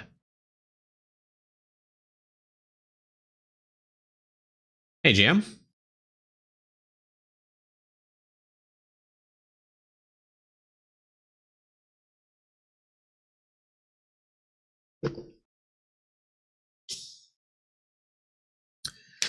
Yeah, that's what I did for the first few days because I knew it'd be resetting quite often.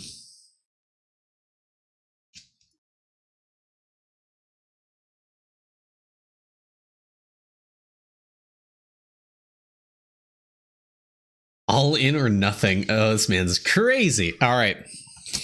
Okay, for the sake of my fingers, I'm using my scroll wheel.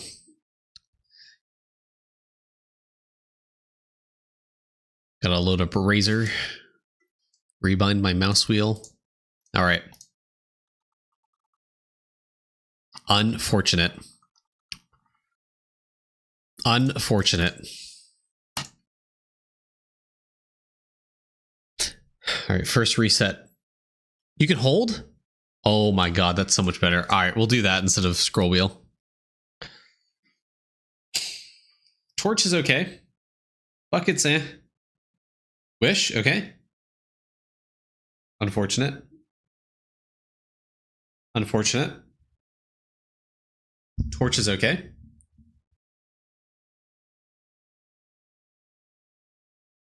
Rupee, unfortunate. Reset. I lost the house savings the prediction.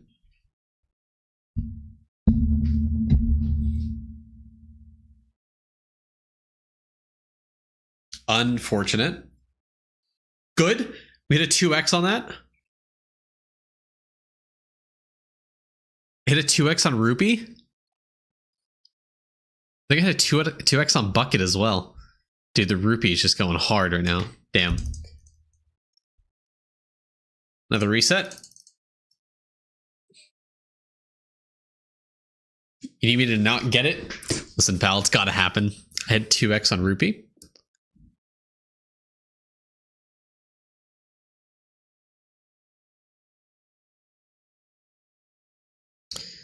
This is so sad. Oh, did I hit 2x on Wish? I had 2x on Harp. I have been hitting a lot of 2x's, but I'm not hitting the ones I want. Harp. Harp. Wish. Oh, double on Torch. Double on Bucket. Harp. Wish. Rupee. Harp. Goodbye. Another reset. Double on villager. Harp. Villager. Torch. Bucket. I don't know. A villager? Double on harp. Villager. Wish.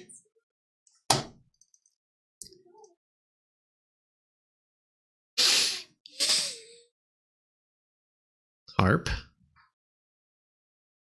Torch. Rupee. Torch. Bucket. Villager. Everything but wish. Literally everything but wish. You know, guys, I don't even want wish upgrades. I don't even need that, you know?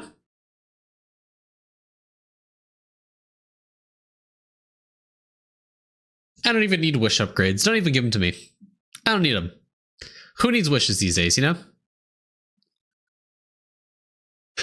It's actually the inverse. Oh my god. This is insane.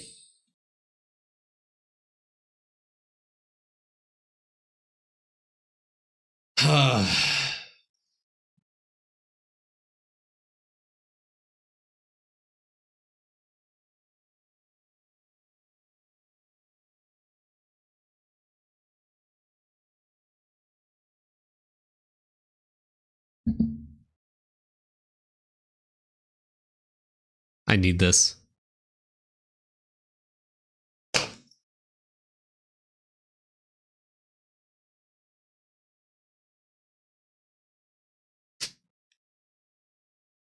It was so close, yet so far.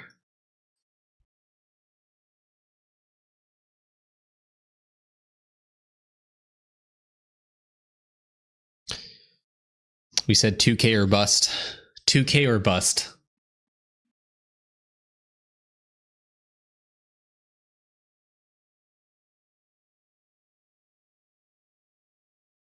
At this rate, we're going to hit 2K Villager EXP, but we're not going to hit 2K Wishes.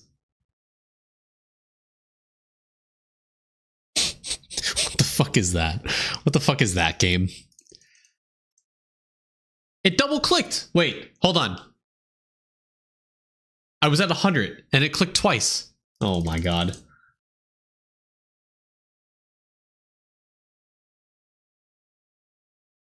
This game's rigged. It's rigged. 1,000 on Rupee. Chat, I think we just call it quits here.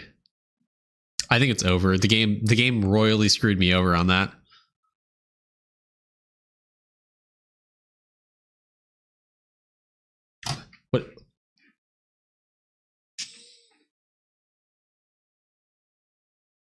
What is that distribution? What is this?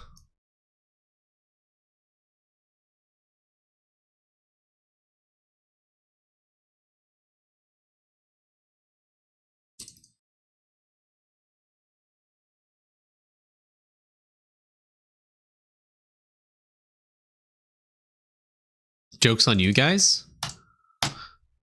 What the what? I clicked once.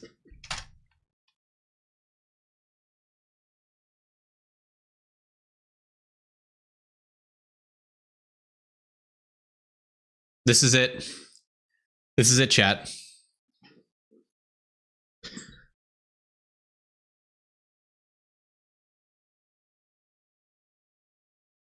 This is it, chat. This is make it or break it territory.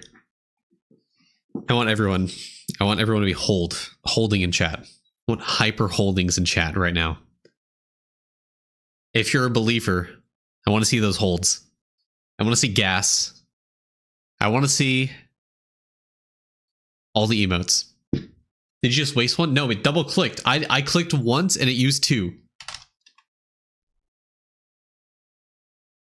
And if you're a doubter, 07s. I want to see some 07s in chat. We're going to let this stack up to 150.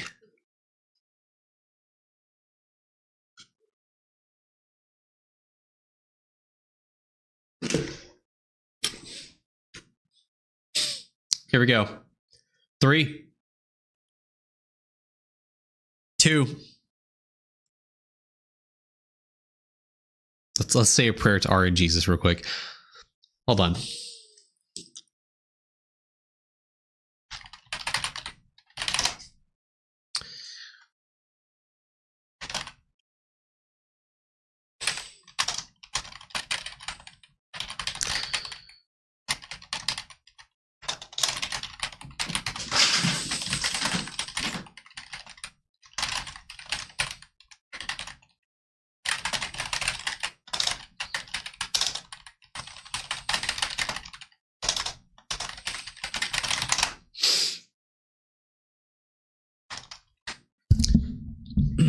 O mighty RNGesus, with your infinite wisdom and chaotic grace, I call upon your favor in this moment. As the dice roll on my hand and destiny awaits, grant me the luck of 1,000 natural 20s, guide my dice through the realms of probability, and let my path be lit with critical hits. While the shadows of misfortune fade into oblivion, bless my roll with the favor of the gods, and let the numbers dance to my will, and may my foes tremble before the luck I wield. In your infinite randomness I trust. May the dice land where I need them most. May my campaign be victorious, for in RNGesus we trust. Amen.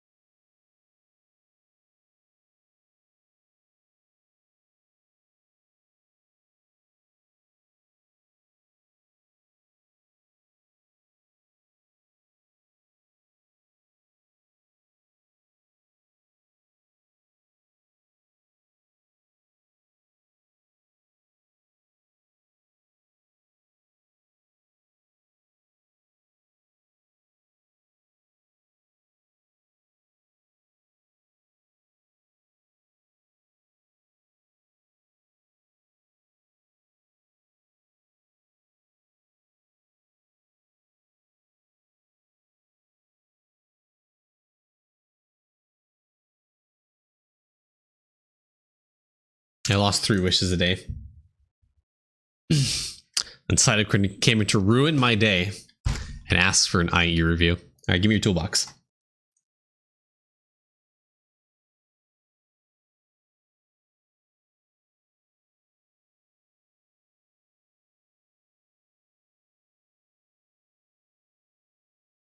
I have 3 of these at 1,300.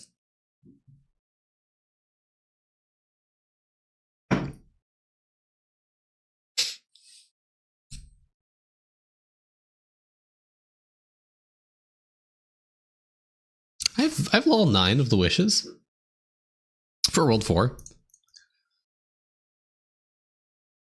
Mostly World 6 because I want next crop chance. Yeah, the torch chance is pretty good.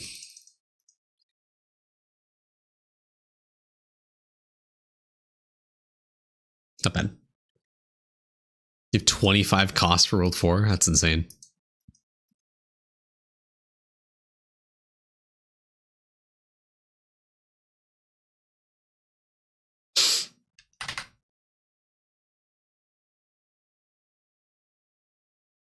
I don't doubt you.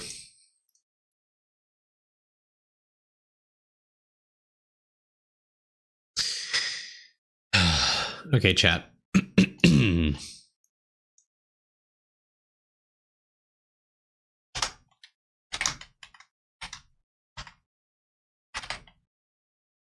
Cytocrin, you have your toolbox link? Thank you.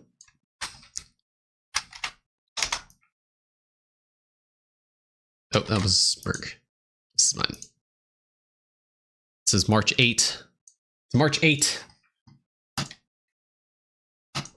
Well, now you're fucked for the next hour when this updates. All right. We'll start with Burger King. I'm going to go to the bathroom, though. I'll be right back, chat. Just uploaded. Unfortunate. The timing was too short.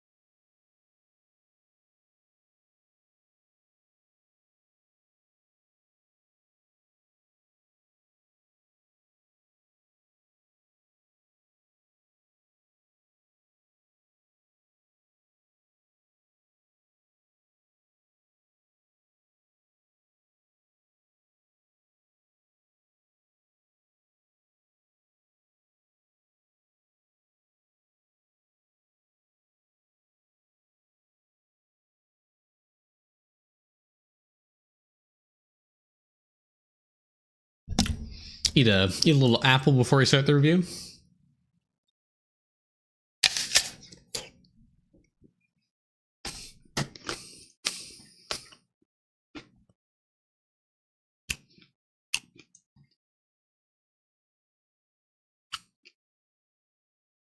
Nope.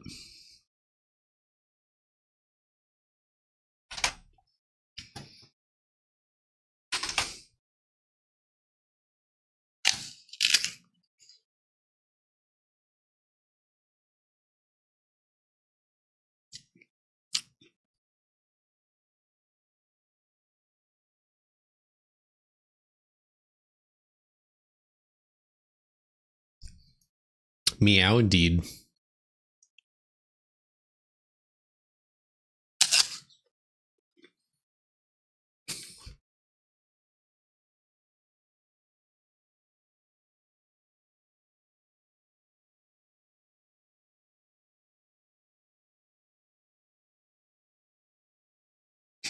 Hmm.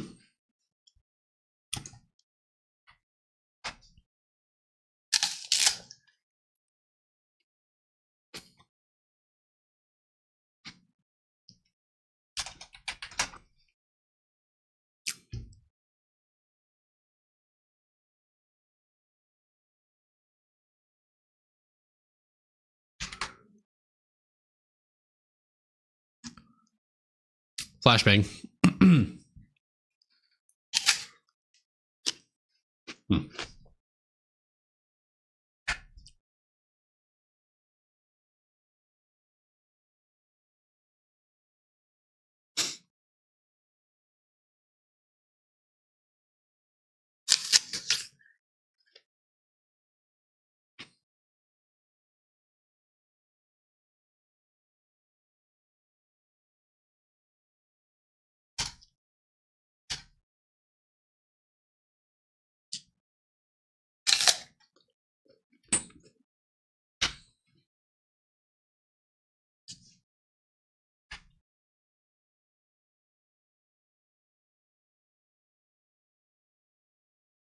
Okay. So 4 more levels of Bones of Plenty for me.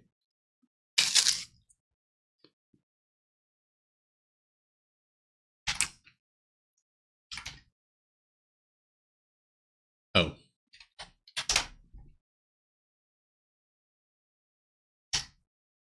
I think I can swing 5. I think 5 is better.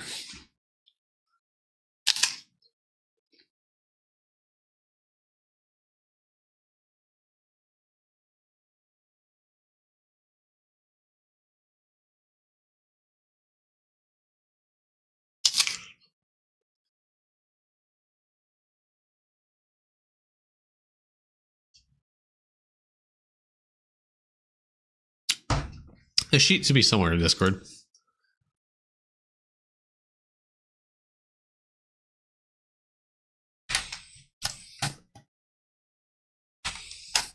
There it is there. Not enough smokes here, but enough smoke. You post this a lot. Check tips and tricks though. Oh, by the way, if you guys haven't seen, I made a YouTube short on candy clicking and how to do it if you guys haven't seen it yet. Level 5000. Want to learn how to candy click bubbles and get your bubbles up past level 5000? First, you want to have a really high efficiency of the skill you're doing this for. Your print should be in the tens of billions at least for this to be worth your time. Second, make sure you have your rucksack prayer maxed out and equipped. Equip skill Dimwit and do not use Zerg Rush again. Third, make sure you're using carry capacity star signs and have a star sign doubler. Fourth, go to the resource you want to candy click. Fifth, make sure you're not 3D printing the resource you're aiming to candy click. If your printer procs the middle of this, your entire stack will be obliterated and turned into atoms. Sixth, move to the longest platform in the map that you can after already clicking on the skilling resource. Seventh, use a time candy. Preferably do it in 1 hour increments so you don't waste liquid.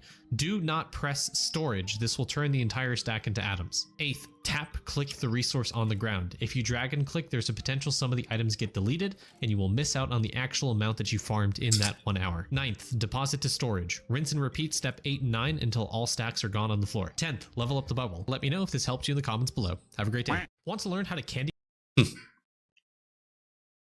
Nice. If you give an Eidolon player a free pet, he'll be hooked for a while. If you give him a spreadsheet, never see the outside of the world. True. A lot of games like that. Remotely equipping, unequipping prayers would be amazing.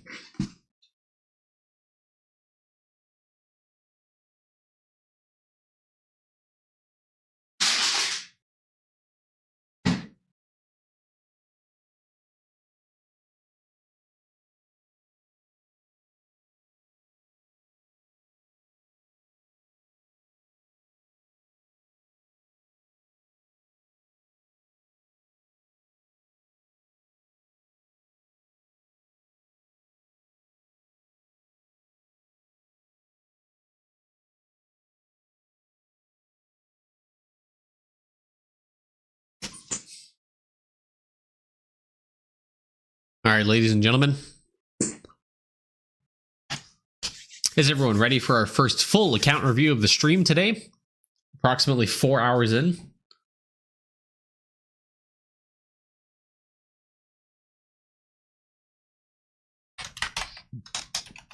And it is for Burger King. Burger King foot lettuce. Shout out to anyone who knows that.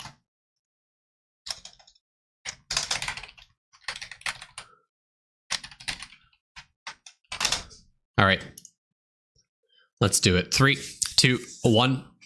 Hey guys, it's Main here, back again with another account review. Today we are doing Burger King's account. Burger King. I like saying Burger King. Kind of reminds me of Burger King. Anyways, we're doing an account review for this individual today in stream. I believe probably World 6 individual at the end of World 6. So first piece of advice, obviously finish your Eclipse goals. Just do them. I would honestly advise doing it on your Blood Berserker, your Deathbringer, your second Deathbringer if you have it, so you can get the wows done at the same time. If you haven't already, make sure to grind out the super chows on it as well to get you the multiplicative meal cooking speed. Where is the good old apocalypses these days? Here it is. Wowed 66. You've chowed that many. You've super chowed almost everything. So yeah, I mean, there's just a few that you need to. Oh my god. What? Almost there on that one. But yeah, there's just a few that you do need to do super chows on. Apocalypse wows on. So consider doing it on your Deathbringer instead of the other classes, so you can just dedicate one character to it and farm out the wows kind of at the same time. So definitely 100% try to do that. Getting all the World 6 ones done. It'll help you with the Eclipse grind as well.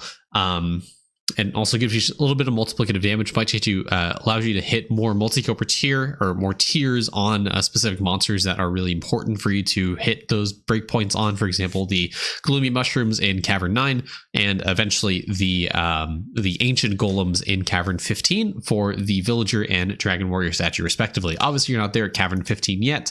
I think we talked about this in your little rapid gravestone review that we did, but it is pretty important to get there as soon as you can, so take some time. Obviously try and focus on I would honestly consider putting your opals on engineer to get some of these upgrades done, getting advanced collection, getting big jar max Mach 7, and the noob gambit, just trying to get more schematics unlocked, so you're in a better position to when you're in the sanctum to benefit from it. But also getting the reduction of production speed for the jars helps you get the rupees a little bit faster. Getting more rupees generally will help you get it faster, and obviously unlocking the noob gambit will help you get more resources in the cavern, more clicker resources, just general account progression stuff, just outside of the hole. So it's just generally pretty good to try to get these schematics done.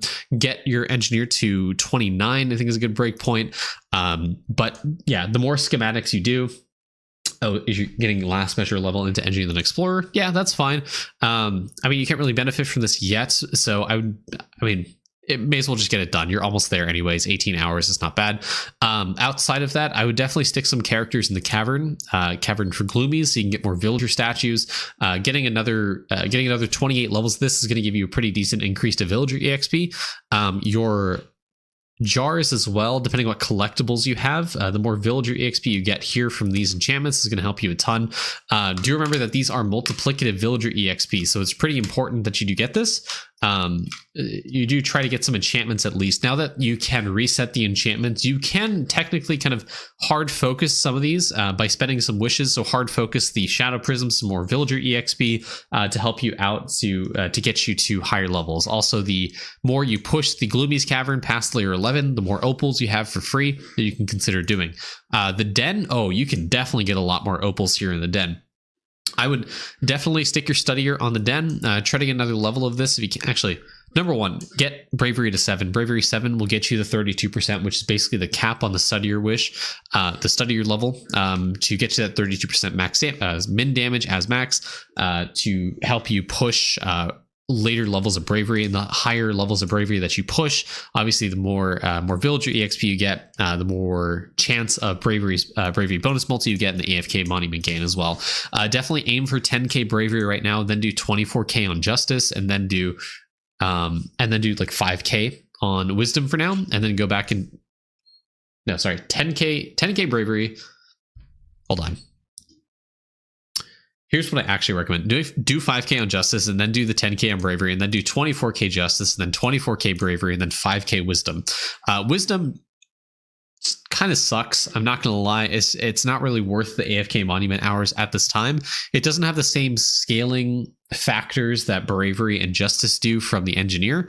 It's just more worth your time to do bravery, because bravery actually gives you some pretty good account bonuses, such as exp gain for villagers. Obviously it's kind of universal across the monuments, but it's just really good easy scaling here. Gaming bit gains to help you reach the super bits if you're not there yet. The bell ring and ping rates obviously really good. Mining efficiency, we've talked about this endlessly. It gives a ton of mining efficiency.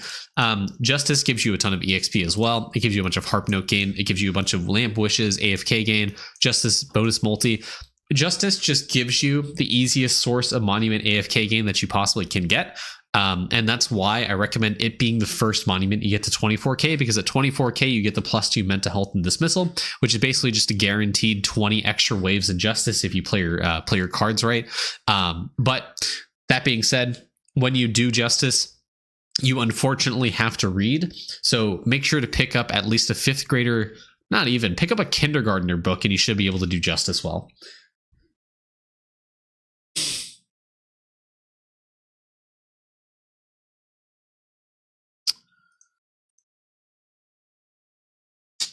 Close to 10k and switching to justice. Perfect. That's fine with me. Either way you want to do it is good. Outside of that, I mean, overall, just annoying grinds to do. Maybe get some of these tower defenses up to like 200, things like Goblin Gorefest, Waka Waka War. Maybe consider getting those up. You can also get Clash of Clans. Clash of Cans is actually pretty good for EXP to get you higher levels of worship on your characters, and to help you with Bravery, the more skill levels you have from any source of skills in the game gives you more Bravery sword damage to help you push to higher waves. So if you were to level up Lab, if you were to level up Divinity, Worship, Trapping, Construction, Stealth, Farming, all of this stuff gives you a ton of sword damage. It's really, really important. So yeah, I mean, the more levels of worship you have, which requires you have higher levels of Clash of Cans, the more skill EXP sources that you have, the higher level, higher sword damage you get from the measurer bonuses for Bravery. So really important. These are like free levels that you can get. You can probably get another 80 levels here, I say, which again might give you like an extra 1,000 sword damage, which isn't nothing to scoff at. It might help you get an extra wave that you can push in Bravery. It might help you push 2 waves even. But definitely just look at all the sources of skills that you can upgrade and push that up. In that same vein, if you have atoms, I would absolutely put that into Call Me Bob. It's only level 400 right now, so definitely getting more and more levels into this. Consider using atoms on this. Consider hourly clicking it. Consider active ES on Sir Stashes. This is a linear bubble, so every level you put into it gives you more and more construction EXP, and the higher level construction you have, obviously the more build rate you'll get, but also helps you with skill levels for the Bravery sword damage. Okay. We'll look at this. So I recommend trying to push for Fish 8, Mega Fish 8, and Owl Mega Feather 18. These are relatively easy now with the Gambit Cavern. These give you a ton of extra feather or fish generation, so it's a little bit easier now than it was in the past, prior to the Vault upgrade, prior to Gambit Cavern 14, to get more, to get to Mega Feather 18. 18 was kind of like the sweaty endgame goal grind, but now it's a little bit easier, and now my recommendation is to push Mega Feather 18 and to push the Mega Fish 8.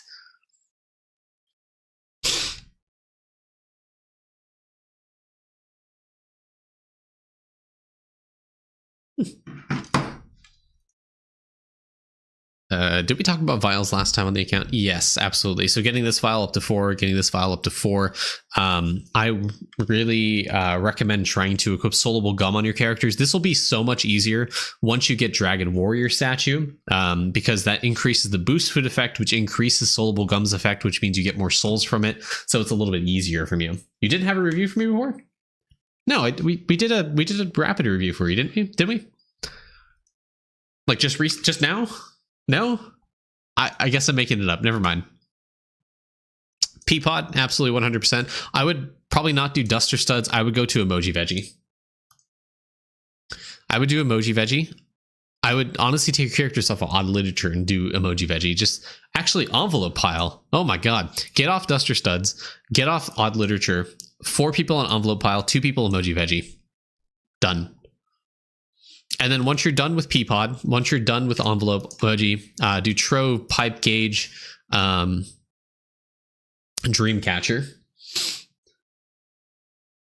Everything feels like deja vu. Okay. I think your next big goal, like as you're pushing, as you're doing Bravery and leveling up like mining efficiency or gaming bit gain, whatever you need, I would consider doing some more reprints. You want to try to aim for like 100 billion of copper ore, 100 billion of oak logs, so you can get just higher atom generation. It's just generally pretty good. So you can push the atom collider, try to get like helium 10, definitely fluoride 30. I think you recently unlocked 30 atoms, so that's probably why these are low, but definitely get some of these up to level 30. Neon help you reduce the atom cost. Fluoride gives you a bunch of meal cooking speed. Library checkout speed. Also minimum talent level, who cares about that? But yeah, just pretty good. Yeah, you want to aim for just some more atom generation, so you can start upgrading and getting a lot of these up to level 30. Some of the easier ones, like I said, library checkout speed, the meal cooking speed, those are really, really good. Speaking of meal cooking speed, let's see if Toolbox is bugging or not.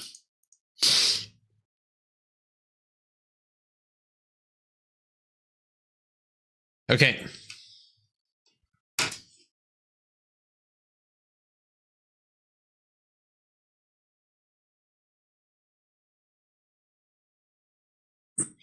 You see what I see here, right?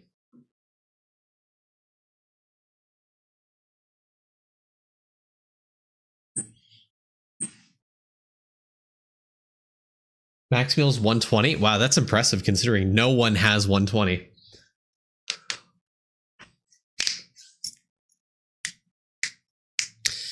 So, obviously,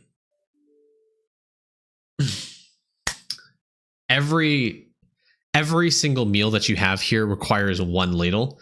I gather you just unlocked or recently unlocked Supreme Chef status, but 100% use ladles. The reason I'm saying that is because your no meal left behind is on popped corn, and it's taking, where even is popped corn? I don't. Low.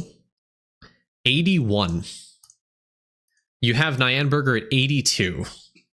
And they're taking less than double-digit ladles to upgrade. So upgrade these because you're missing out on so much just general account progress. You're missing out on a ton of skill efficiency, a ton of summoning EXP, Jade gain, sneaking EXP, summoning essence gain, farming EXP, bit gain, cash percent, damage, meal cooking speed. You can probably add an extra like 10E to your meal cooking speed just from upgrading meals. Remember that the level of all of your meals combined is what makes blood marrow really good. So you can take 10 ladles, which take 20 minutes for a blood berserker, if that, to get. So stick your Deathbringer in the kitchen for like a day, and you'll have enough ladles to get your meals up to like level 100 probably. Definitely 100%. Just go through this. You want to kind of level up your meals until they're hitting like the 1k cost, I think is a good stopping point. So go through. I wouldn't use like a 1 stack of ladles. I would use like 100 stack of ladles. A 200 stack of ladles even. Considering how easy it is to get the skill efficiency for cooking these days, I think getting like 10k stack of ladles in your storage is not really that hard, and it's not really that time gated anymore. So I would definitely stick your DB in the kitchen for another day.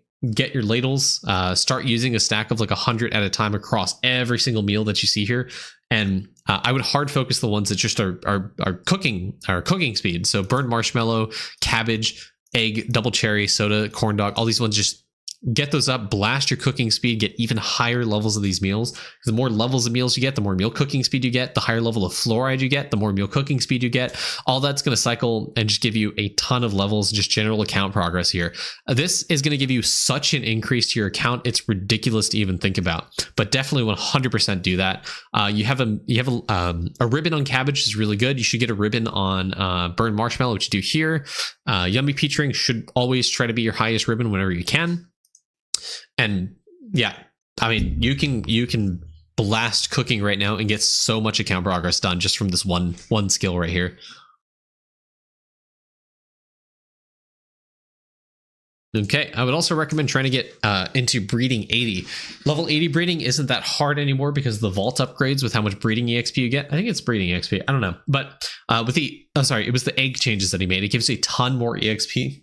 For the special eggs that you get, so getting level 80 breeding is not that hard. So Grand Marshal Shiny Town gives you shiny pet level up rate, and at all times should you have shiny pets in your fence yard to be able to level your just account stuff upgraded.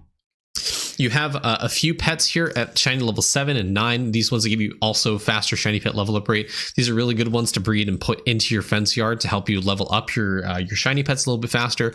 This is more of a passive mechanic. I wouldn't really recommend doing some active Beastmaster right now because you have other sources of shiny pet level up rate that you have to get yet that will make Beastmaster a little bit easier and more efficient in the future. So focus on getting those increases to shiny pet level up rate first, and then consider doing some more active Beastmaster to get to like level 12 shiny pets, level 13 shiny pets, or what have you. But you also have some really good ones, like the bonuses from all meals from Sheepy and Red Mushroom shiny pets. These are really, really good. It's also a good point. Salt Lick, I don't know if you're aware, which you are. You're just lacking in salts, it seems like, but definitely get some refinery speed from the orange salts here. So consider being more active in doing your refinery. If you don't have Doot, make sure to link to Omnifal with Pocket Divinity and collect your AFK time to level up your red or orange salts.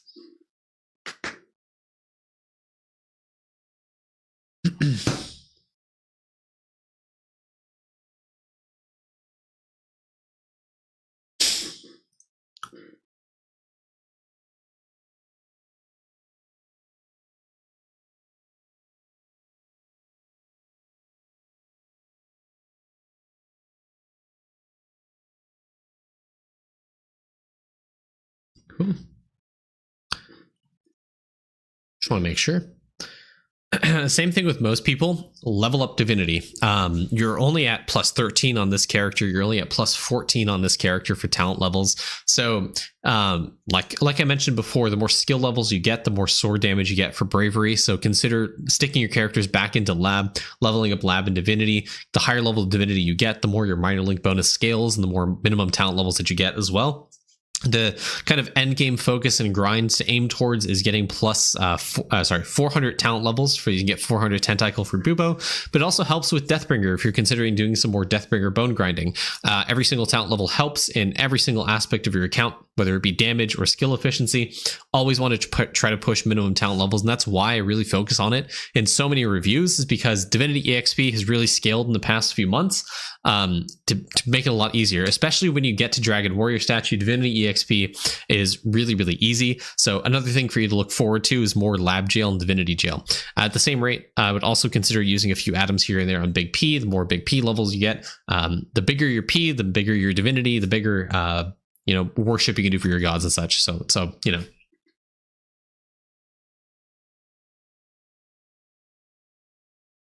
we should bone farm the villager EXP.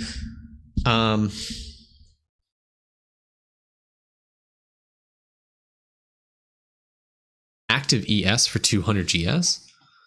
What are you missing green stack wise? Hold on. Before you answer that question. So, oh yeah.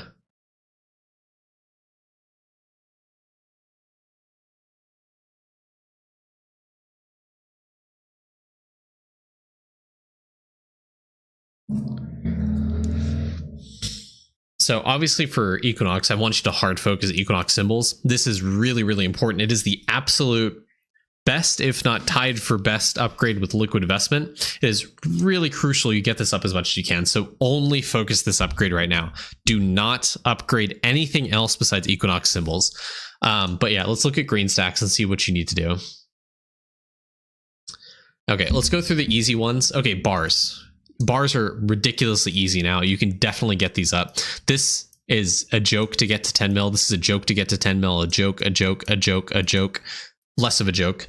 The leaves, active on DK to get these. These are pretty easy. At least the World 4, World 5, World 6 ones are relatively easy. Some of the production resources here. Honestly, Dragon Warrior would help a ton here because there is a production speed statue that would get scaled by Dragon Warrior. So if you can push to the cavern for that, it may be more worth your time to do that. But just know that it would be a lot easier. You can also consider doing, well,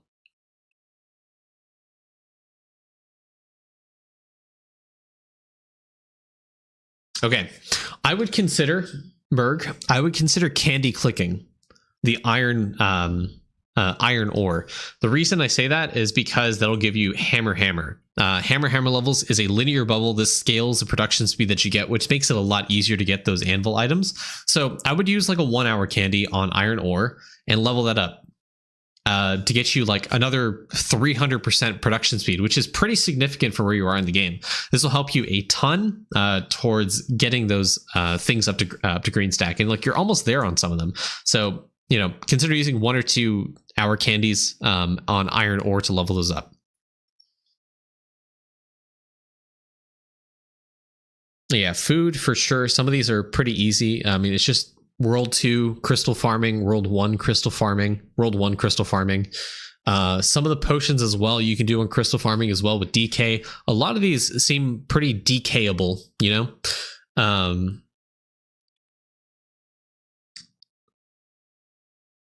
I see salt. Okay, so let's do a counter. So 3, 4, 5, 6, 7, 8, 9, 10.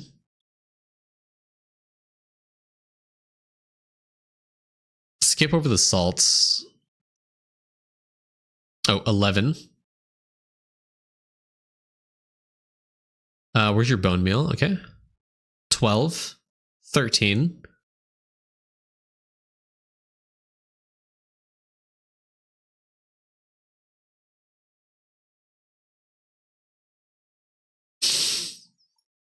I believe 14 for this one.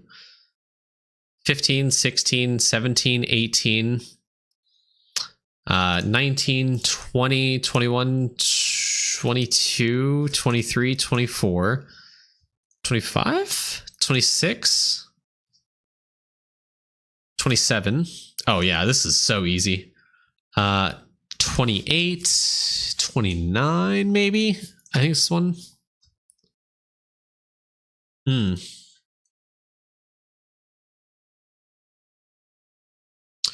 30, 31, 32, 33, 34. You have quite a few green stacks that you can do. Yeah.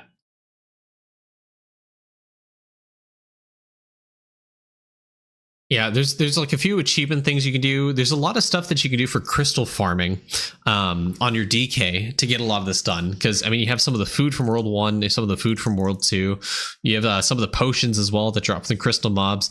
Some of those you can ES farm on rats, I think, for like the, not the Insta followers. I think it's this or this. But yeah, there's a few things that you can do on active ES. There's a few things you can do on active DK. But yeah. And obviously with the Anvilnomics to help you get 1, 2, 3, 4 easy green stacks, you have 1, 2, 3, 4, 5, 6 easy green stacks here as well. The leaves as well, like I said, are crystal farmable. So 1, 2, 3, 4 here are pretty easy. Maybe 5 right here from the leaves as well. It's pretty important.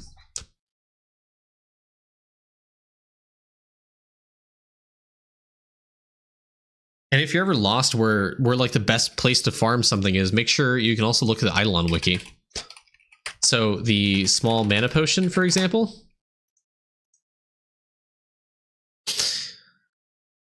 So drop from these sources right here. Okay, highlights sources here. So crystal carrot. There you go. That's the World 1 crystal. So doing going on board beans and farming crystal carrots. Sources for R3B, poop and rats, walking stick nuttos. Yeah. So yeah, if it's in a crystal bag, DK. If it's in a mob specific item table that's not crystal farmable, yes, that's your answer. Yeah, no, statue GS is just absolute. That's degenerate. Statue green stack is just no.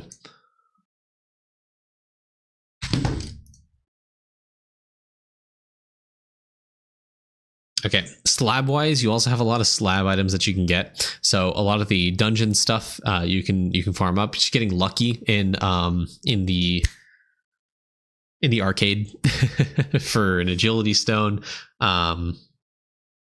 There's a few trophies I see here as well that you could get. The king of food honestly just takes a little bit of time.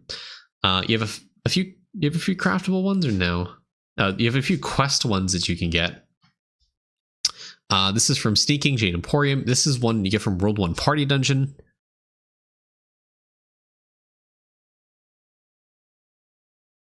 Some of them from bosses, like these wings here.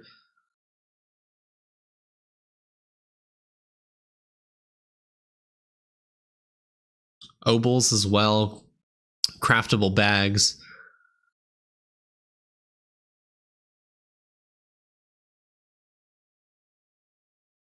Okay, you decently progressed in farming. If you want to choose, if you choose to keep on pushing farming, I would probably consider getting value GMO to about 2%. Makes it a little bit easier to get to 100, the 100,000 value multi. But your strict focus should be between evolution GMO, getting speed GMO to 30%, OG fertilizer to about 4x. But it's just continually resetting and grinding out Evo GMO. The more Evo GMO you have, the further you can progress in crops.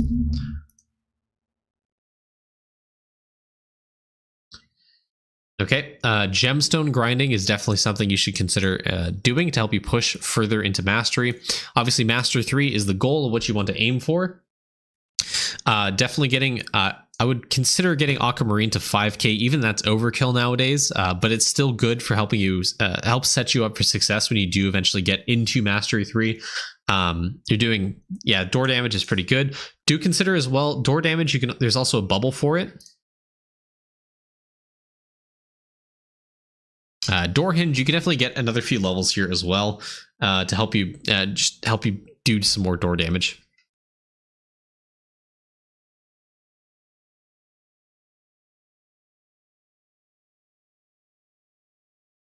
Okay, I guess last thing I kind of want to focus on is beanstalk. So you have a few things that you can do from just doing DK farming. So like I said, just going out with Choco Chip, with Crystal Spawn card set, doing World 5 gold food, you can get this up to 100k, you can get this up to 100k, you can get this to 100k, get this to 100k, get this to 100k. You can craft these up to 100k pretty easily.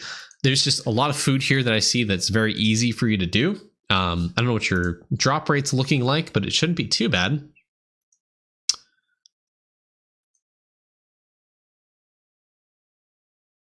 $21. I mean, there's no reason. I don't see why you can't do some, even 30. Yeah, that's definitely very farmable for you right now. So go on DK, go grind out some World 1 to World 4 crystal mobs. Go get World 5 even. Do some crystal farming. Get some of the gold food done around the 100k stack. Go get the achievement for the gold food so you get more gold food bonus. And, you know, that just generally helps your account as well, especially the gold cheese. As you mentioned, a lot of those rapid reviews, shrine levels are really important just for general account progress. And yeah, it's just a good thing to focus on. And if you do 100k on the beanstalk, it's just really going to help your account as well.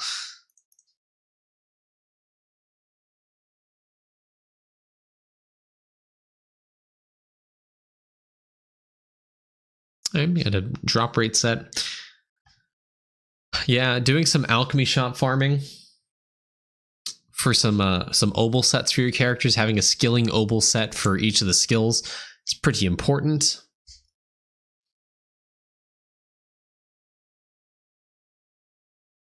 And do you have bags? Okay, you at least have most of the bags.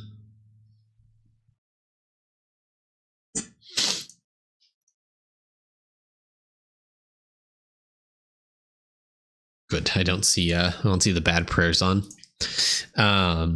Dashboard wise.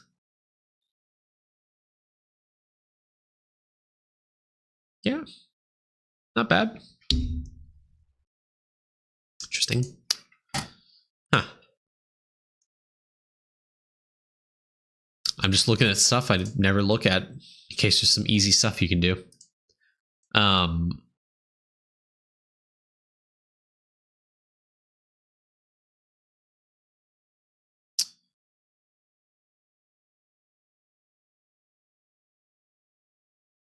Yeah. Okay. I think this one requires, I genuinely can't remember how many insta grows you need, but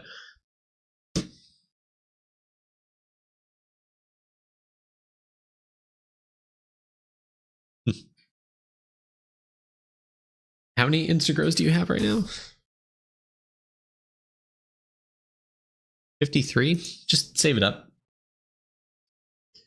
Yeah, save it up. I mean, it's not like you need Instagrows right now. Instagrows are just useless at this stage of the game, so it's just sitting and waiting.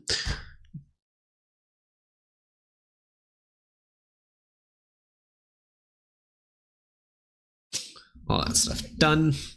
Perfect. I'm glad you ignored this. It's kind of useless. Yeah, okay. Oh. All right, this is a good thing to end on. So, Mr. Burger King Foot Lettuce, I think you mentioned how refinery is slow and the fact you started so long ago.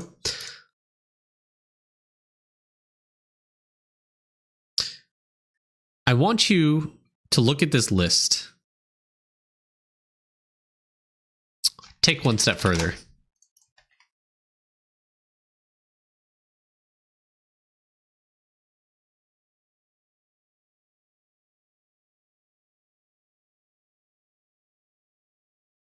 So you see how my construction mastery is 3.3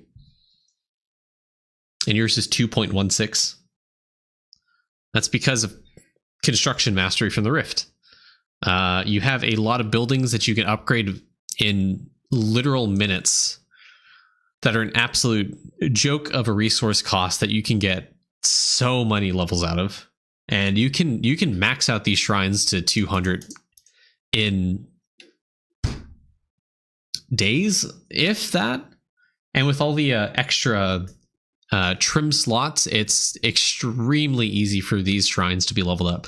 So you're missing a lot of construction build rate. You're missing a lot of refinery speed from these shrines. So make sure stop pushing towers right now. Just focus on shrine levels and max these out to 200. With the exception of Primordial Shrine, obviously you need a lot of black lenses for that.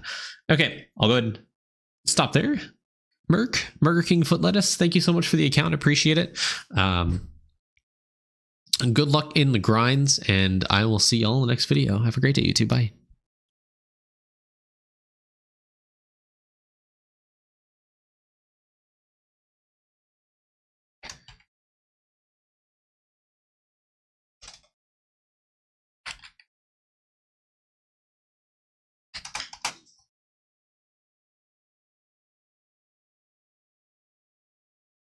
No problem. We'll mark that off on Discord.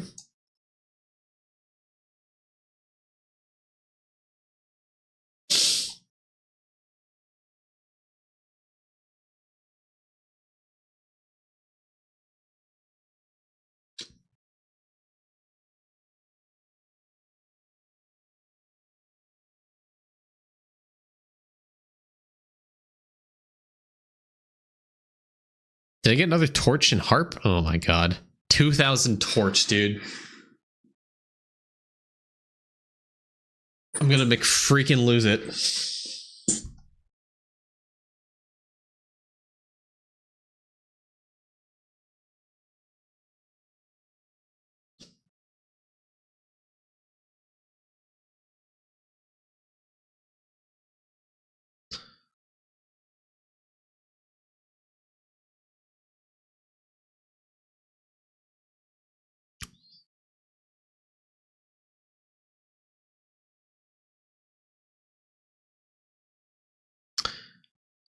Refinery, that's what I was gonna do.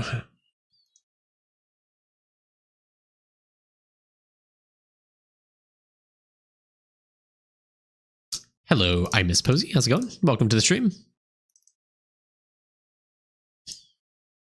All right. Let's go do some more bone grinding.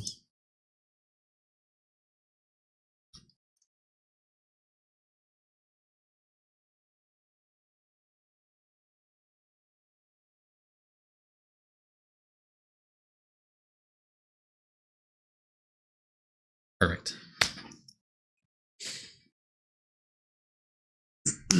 Hey, YouTube. Karen Garcia, thank you for... I think it's the... Oh, Riviera, sure.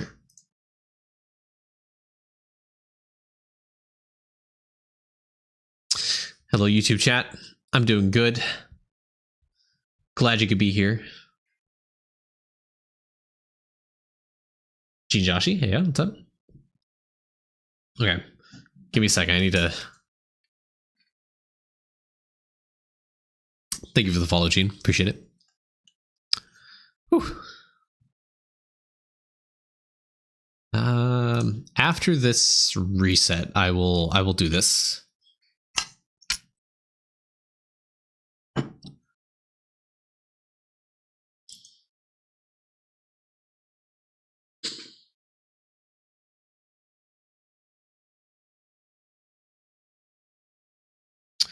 I'll move this off to the side. That way when the timer actually goes off, I can start. I can focus on that.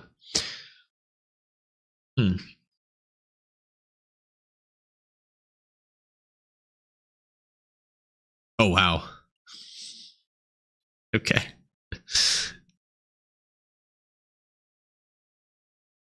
Yikes.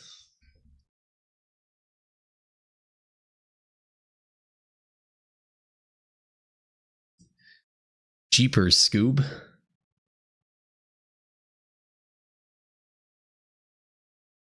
Yeah, I mean, let's not harp on him too much. I mean, seems like a really early account, so.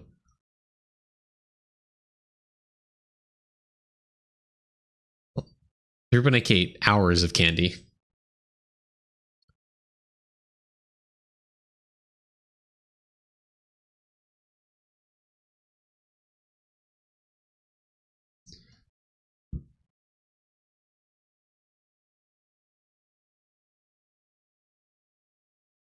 What stamp should focus on?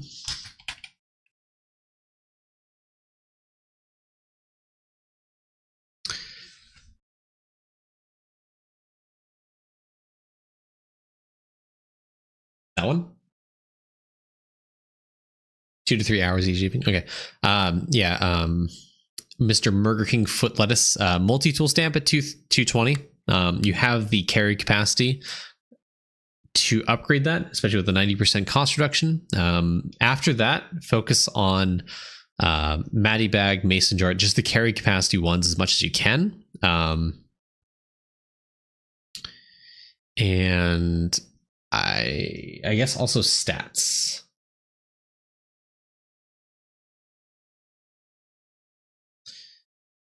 Yeah, there's also some, you can also do like mining efficiency, chopping efficiency, like these ones. You're just running into like money issues to upgrade some of these at this point. So if you're running into money issues upgrading stamps, I would probably consider doing some more Gmush kills. Yeah.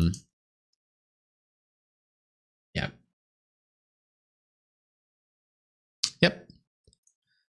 Okay. Give me 50 seconds, Rev, and then we'll do yours. Oh, it's a baby account. Yes, it is. How baby is it, though? Oh, very baby. Perfect. Doesn't even have a tremor worm kill on the account.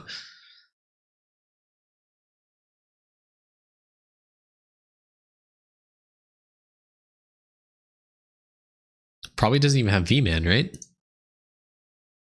Has a V. How the fuck do you have V-Man?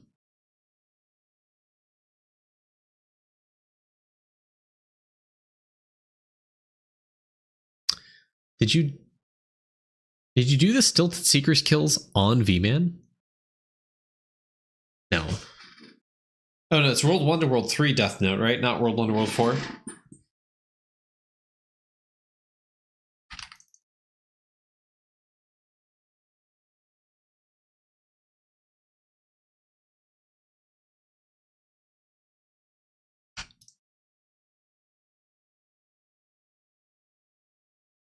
Okay. All right, chat. Ready? 3, 2, 1. Hey guys, it's Main here, backing you with another account review. Today we're doing Reviara's account. Finally, someone that is not deep in the end of World 6, pushing red 90Q, red super bits, not pushing like 0.0001% tome. We finally have someone we can actually help that is not at the end of World 6 and is super sweaty and actually only plays for like 2 to 3 hours a day at most. So let's see what we can do to help Reviara's account. Focus on some non-sweaty mechanics to see what we can do to try to push the account into higher limits and just generally help account progress at this stage of the game for someone who is pretty early on, not that really far progressed, or someone's not really that active. So what can you do if you don't play the game 24/7 like me? And just, you know, what is there to aim for? What can I do to help my account right now? So looking at the Toolbox is a really good tool because it helps you kind of focus everything into one section, and you just generally get a good glance at your account. So from my cat jumped off a table, sorry. From this like dashboard, you can see that you only have 4K bubble levels, 2.5K stamp levels. Obviously that's lower because your early game account, which is completely fine. But some early game grinds, some things you should aim for is getting like 5k stamp level, pushing into 10k stamp level. The reason that's important is because of gilded stamps. Every 1,000 stamps up to 10,000 gives you a chance at a stamp cost reduction. The gilded stamps you get from the Rift, if you haven't pushed there yet, you should push to it towards it. And Rift is definitely something we're going to need to talk about. Probably something that's hindering your account progress, maybe. But 5k stamp levels is what you should aim for. Early game, what you should aim for is definitely stats. Stats, whenever you can get it, try to upgrade those stamps as much as possible. And two big stamps I don't see on your account right now are Ladle Stamp and Multi-Tool Stamp. Those stamps are incredibly powerful. So definitely big first thing for you to do is try to unlock those stamps as much as early as you can. So comes from, I think, Oinkin from World 4. It is one of the early pigs that you encounter, I believe, in the Donuts map that allows you to get ladle stamp. This gives you cooking efficiency. Cooking efficiency allows you to get more and more ladles on Deathbringer or your Blood Berserker if you have it, because that'll help you get more ladles to help you upgrade the meals and cooking. This is really important for getting cooking levels. This is really important for getting you cooking speed. It's really, really good. Now that you have Voidwalker, you're going to get a ton more meal cooking speed thanks to Blood Marrow, and I really recommend booking that if you haven't already, because it is the biggest multiplier to meal cooking speed that you can possibly get in the entire game, bar none. And you only have it at level 100, which is a little disappointing. So you need to get this higher. Something that you may not be aware of. You can only need 1 point in a Void Trial rerun. I know you probably have minimum talent levels, which is fine. I just want to, you have 41 Allen, but you need to make sure you have in any preset at least 1 level of Void Trial rerun. If you do not have Void Trial rerun at 1 point, you're missing all of the points you've ever gotten from a speed run. So put 1 point in here so you get the extra points. Make sure to book Blood Marrow to get a higher level of Blood Marrow, because this is multiplicative meal cooking speed. Like I said, is the biggest increase. The way this calculates, as you see this 0.66%, it is 1.0066, and it's to the power of the total levels of all your meals. So I honestly don't even know what total meal levels you have right now. It's really low, so you're not going to see that big of a bonus right now, but the more you level up your meals, the more bonus you're going to see. So it's going to be like, I don't know, for you right now, like 200 or something. You have a 3% increase, multiplicative increase to meal cooking speed. So it's not that impressive. But if you level up these meals, which you very easily can, you might be able to get to 400 meal levels. In that case, it's 1.0066 to the power of 400. So instead of 3%, it's now 14%, which it's starting to scale. You can see every single individual meal level you get is really important. And if you go from 400 to 800, instead of 13%, you're getting 192. It scales exponentially. It is really slow to start, but make no mistake, it is the biggest increase in meal cooking speed, and cooking provides you so much early game. It is not something you want to neglect or forget about. Cooking is really easy for you to scale early on. There's a ton of bonuses to meal cooking speed. You can really scale early. And like I said, you only have like 1 ladle per meal level right now. It is also really important you get your meals to a minimum plate level of 11, because Diamond Chef will start kicking it. It is the second, maybe third biggest multiplier now to meal cooking speed in the game, and you have it unlocked at level 15, so you're getting 1.16 times for every single plate at level 11. Obviously you can't probably upgrade this right now, but the goal is to try to get this into no bubble left behind range.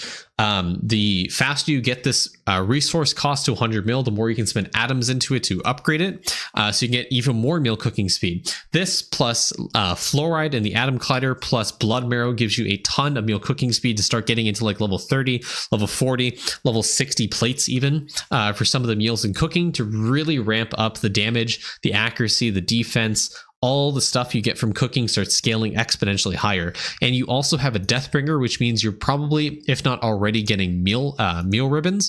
Ribbons will provide you more bonuses as well, because it'll multiply the meals. And I can see here you are at ribbon winning. You have the ribbon shelf unlocked, so please use your ribbons on your meals. I would probably 100% focus on putting ribbons on your meal cooking speed meals first.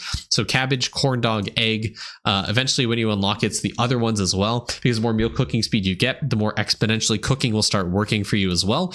Like I said, it helps you get more damage, more skill efficiency to get your higher prints, get you more defense, get you more points in tower defense to help you push with cannoli. It's just cooking early game is one of the best skills for you to focus on to help you progress your account.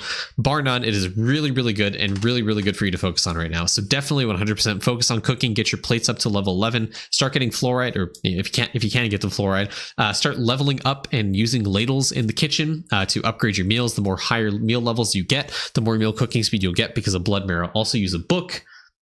Use a book for blood marrow, so you don't have to rely on that 0.66%. You can get it up to like 0.71, and that'll also help with the exponential scaling of meal cooking speed. It is really important you do that.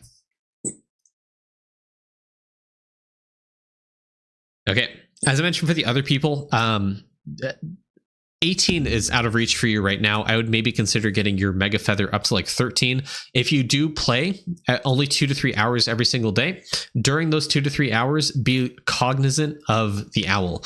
Make sure you do your resets. You really want to try to grind this because this is an easy source of drop rate. It's not the best increase of drop rate, but it is an increase, and it's something more passive of a mechanic that you can go back to and kind of focus on.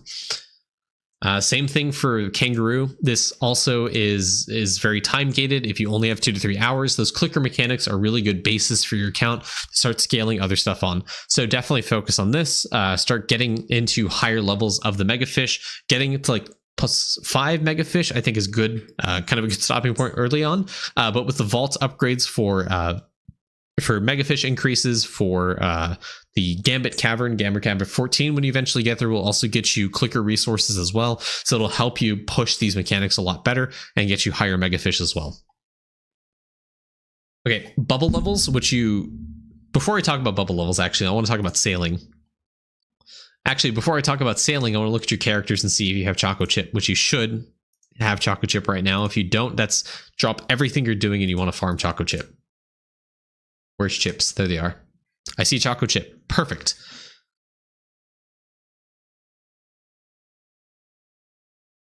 Okay.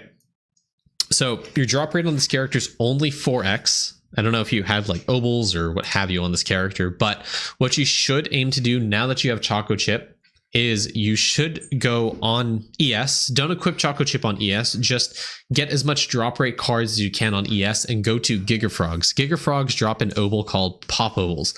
Pop Obals are the main circle obol that you want to get you drop chance. This will help you start scaling drop rate in your account. So you want a full family page circle obals of Pop Obals.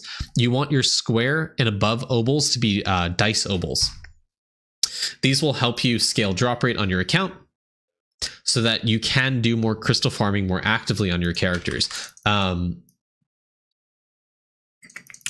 Yeah, so start with the obol grind. I think it's really important for you to focus on that right now. Dice is from crystals. Yes, World 2 crystals is where you want to aim for. I did my grind on Sandy Castles. That's still a good map. I would recommend going on Sandy Castles for DK to do some crystal farming, because that'll give you dice obals. It's also a good place to farm for opal fragments. I would consider doing the statue grinding when you have 10x drop rate. That's something you want to aim for. Once you have 10x drop rate, the World 1 to World 2 statue grind is going to be a little bit easier for you, but outside of that, it's not worth your time. I think you should rather focus on other things in your account. But when you get to 10x is when you can start considering focusing on doing crystal farming, and obviously doing the 20k power statue grind, getting a lot of these up there. But what Onyx Statues really opens up for you, like I mentioned on one of the rapid reviews previously, is the 100% crit chance. Every single hit is now guaranteed to be crit, and then eventually getting up to 200% for the mega crit is going to be really important.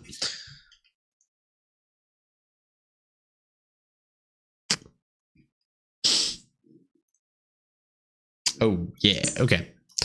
Missing money here. This is also really good.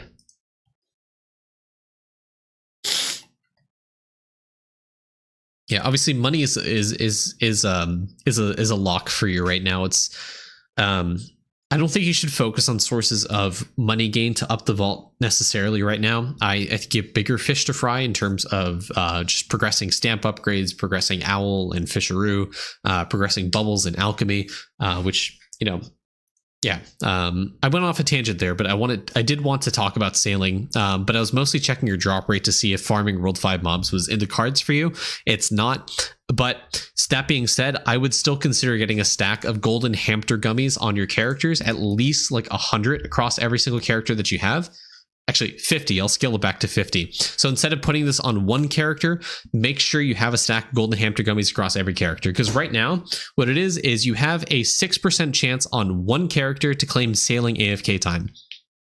You want that 6% across every character. So when you claim on 10 characters, you have a 6% chance each time to get sailing time. This will help you immensely speed through sailing early game. So you want golden hamster gummies across your characters, an equal stack, so that every single character has the equal chance of getting that sailing time to help you progress. This will help you a ton in trying to complete and progress your sailing artifacts. Right now, I think you just have ancient. I don't think you have a rift unlocked for eldritch artifacts, right? But that is definitely something you want to try to aim for soon.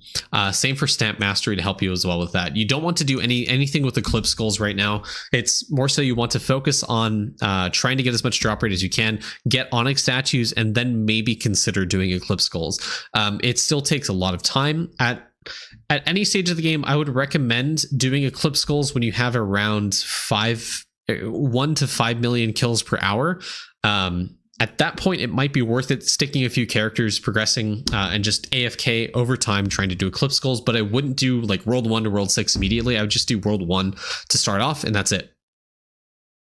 Yeah, just unlock it to progress and keep pushing towards stamp mastery and eldritch artifacts, because eldritch artifacts is really important. It'll help you a ton in sailing, because the sooner you get eldritch fossary tusk, the better it is. Another good artifact to aim for obviously is 80 tablet. The more sailing speed that you get, the easier it is to get to the other islands, and the faster you can get to fury relic. This is where the game starts opening up for you, because you'll be able to hit 200 talent levels on Bubo, and that is the first big breakpoint for what makes Bubo really, really good.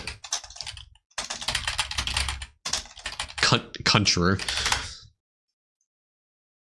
Oh, you just got 203 on Bubo. Okay, sick. So for those who don't know, the first big thing for Bubo is level 200 on Tentacle. So at level 199, it gives you this percent chance, who cares about that, to reduce attack cooldowns by 2 seconds. Once you hit 200, this goes up by 3. It is a 50% increase. It's what makes daily, hourly cranium cooking even possible, especially when you have Choco Chip. It'll make immensely faster your grind with Bubo. So getting 200 Tentacle is really important. It'll help you push your alchemy bubbles a lot faster. So with that being said, what you should do, Reviara, is so you were there. You had 200 Tentacle. That's what we're talking about with Bubo farming and stuff. So what you should do right now is try to unlock bubbles. Don't worry about liquid generation or liquid vestment or anything like that from Equinox. Try to unlock the bubbles. I see you have some of the stuff that I see here you're lacking in. You don't have the power of try 1, try 2, or try 3, which are huge damage increases for your account. I can't underestimate how powerful these are. At level 1, it's not really going to give you a ton, but it adds the first time that you're going to see scaling for damage based off of your stats. It's stat damage scaling early game is kind of mid. It kind of sucks. It gives you a little bit of damage increase, especially with the warrior and the second.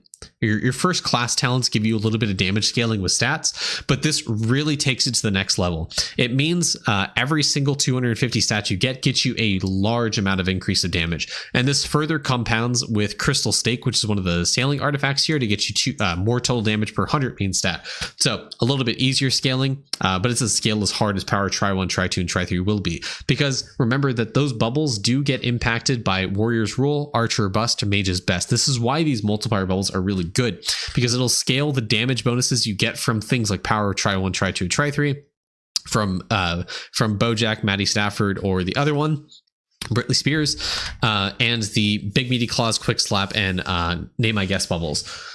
Those multiplier bubbles are really good for helping you scale damage. Don't Don't also forget the Severe Purple, Primal Green, Moltorn. Those multiplier bubbles will help you a ton in getting your base stats as well, because these scale the first bubble, which are your stat bubbles, to get you more of those stats, which means you get more damage out of Power Try 1, Try 2, and Try 3.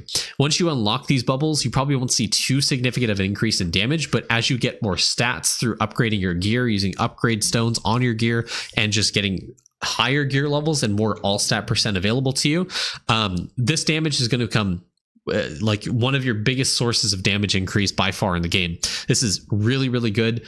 Remember that all the multiplicative damage bonuses that are in the game scale off of something, and if you don't have any percent total damage or any base damage whatsoever, those damage multiplier buckets that you see later in the game just aren't going to work for you. So you want to focus on scaling the amount of stats that you have. So upgrading your gear, make sure you have stat sticks on your character, make sure you have golden Nomwitches on your character to help you scale your damage even higher.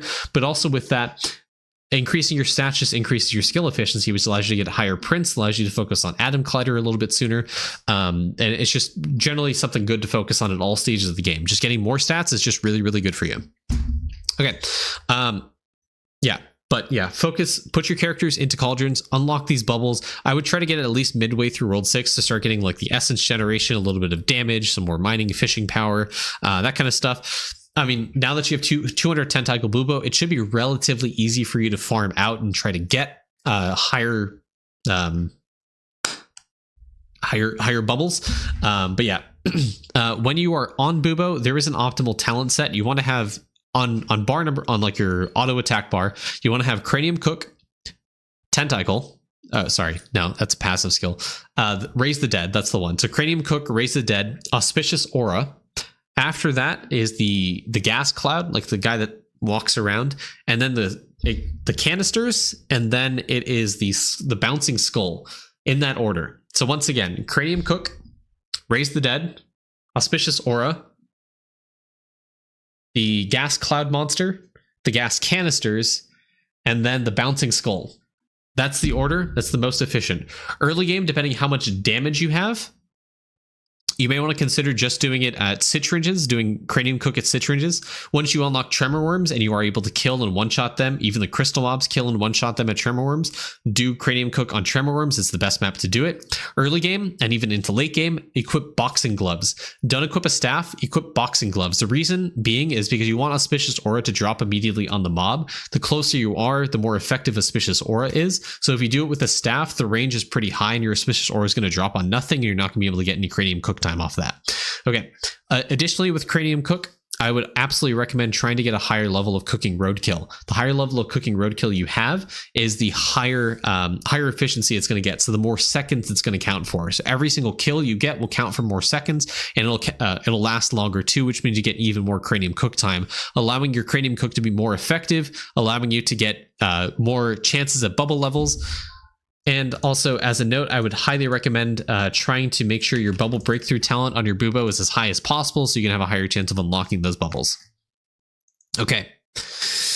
Whew. There's a lot that goes into Bubo once you have 200 talent levels, because it really, like I said, opens up the game for you, and there's a lot for you to focus on. So, talking about your gear, you should really push gear on your characters pretty much across the board, but right now especially, your Bubo needs as much love as possible. You need a scarf. You need higher gear level. If you can only craft troll gear for one character, make it your Bubo, because troll gear gives you percent all stat. Like I said, it's going to give you more damage. The higher level gear you have, the more defense you get. Make sure if you're in World 6, are you in World 6 or just World 5 right now? I can't remember. You're in World 6. Make sure to buy those upgrade stones. Make sure you're in a guild. Try to use those World 6 upgrade stones on your gear, because it'll give you more damage. It'll give you more defense. It'll give you more skill efficiency. It'll give you more damage through the stats as well. It's just really important you use your stones, because I see so many. There's so much here that you haven't upgraded. Make sure you use upgrade stones, please, for the love of God.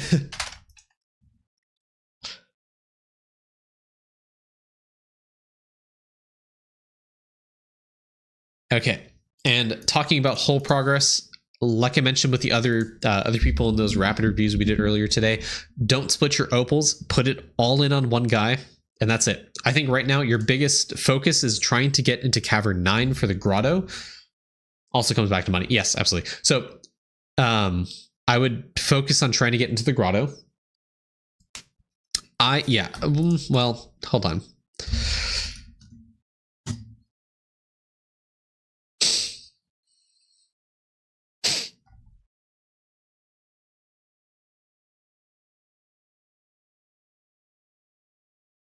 $3,000.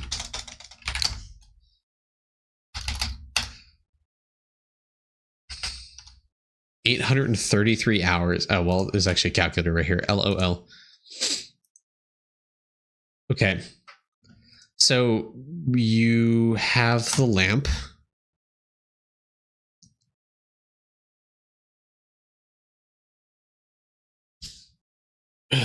Man.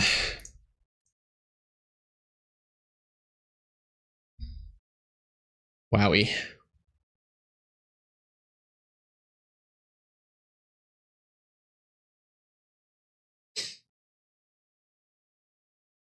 Okay.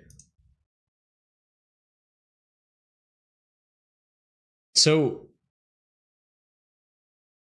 early on, I would recommend trying to split your buckets across the ores to make the bucket expansion give you more ore per second. So the more you expand the bucket, the more bucket fill rate you're going to get.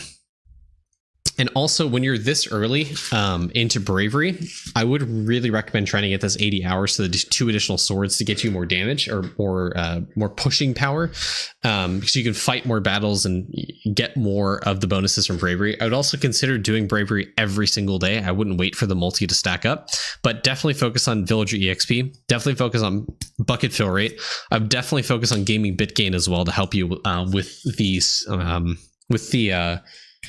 with the what is that tab called? It's like the Superbit one. Is it Superbit? I think it's just Superbit. You know what I'm talking about, right? But it just helps you with everything in gaming. Just gaming bit gain is really important. Mining efficiency might also help you. You need skilling efficiency, but definitely bucket fill rate right now, because you can get like a few extra opals. You can start fleshing out this, and there's eventually a measure upgrade. Wow. Okay. Man, okay. Where does measure unlock? Is it?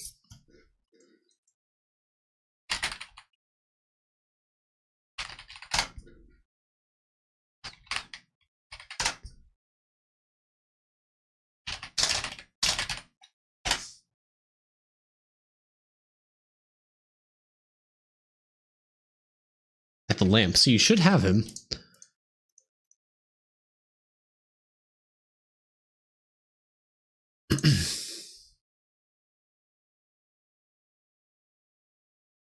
So you should have the measure unlocked. So actually, I would consider doing an opal reset.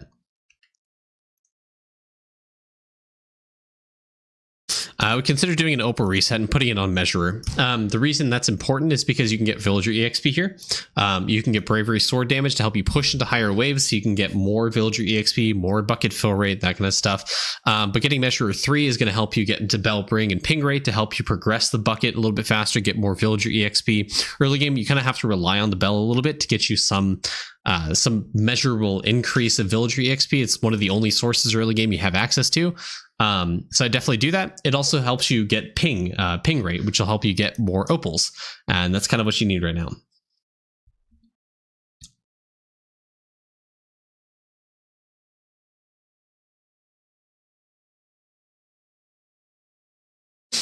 Okay.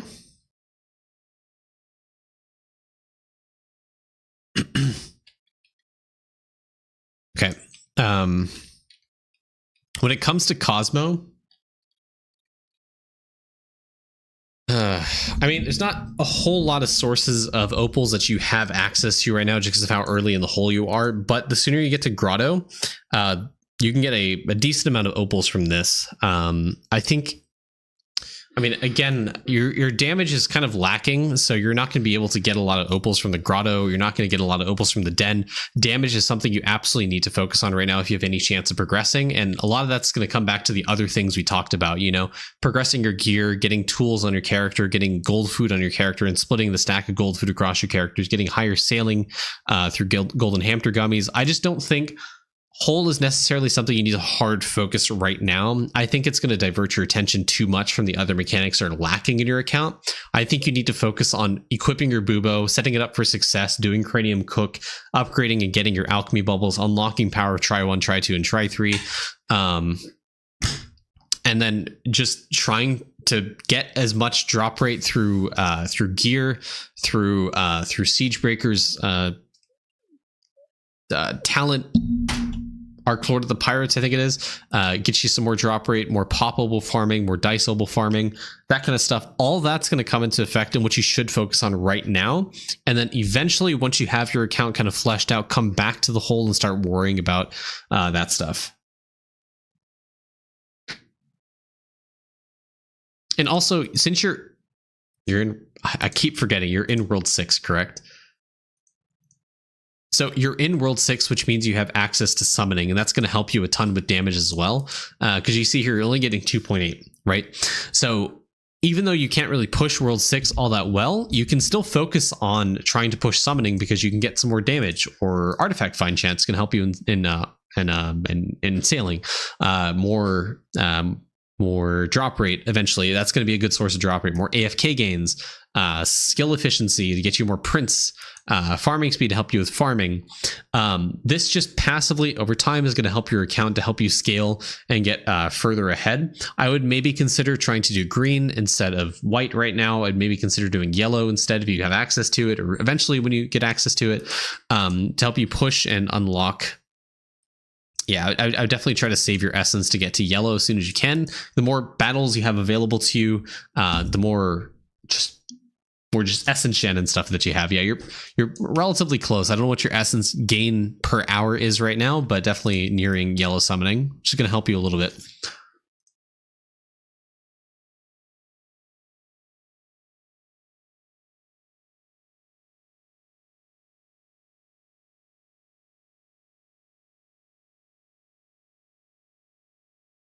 Okay, I want to go back to the Rift. I want to look at skill mastery for you. So fishing 300, catching 300. I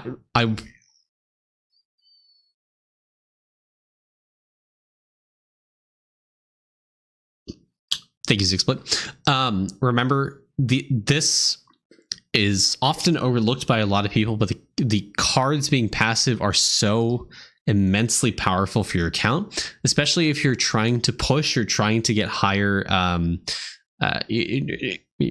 trying to survive more.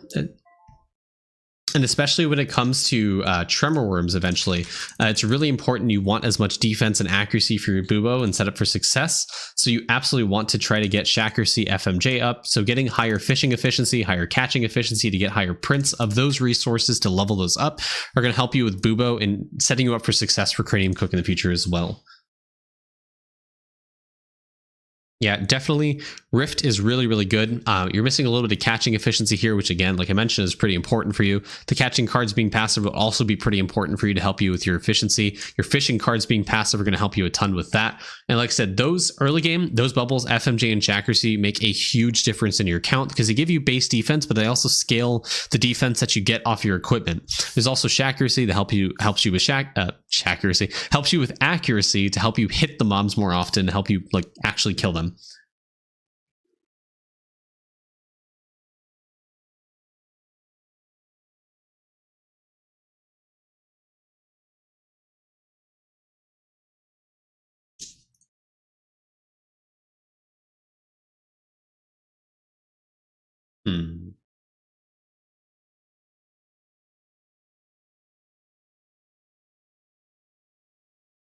Okay. I guess the last thing I really want to touch on is just slab. Slab is often overlooked kind of early game. There's a lot of easy things for you to get in slab. Like I see, like you have dust motes. Depending how much how much catching efficiency you have, you may want to go on the slab grind and try to get some of this stuff. I see a lot of things here that are craftable, that are from dungeons, that you just haven't gotten yet, that are going to give you a lot of general good account progress. Slab gives you a ton of stuff early game. You're already benefiting from slab a little bit. Damage being an issue for you. Yeah, damage is a pretty big problem for you right now. Damage is going to help a ton in helping you progress your account. So I highly recommend trying to focus on damage sources. And yeah, so one thing I want to focus on slab is you're getting some damage from here, from the Rubik's Cube. The sailing artifact is really good, but the one key thing here is the sailing speed. The more slab progress you have, the more sailing speed you have, which means it's going to be easier for you to progress even further into World 6, or sorry, into the sailing artifacts to help you get to like Fury Relic. And again, that's just really important. So make sure you do some slab grinding, try to craft some of the stuff that you haven't crafted yet. Do dungeons. I see you have some dungeon stuff left to do on some classes you haven't done on in a little bit. Make sure you're crafting the anvil resources, or trying to craft the anvil resources if you can. But yeah, slab is often overlooked, but it's also easy account progress for you. It's just a matter of getting the item and having it in your inventory and then changing zone. That's it. And then boom, sailing speed. That's it. Okay, since you don't have Doot, rely heavily on the Pocket Divinity in the hole from this bonus right here. Like I mentioned before, linking to Arctis and I think Omnifau are pretty crucial. Because Omnifau is going to help you with 3D printer procs, sailing procs, gaming procs, and I mean, even going back to golden hamburger gummies across your character, linking to Omnifau is going to help you with sailing early game in World 5. It's really good. And there's no like opportunity cost to it. Omnifau is just really, really good. It'll also help you push refinery to get you higher level refinery, get you more DK damage as well to help you push World 6, and even the dog den even.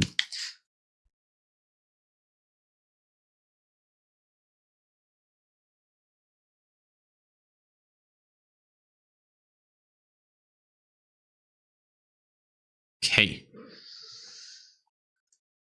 Arena. Okay. Thank God I came back to this. So you want easy source of damage? Pet Arena. This is just straight up 1.4x damage.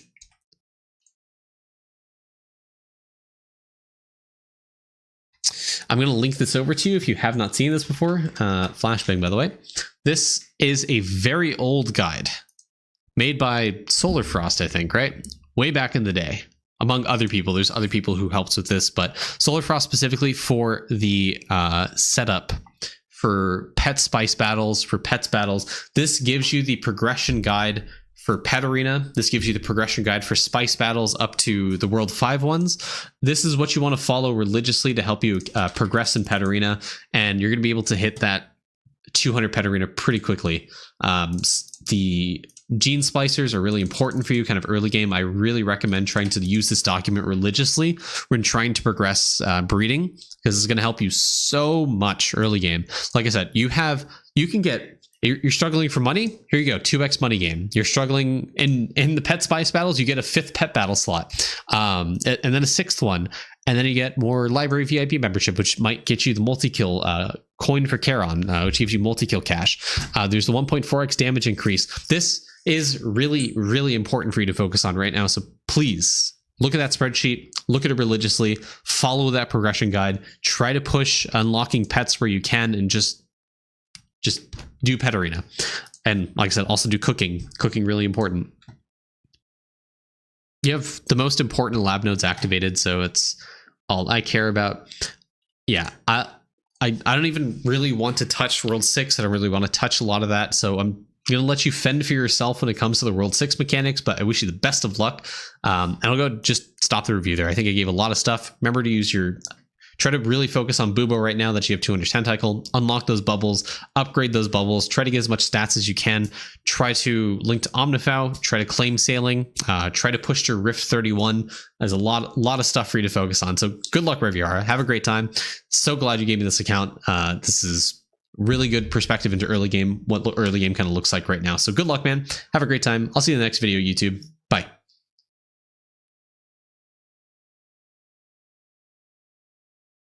Hey, the Vault Arena. Oh yeah, but what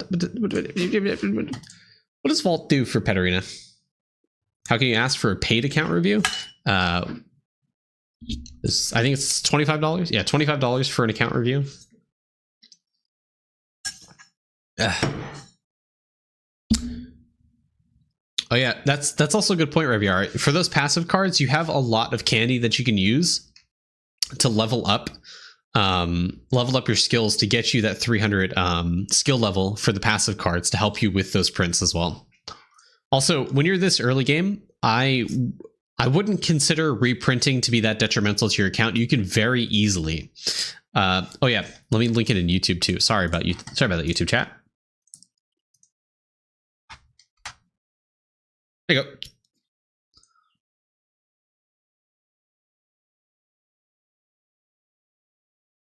Yeah, make sure when you're this early game, consider reprinting often, because you're more likely than not going to see increases in like the 1.5 to 2x range quite often.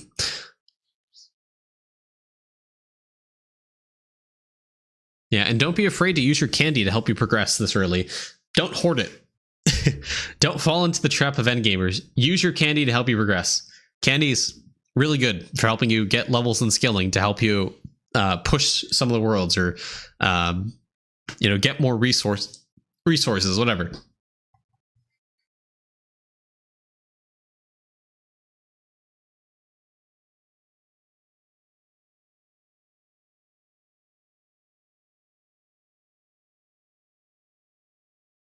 Also, I really touched on your vials. I'm gonna just look.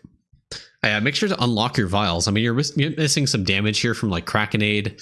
Eventually, when you get here, this material cost reduction for stamps is really, really good.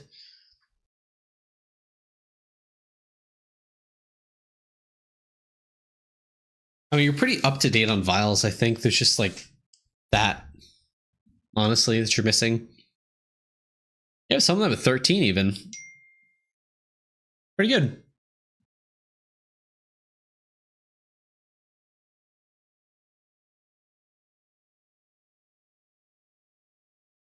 Mm-hmm. Pretty good.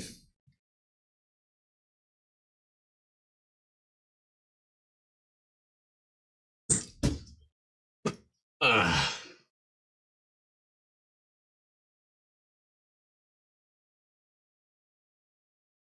All right, chat. I hope you guys understand, but my voice is starting to go out. I need to add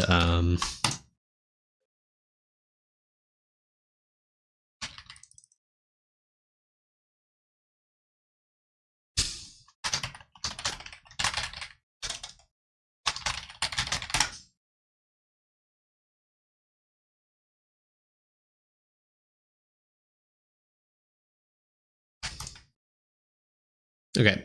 Cidercrin, I think it was, right? I put your account in the channel, so I'm hoping it'll update next stream. Why do I hear boss music? Oh my Jesus Christ, Necri, why? You have so many hyper obels, it's crazy. Also, why is your family page multi-kill?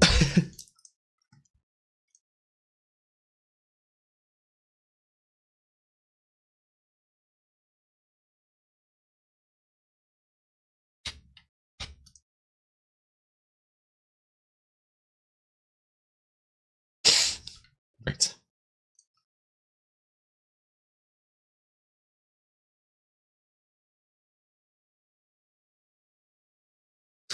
Okay, thank you. To get candies, I just do DK World 2 Colo Grind. It's not a bad idea.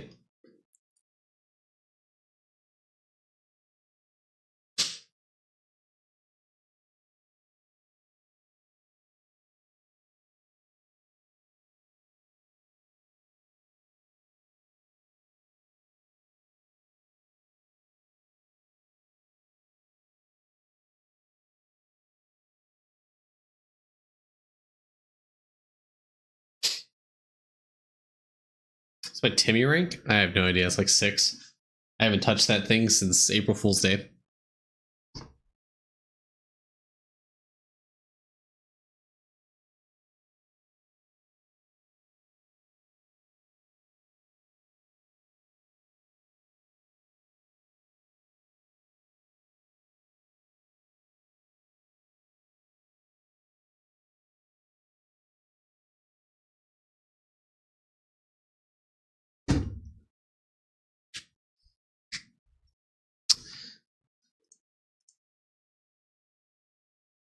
Ooh, it's a lot of moissanite.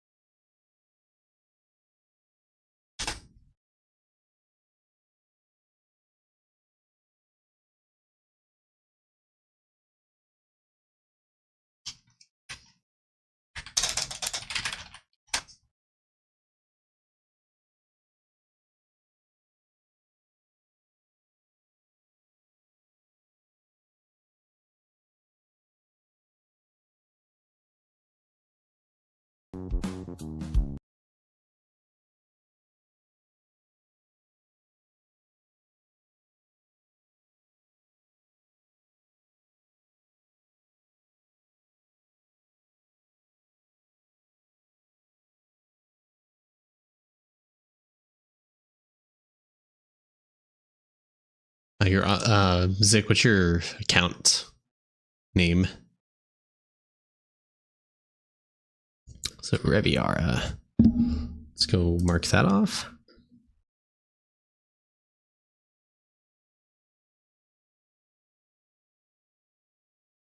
I don't think I'm going to be doing it today, based off the way my throat hurts.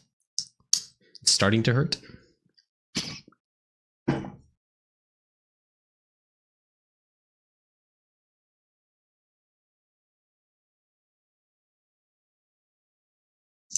Also, I don't think I put a timestamp. Damn it! I always forget to put timestamps on stuff.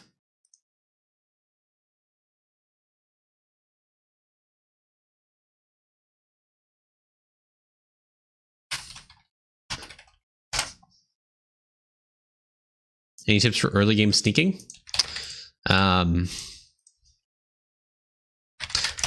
Levels make a big difference early game. Zik splits, yeah, please send the toolbox. That way I have that. Toolbox is much preferred these days.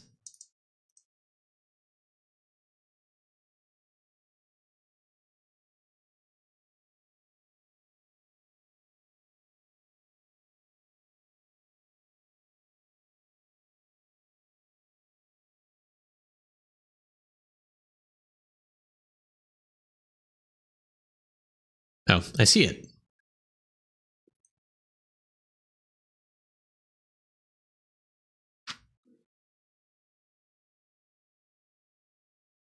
Ugh.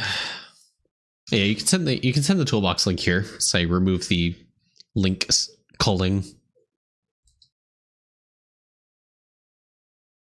Yeah, levels help a ton early game sneaking. It's like the only source of sneaking that you get, but with Deathbringer being out, the max level to land rank stuff, the sooner you get to land ranks in farming, the better your sneaking is as well, because one of them gets you sneaking percent per farming level you have, and it's a very low cost investment for land rank points. So honestly, early game, what I recommend, if I were starting out World 6 brand new right now, I would push farming as fast as I can. And as efficiently as I possibly could, because the more farming levels I have, that is a huge amount of sneaking percent that I get. I think honestly, with farming land ranks, I think you can probably push Mastery 1 with just land ranks. Oh, sure.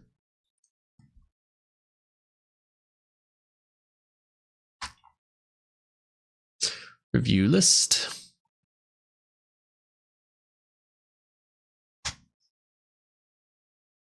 Updated, thank you.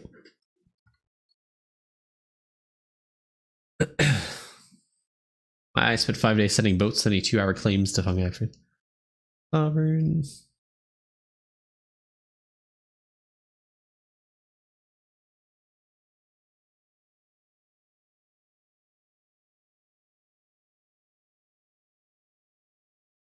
Wait, hold on. Did you not have the artifact Fine Chance Relic first before you went to Sovereign Fury Relic? What?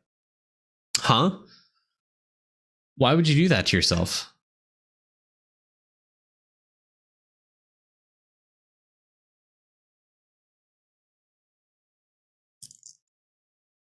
Just get a clapperboard. What the fuck's a clapperboard?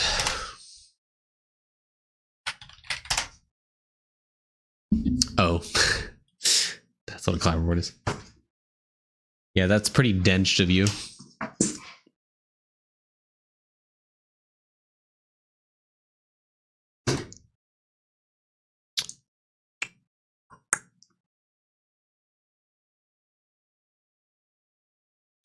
All right, I'm going to look at my toolbox, see what I need to do.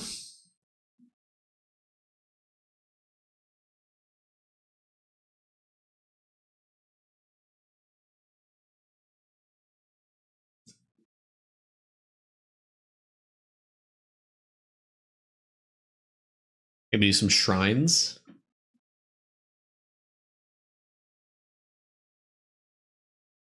Do another refinery.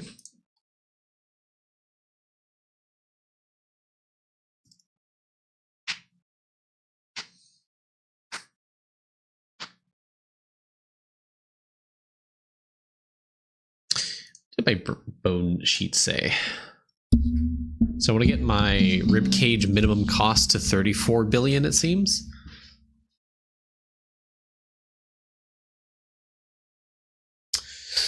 Do the Boreal sampler prayer add the existing 3D? You need to resample.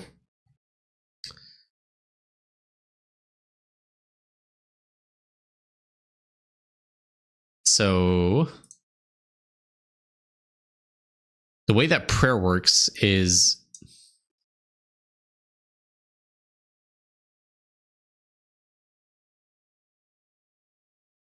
it adds to this, but it caps out at 90. So if you're at 90, you don't need it. If you're not at 90, you need it.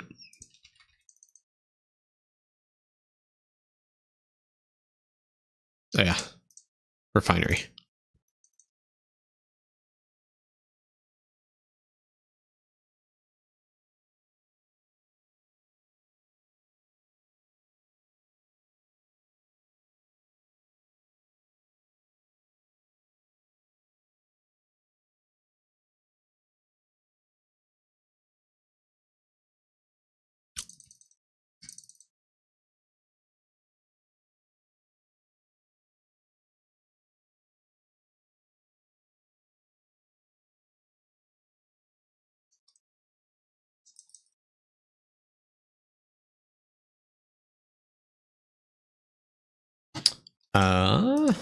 Hold up.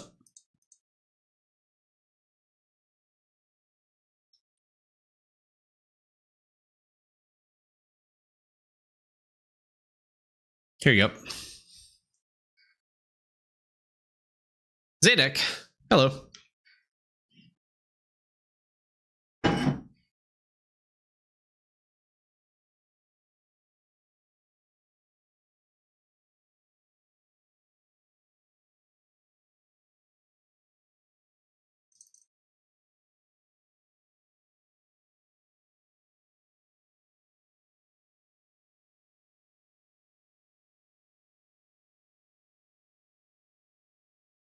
Maybe I should claim AFK time.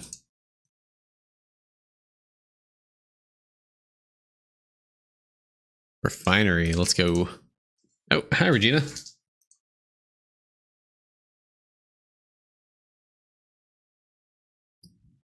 More refinery.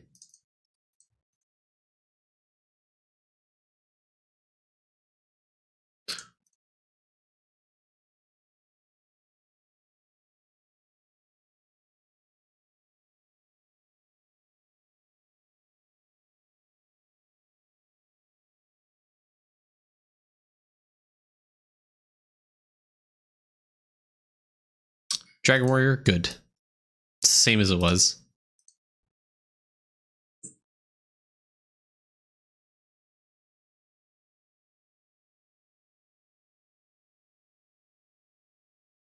Hello?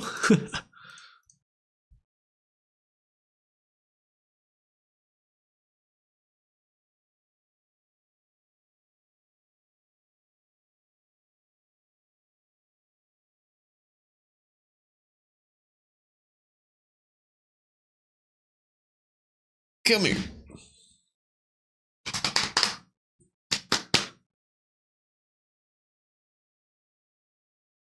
Ah.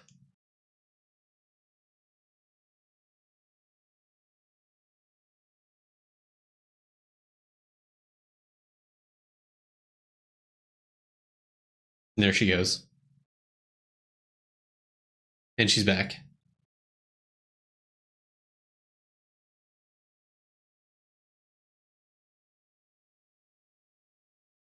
Yes?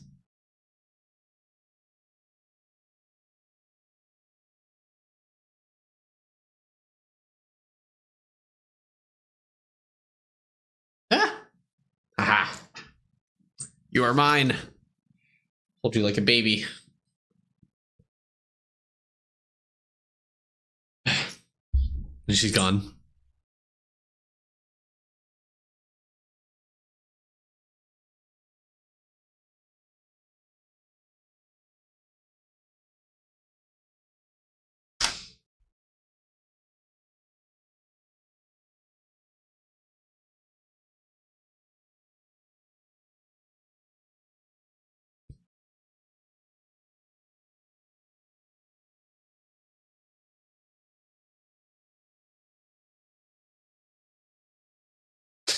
Chat. Yeah, Regina's tail is very fluffy. Very fluffy cat.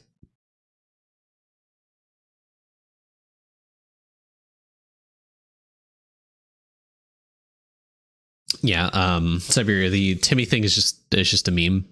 Timmy doesn't do anything.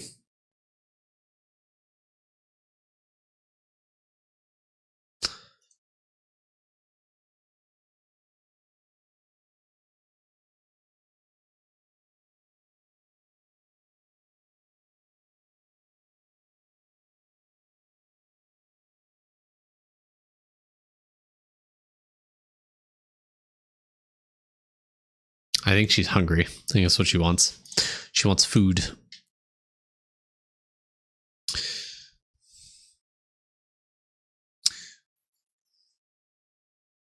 I think it was a gem contest.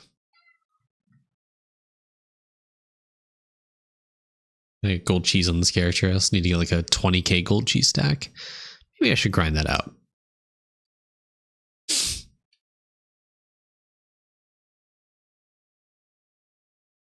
Yes. Yeah? No, really.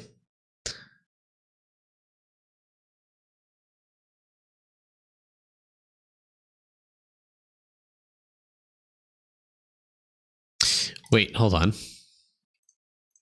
Screw the DB grinding. I think we have some summoning to do.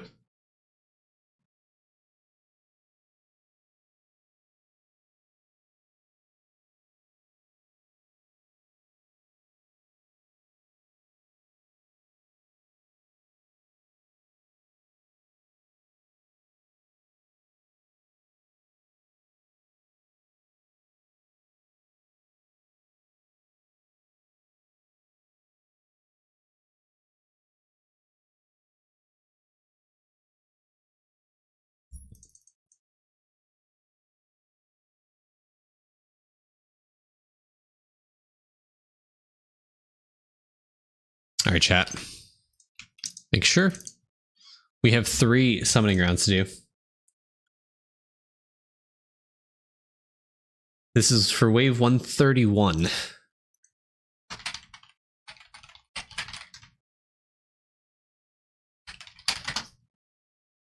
Gamba.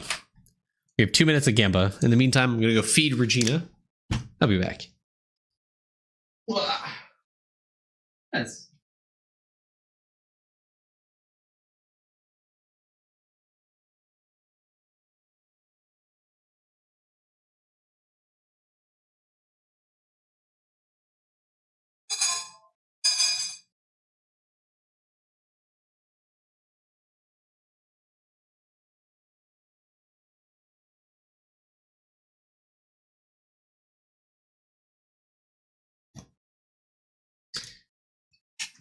How do you unlock more challenges in the game? It is from schematics. That's the one. Engineer.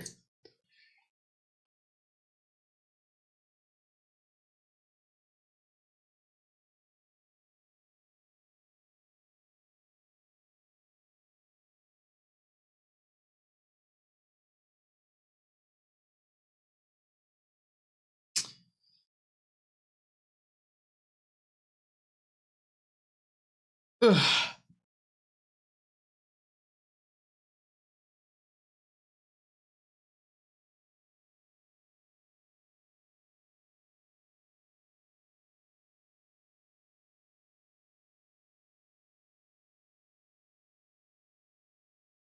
What's the new bone farm strat? Man, I feel tired explaining it already. It's only applicable really to Purgatory Stalkers and Mr. Brightside. I can show it real quick because we're going to be in endless summoning for a little bit. So I had Purgatory Stalkers. I'm gonna go there. Shove Inflamed on. You drop the gravestone.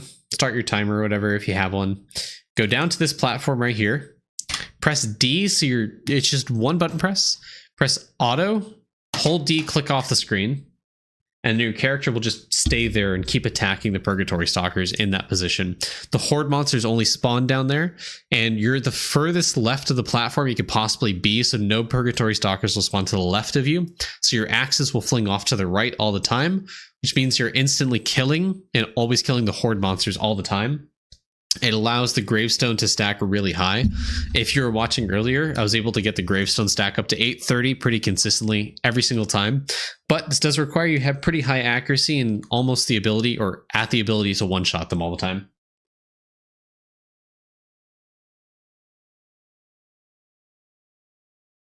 No, well, I'm going to be making a short about it, so.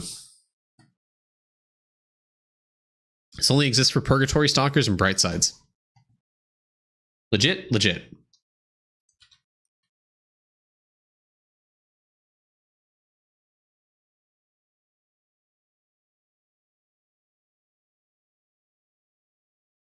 All right. It's a good start. Oh, wait, I fucked up already. That's better. Okay.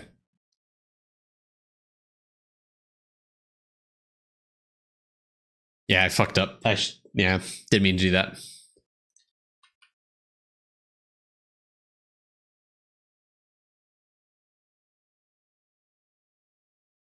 This ain't it. No spark. That's over.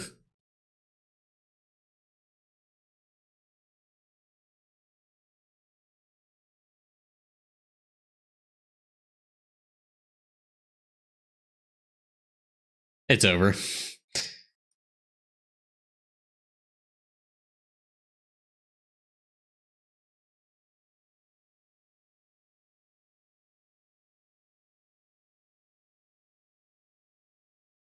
Yeah, you need to get like really lucky on Sparkies.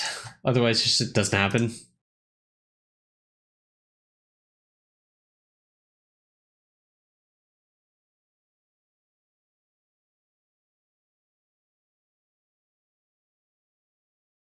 Look at that. It's beautiful.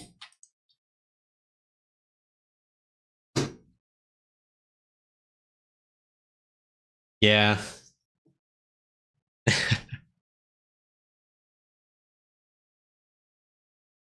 Well, no. I mean, even those Sparkies that I had were not enough. I would have needed like 3 jeweled Sparkies and like a Regalis, you know?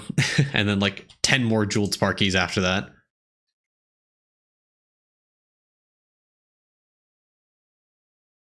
All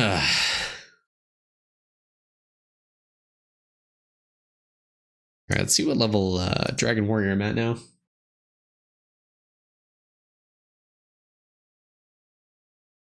$191.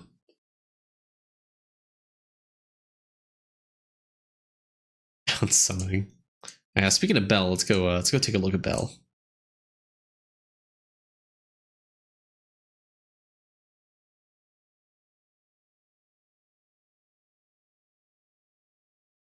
$2,000 harp, 2,000 torch.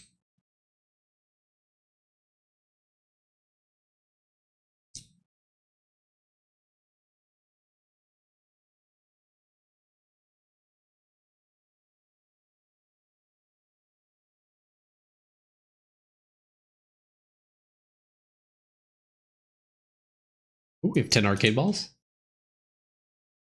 Not even 1k wish. Not even close.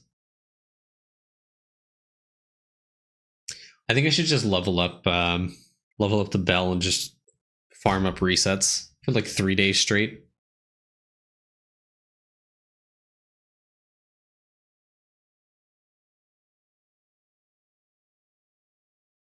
All right. Sure.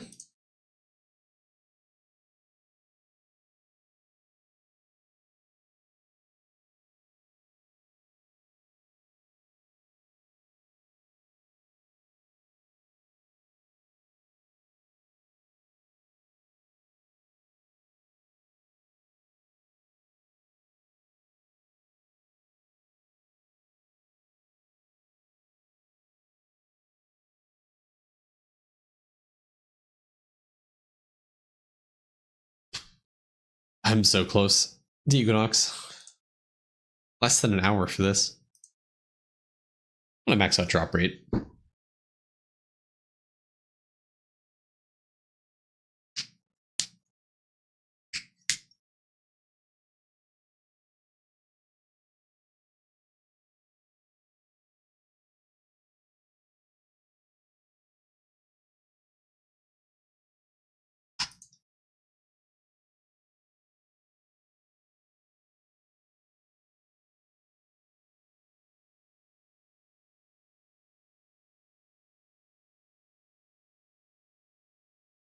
Okay, doke, chat. So I'm gonna go ahead and stream here. I don't know who to raid. Anyone have any suggestions?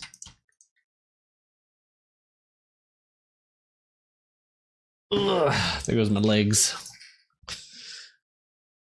Oh.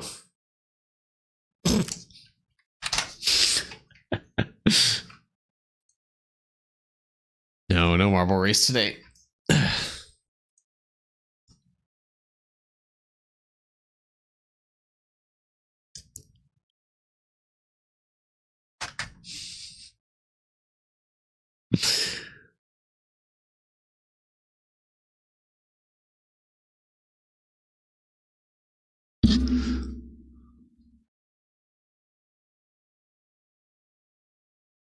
Imagine.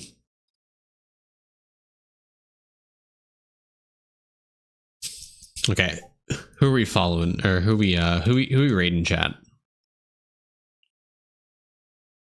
I have a few lists of like ARPG streamers we can raid. Anyone playing Eidolon?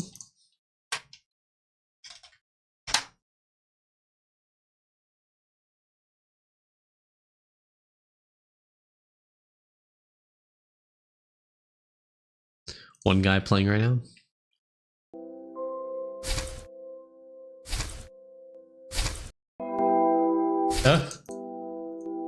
So loud.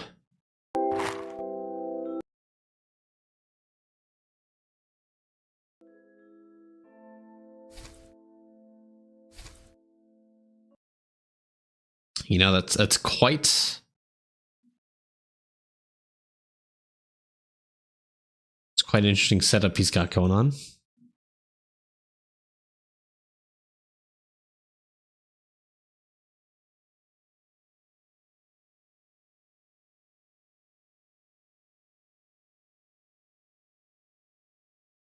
Yep. AFK. Okay. I'm gonna...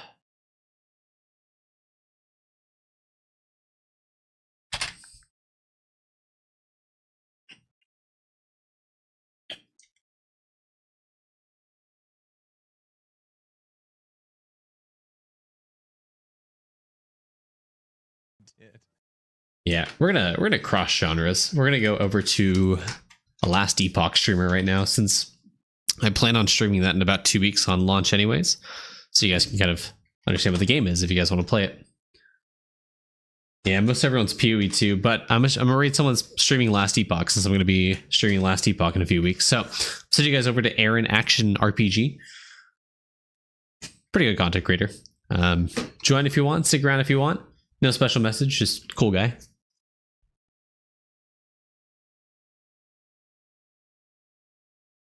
All right. Let's go ahead and raid. All right. Thank you guys for watching the stream. Hope you guys have a good one. I'll see you guys in the next one. Bye bye.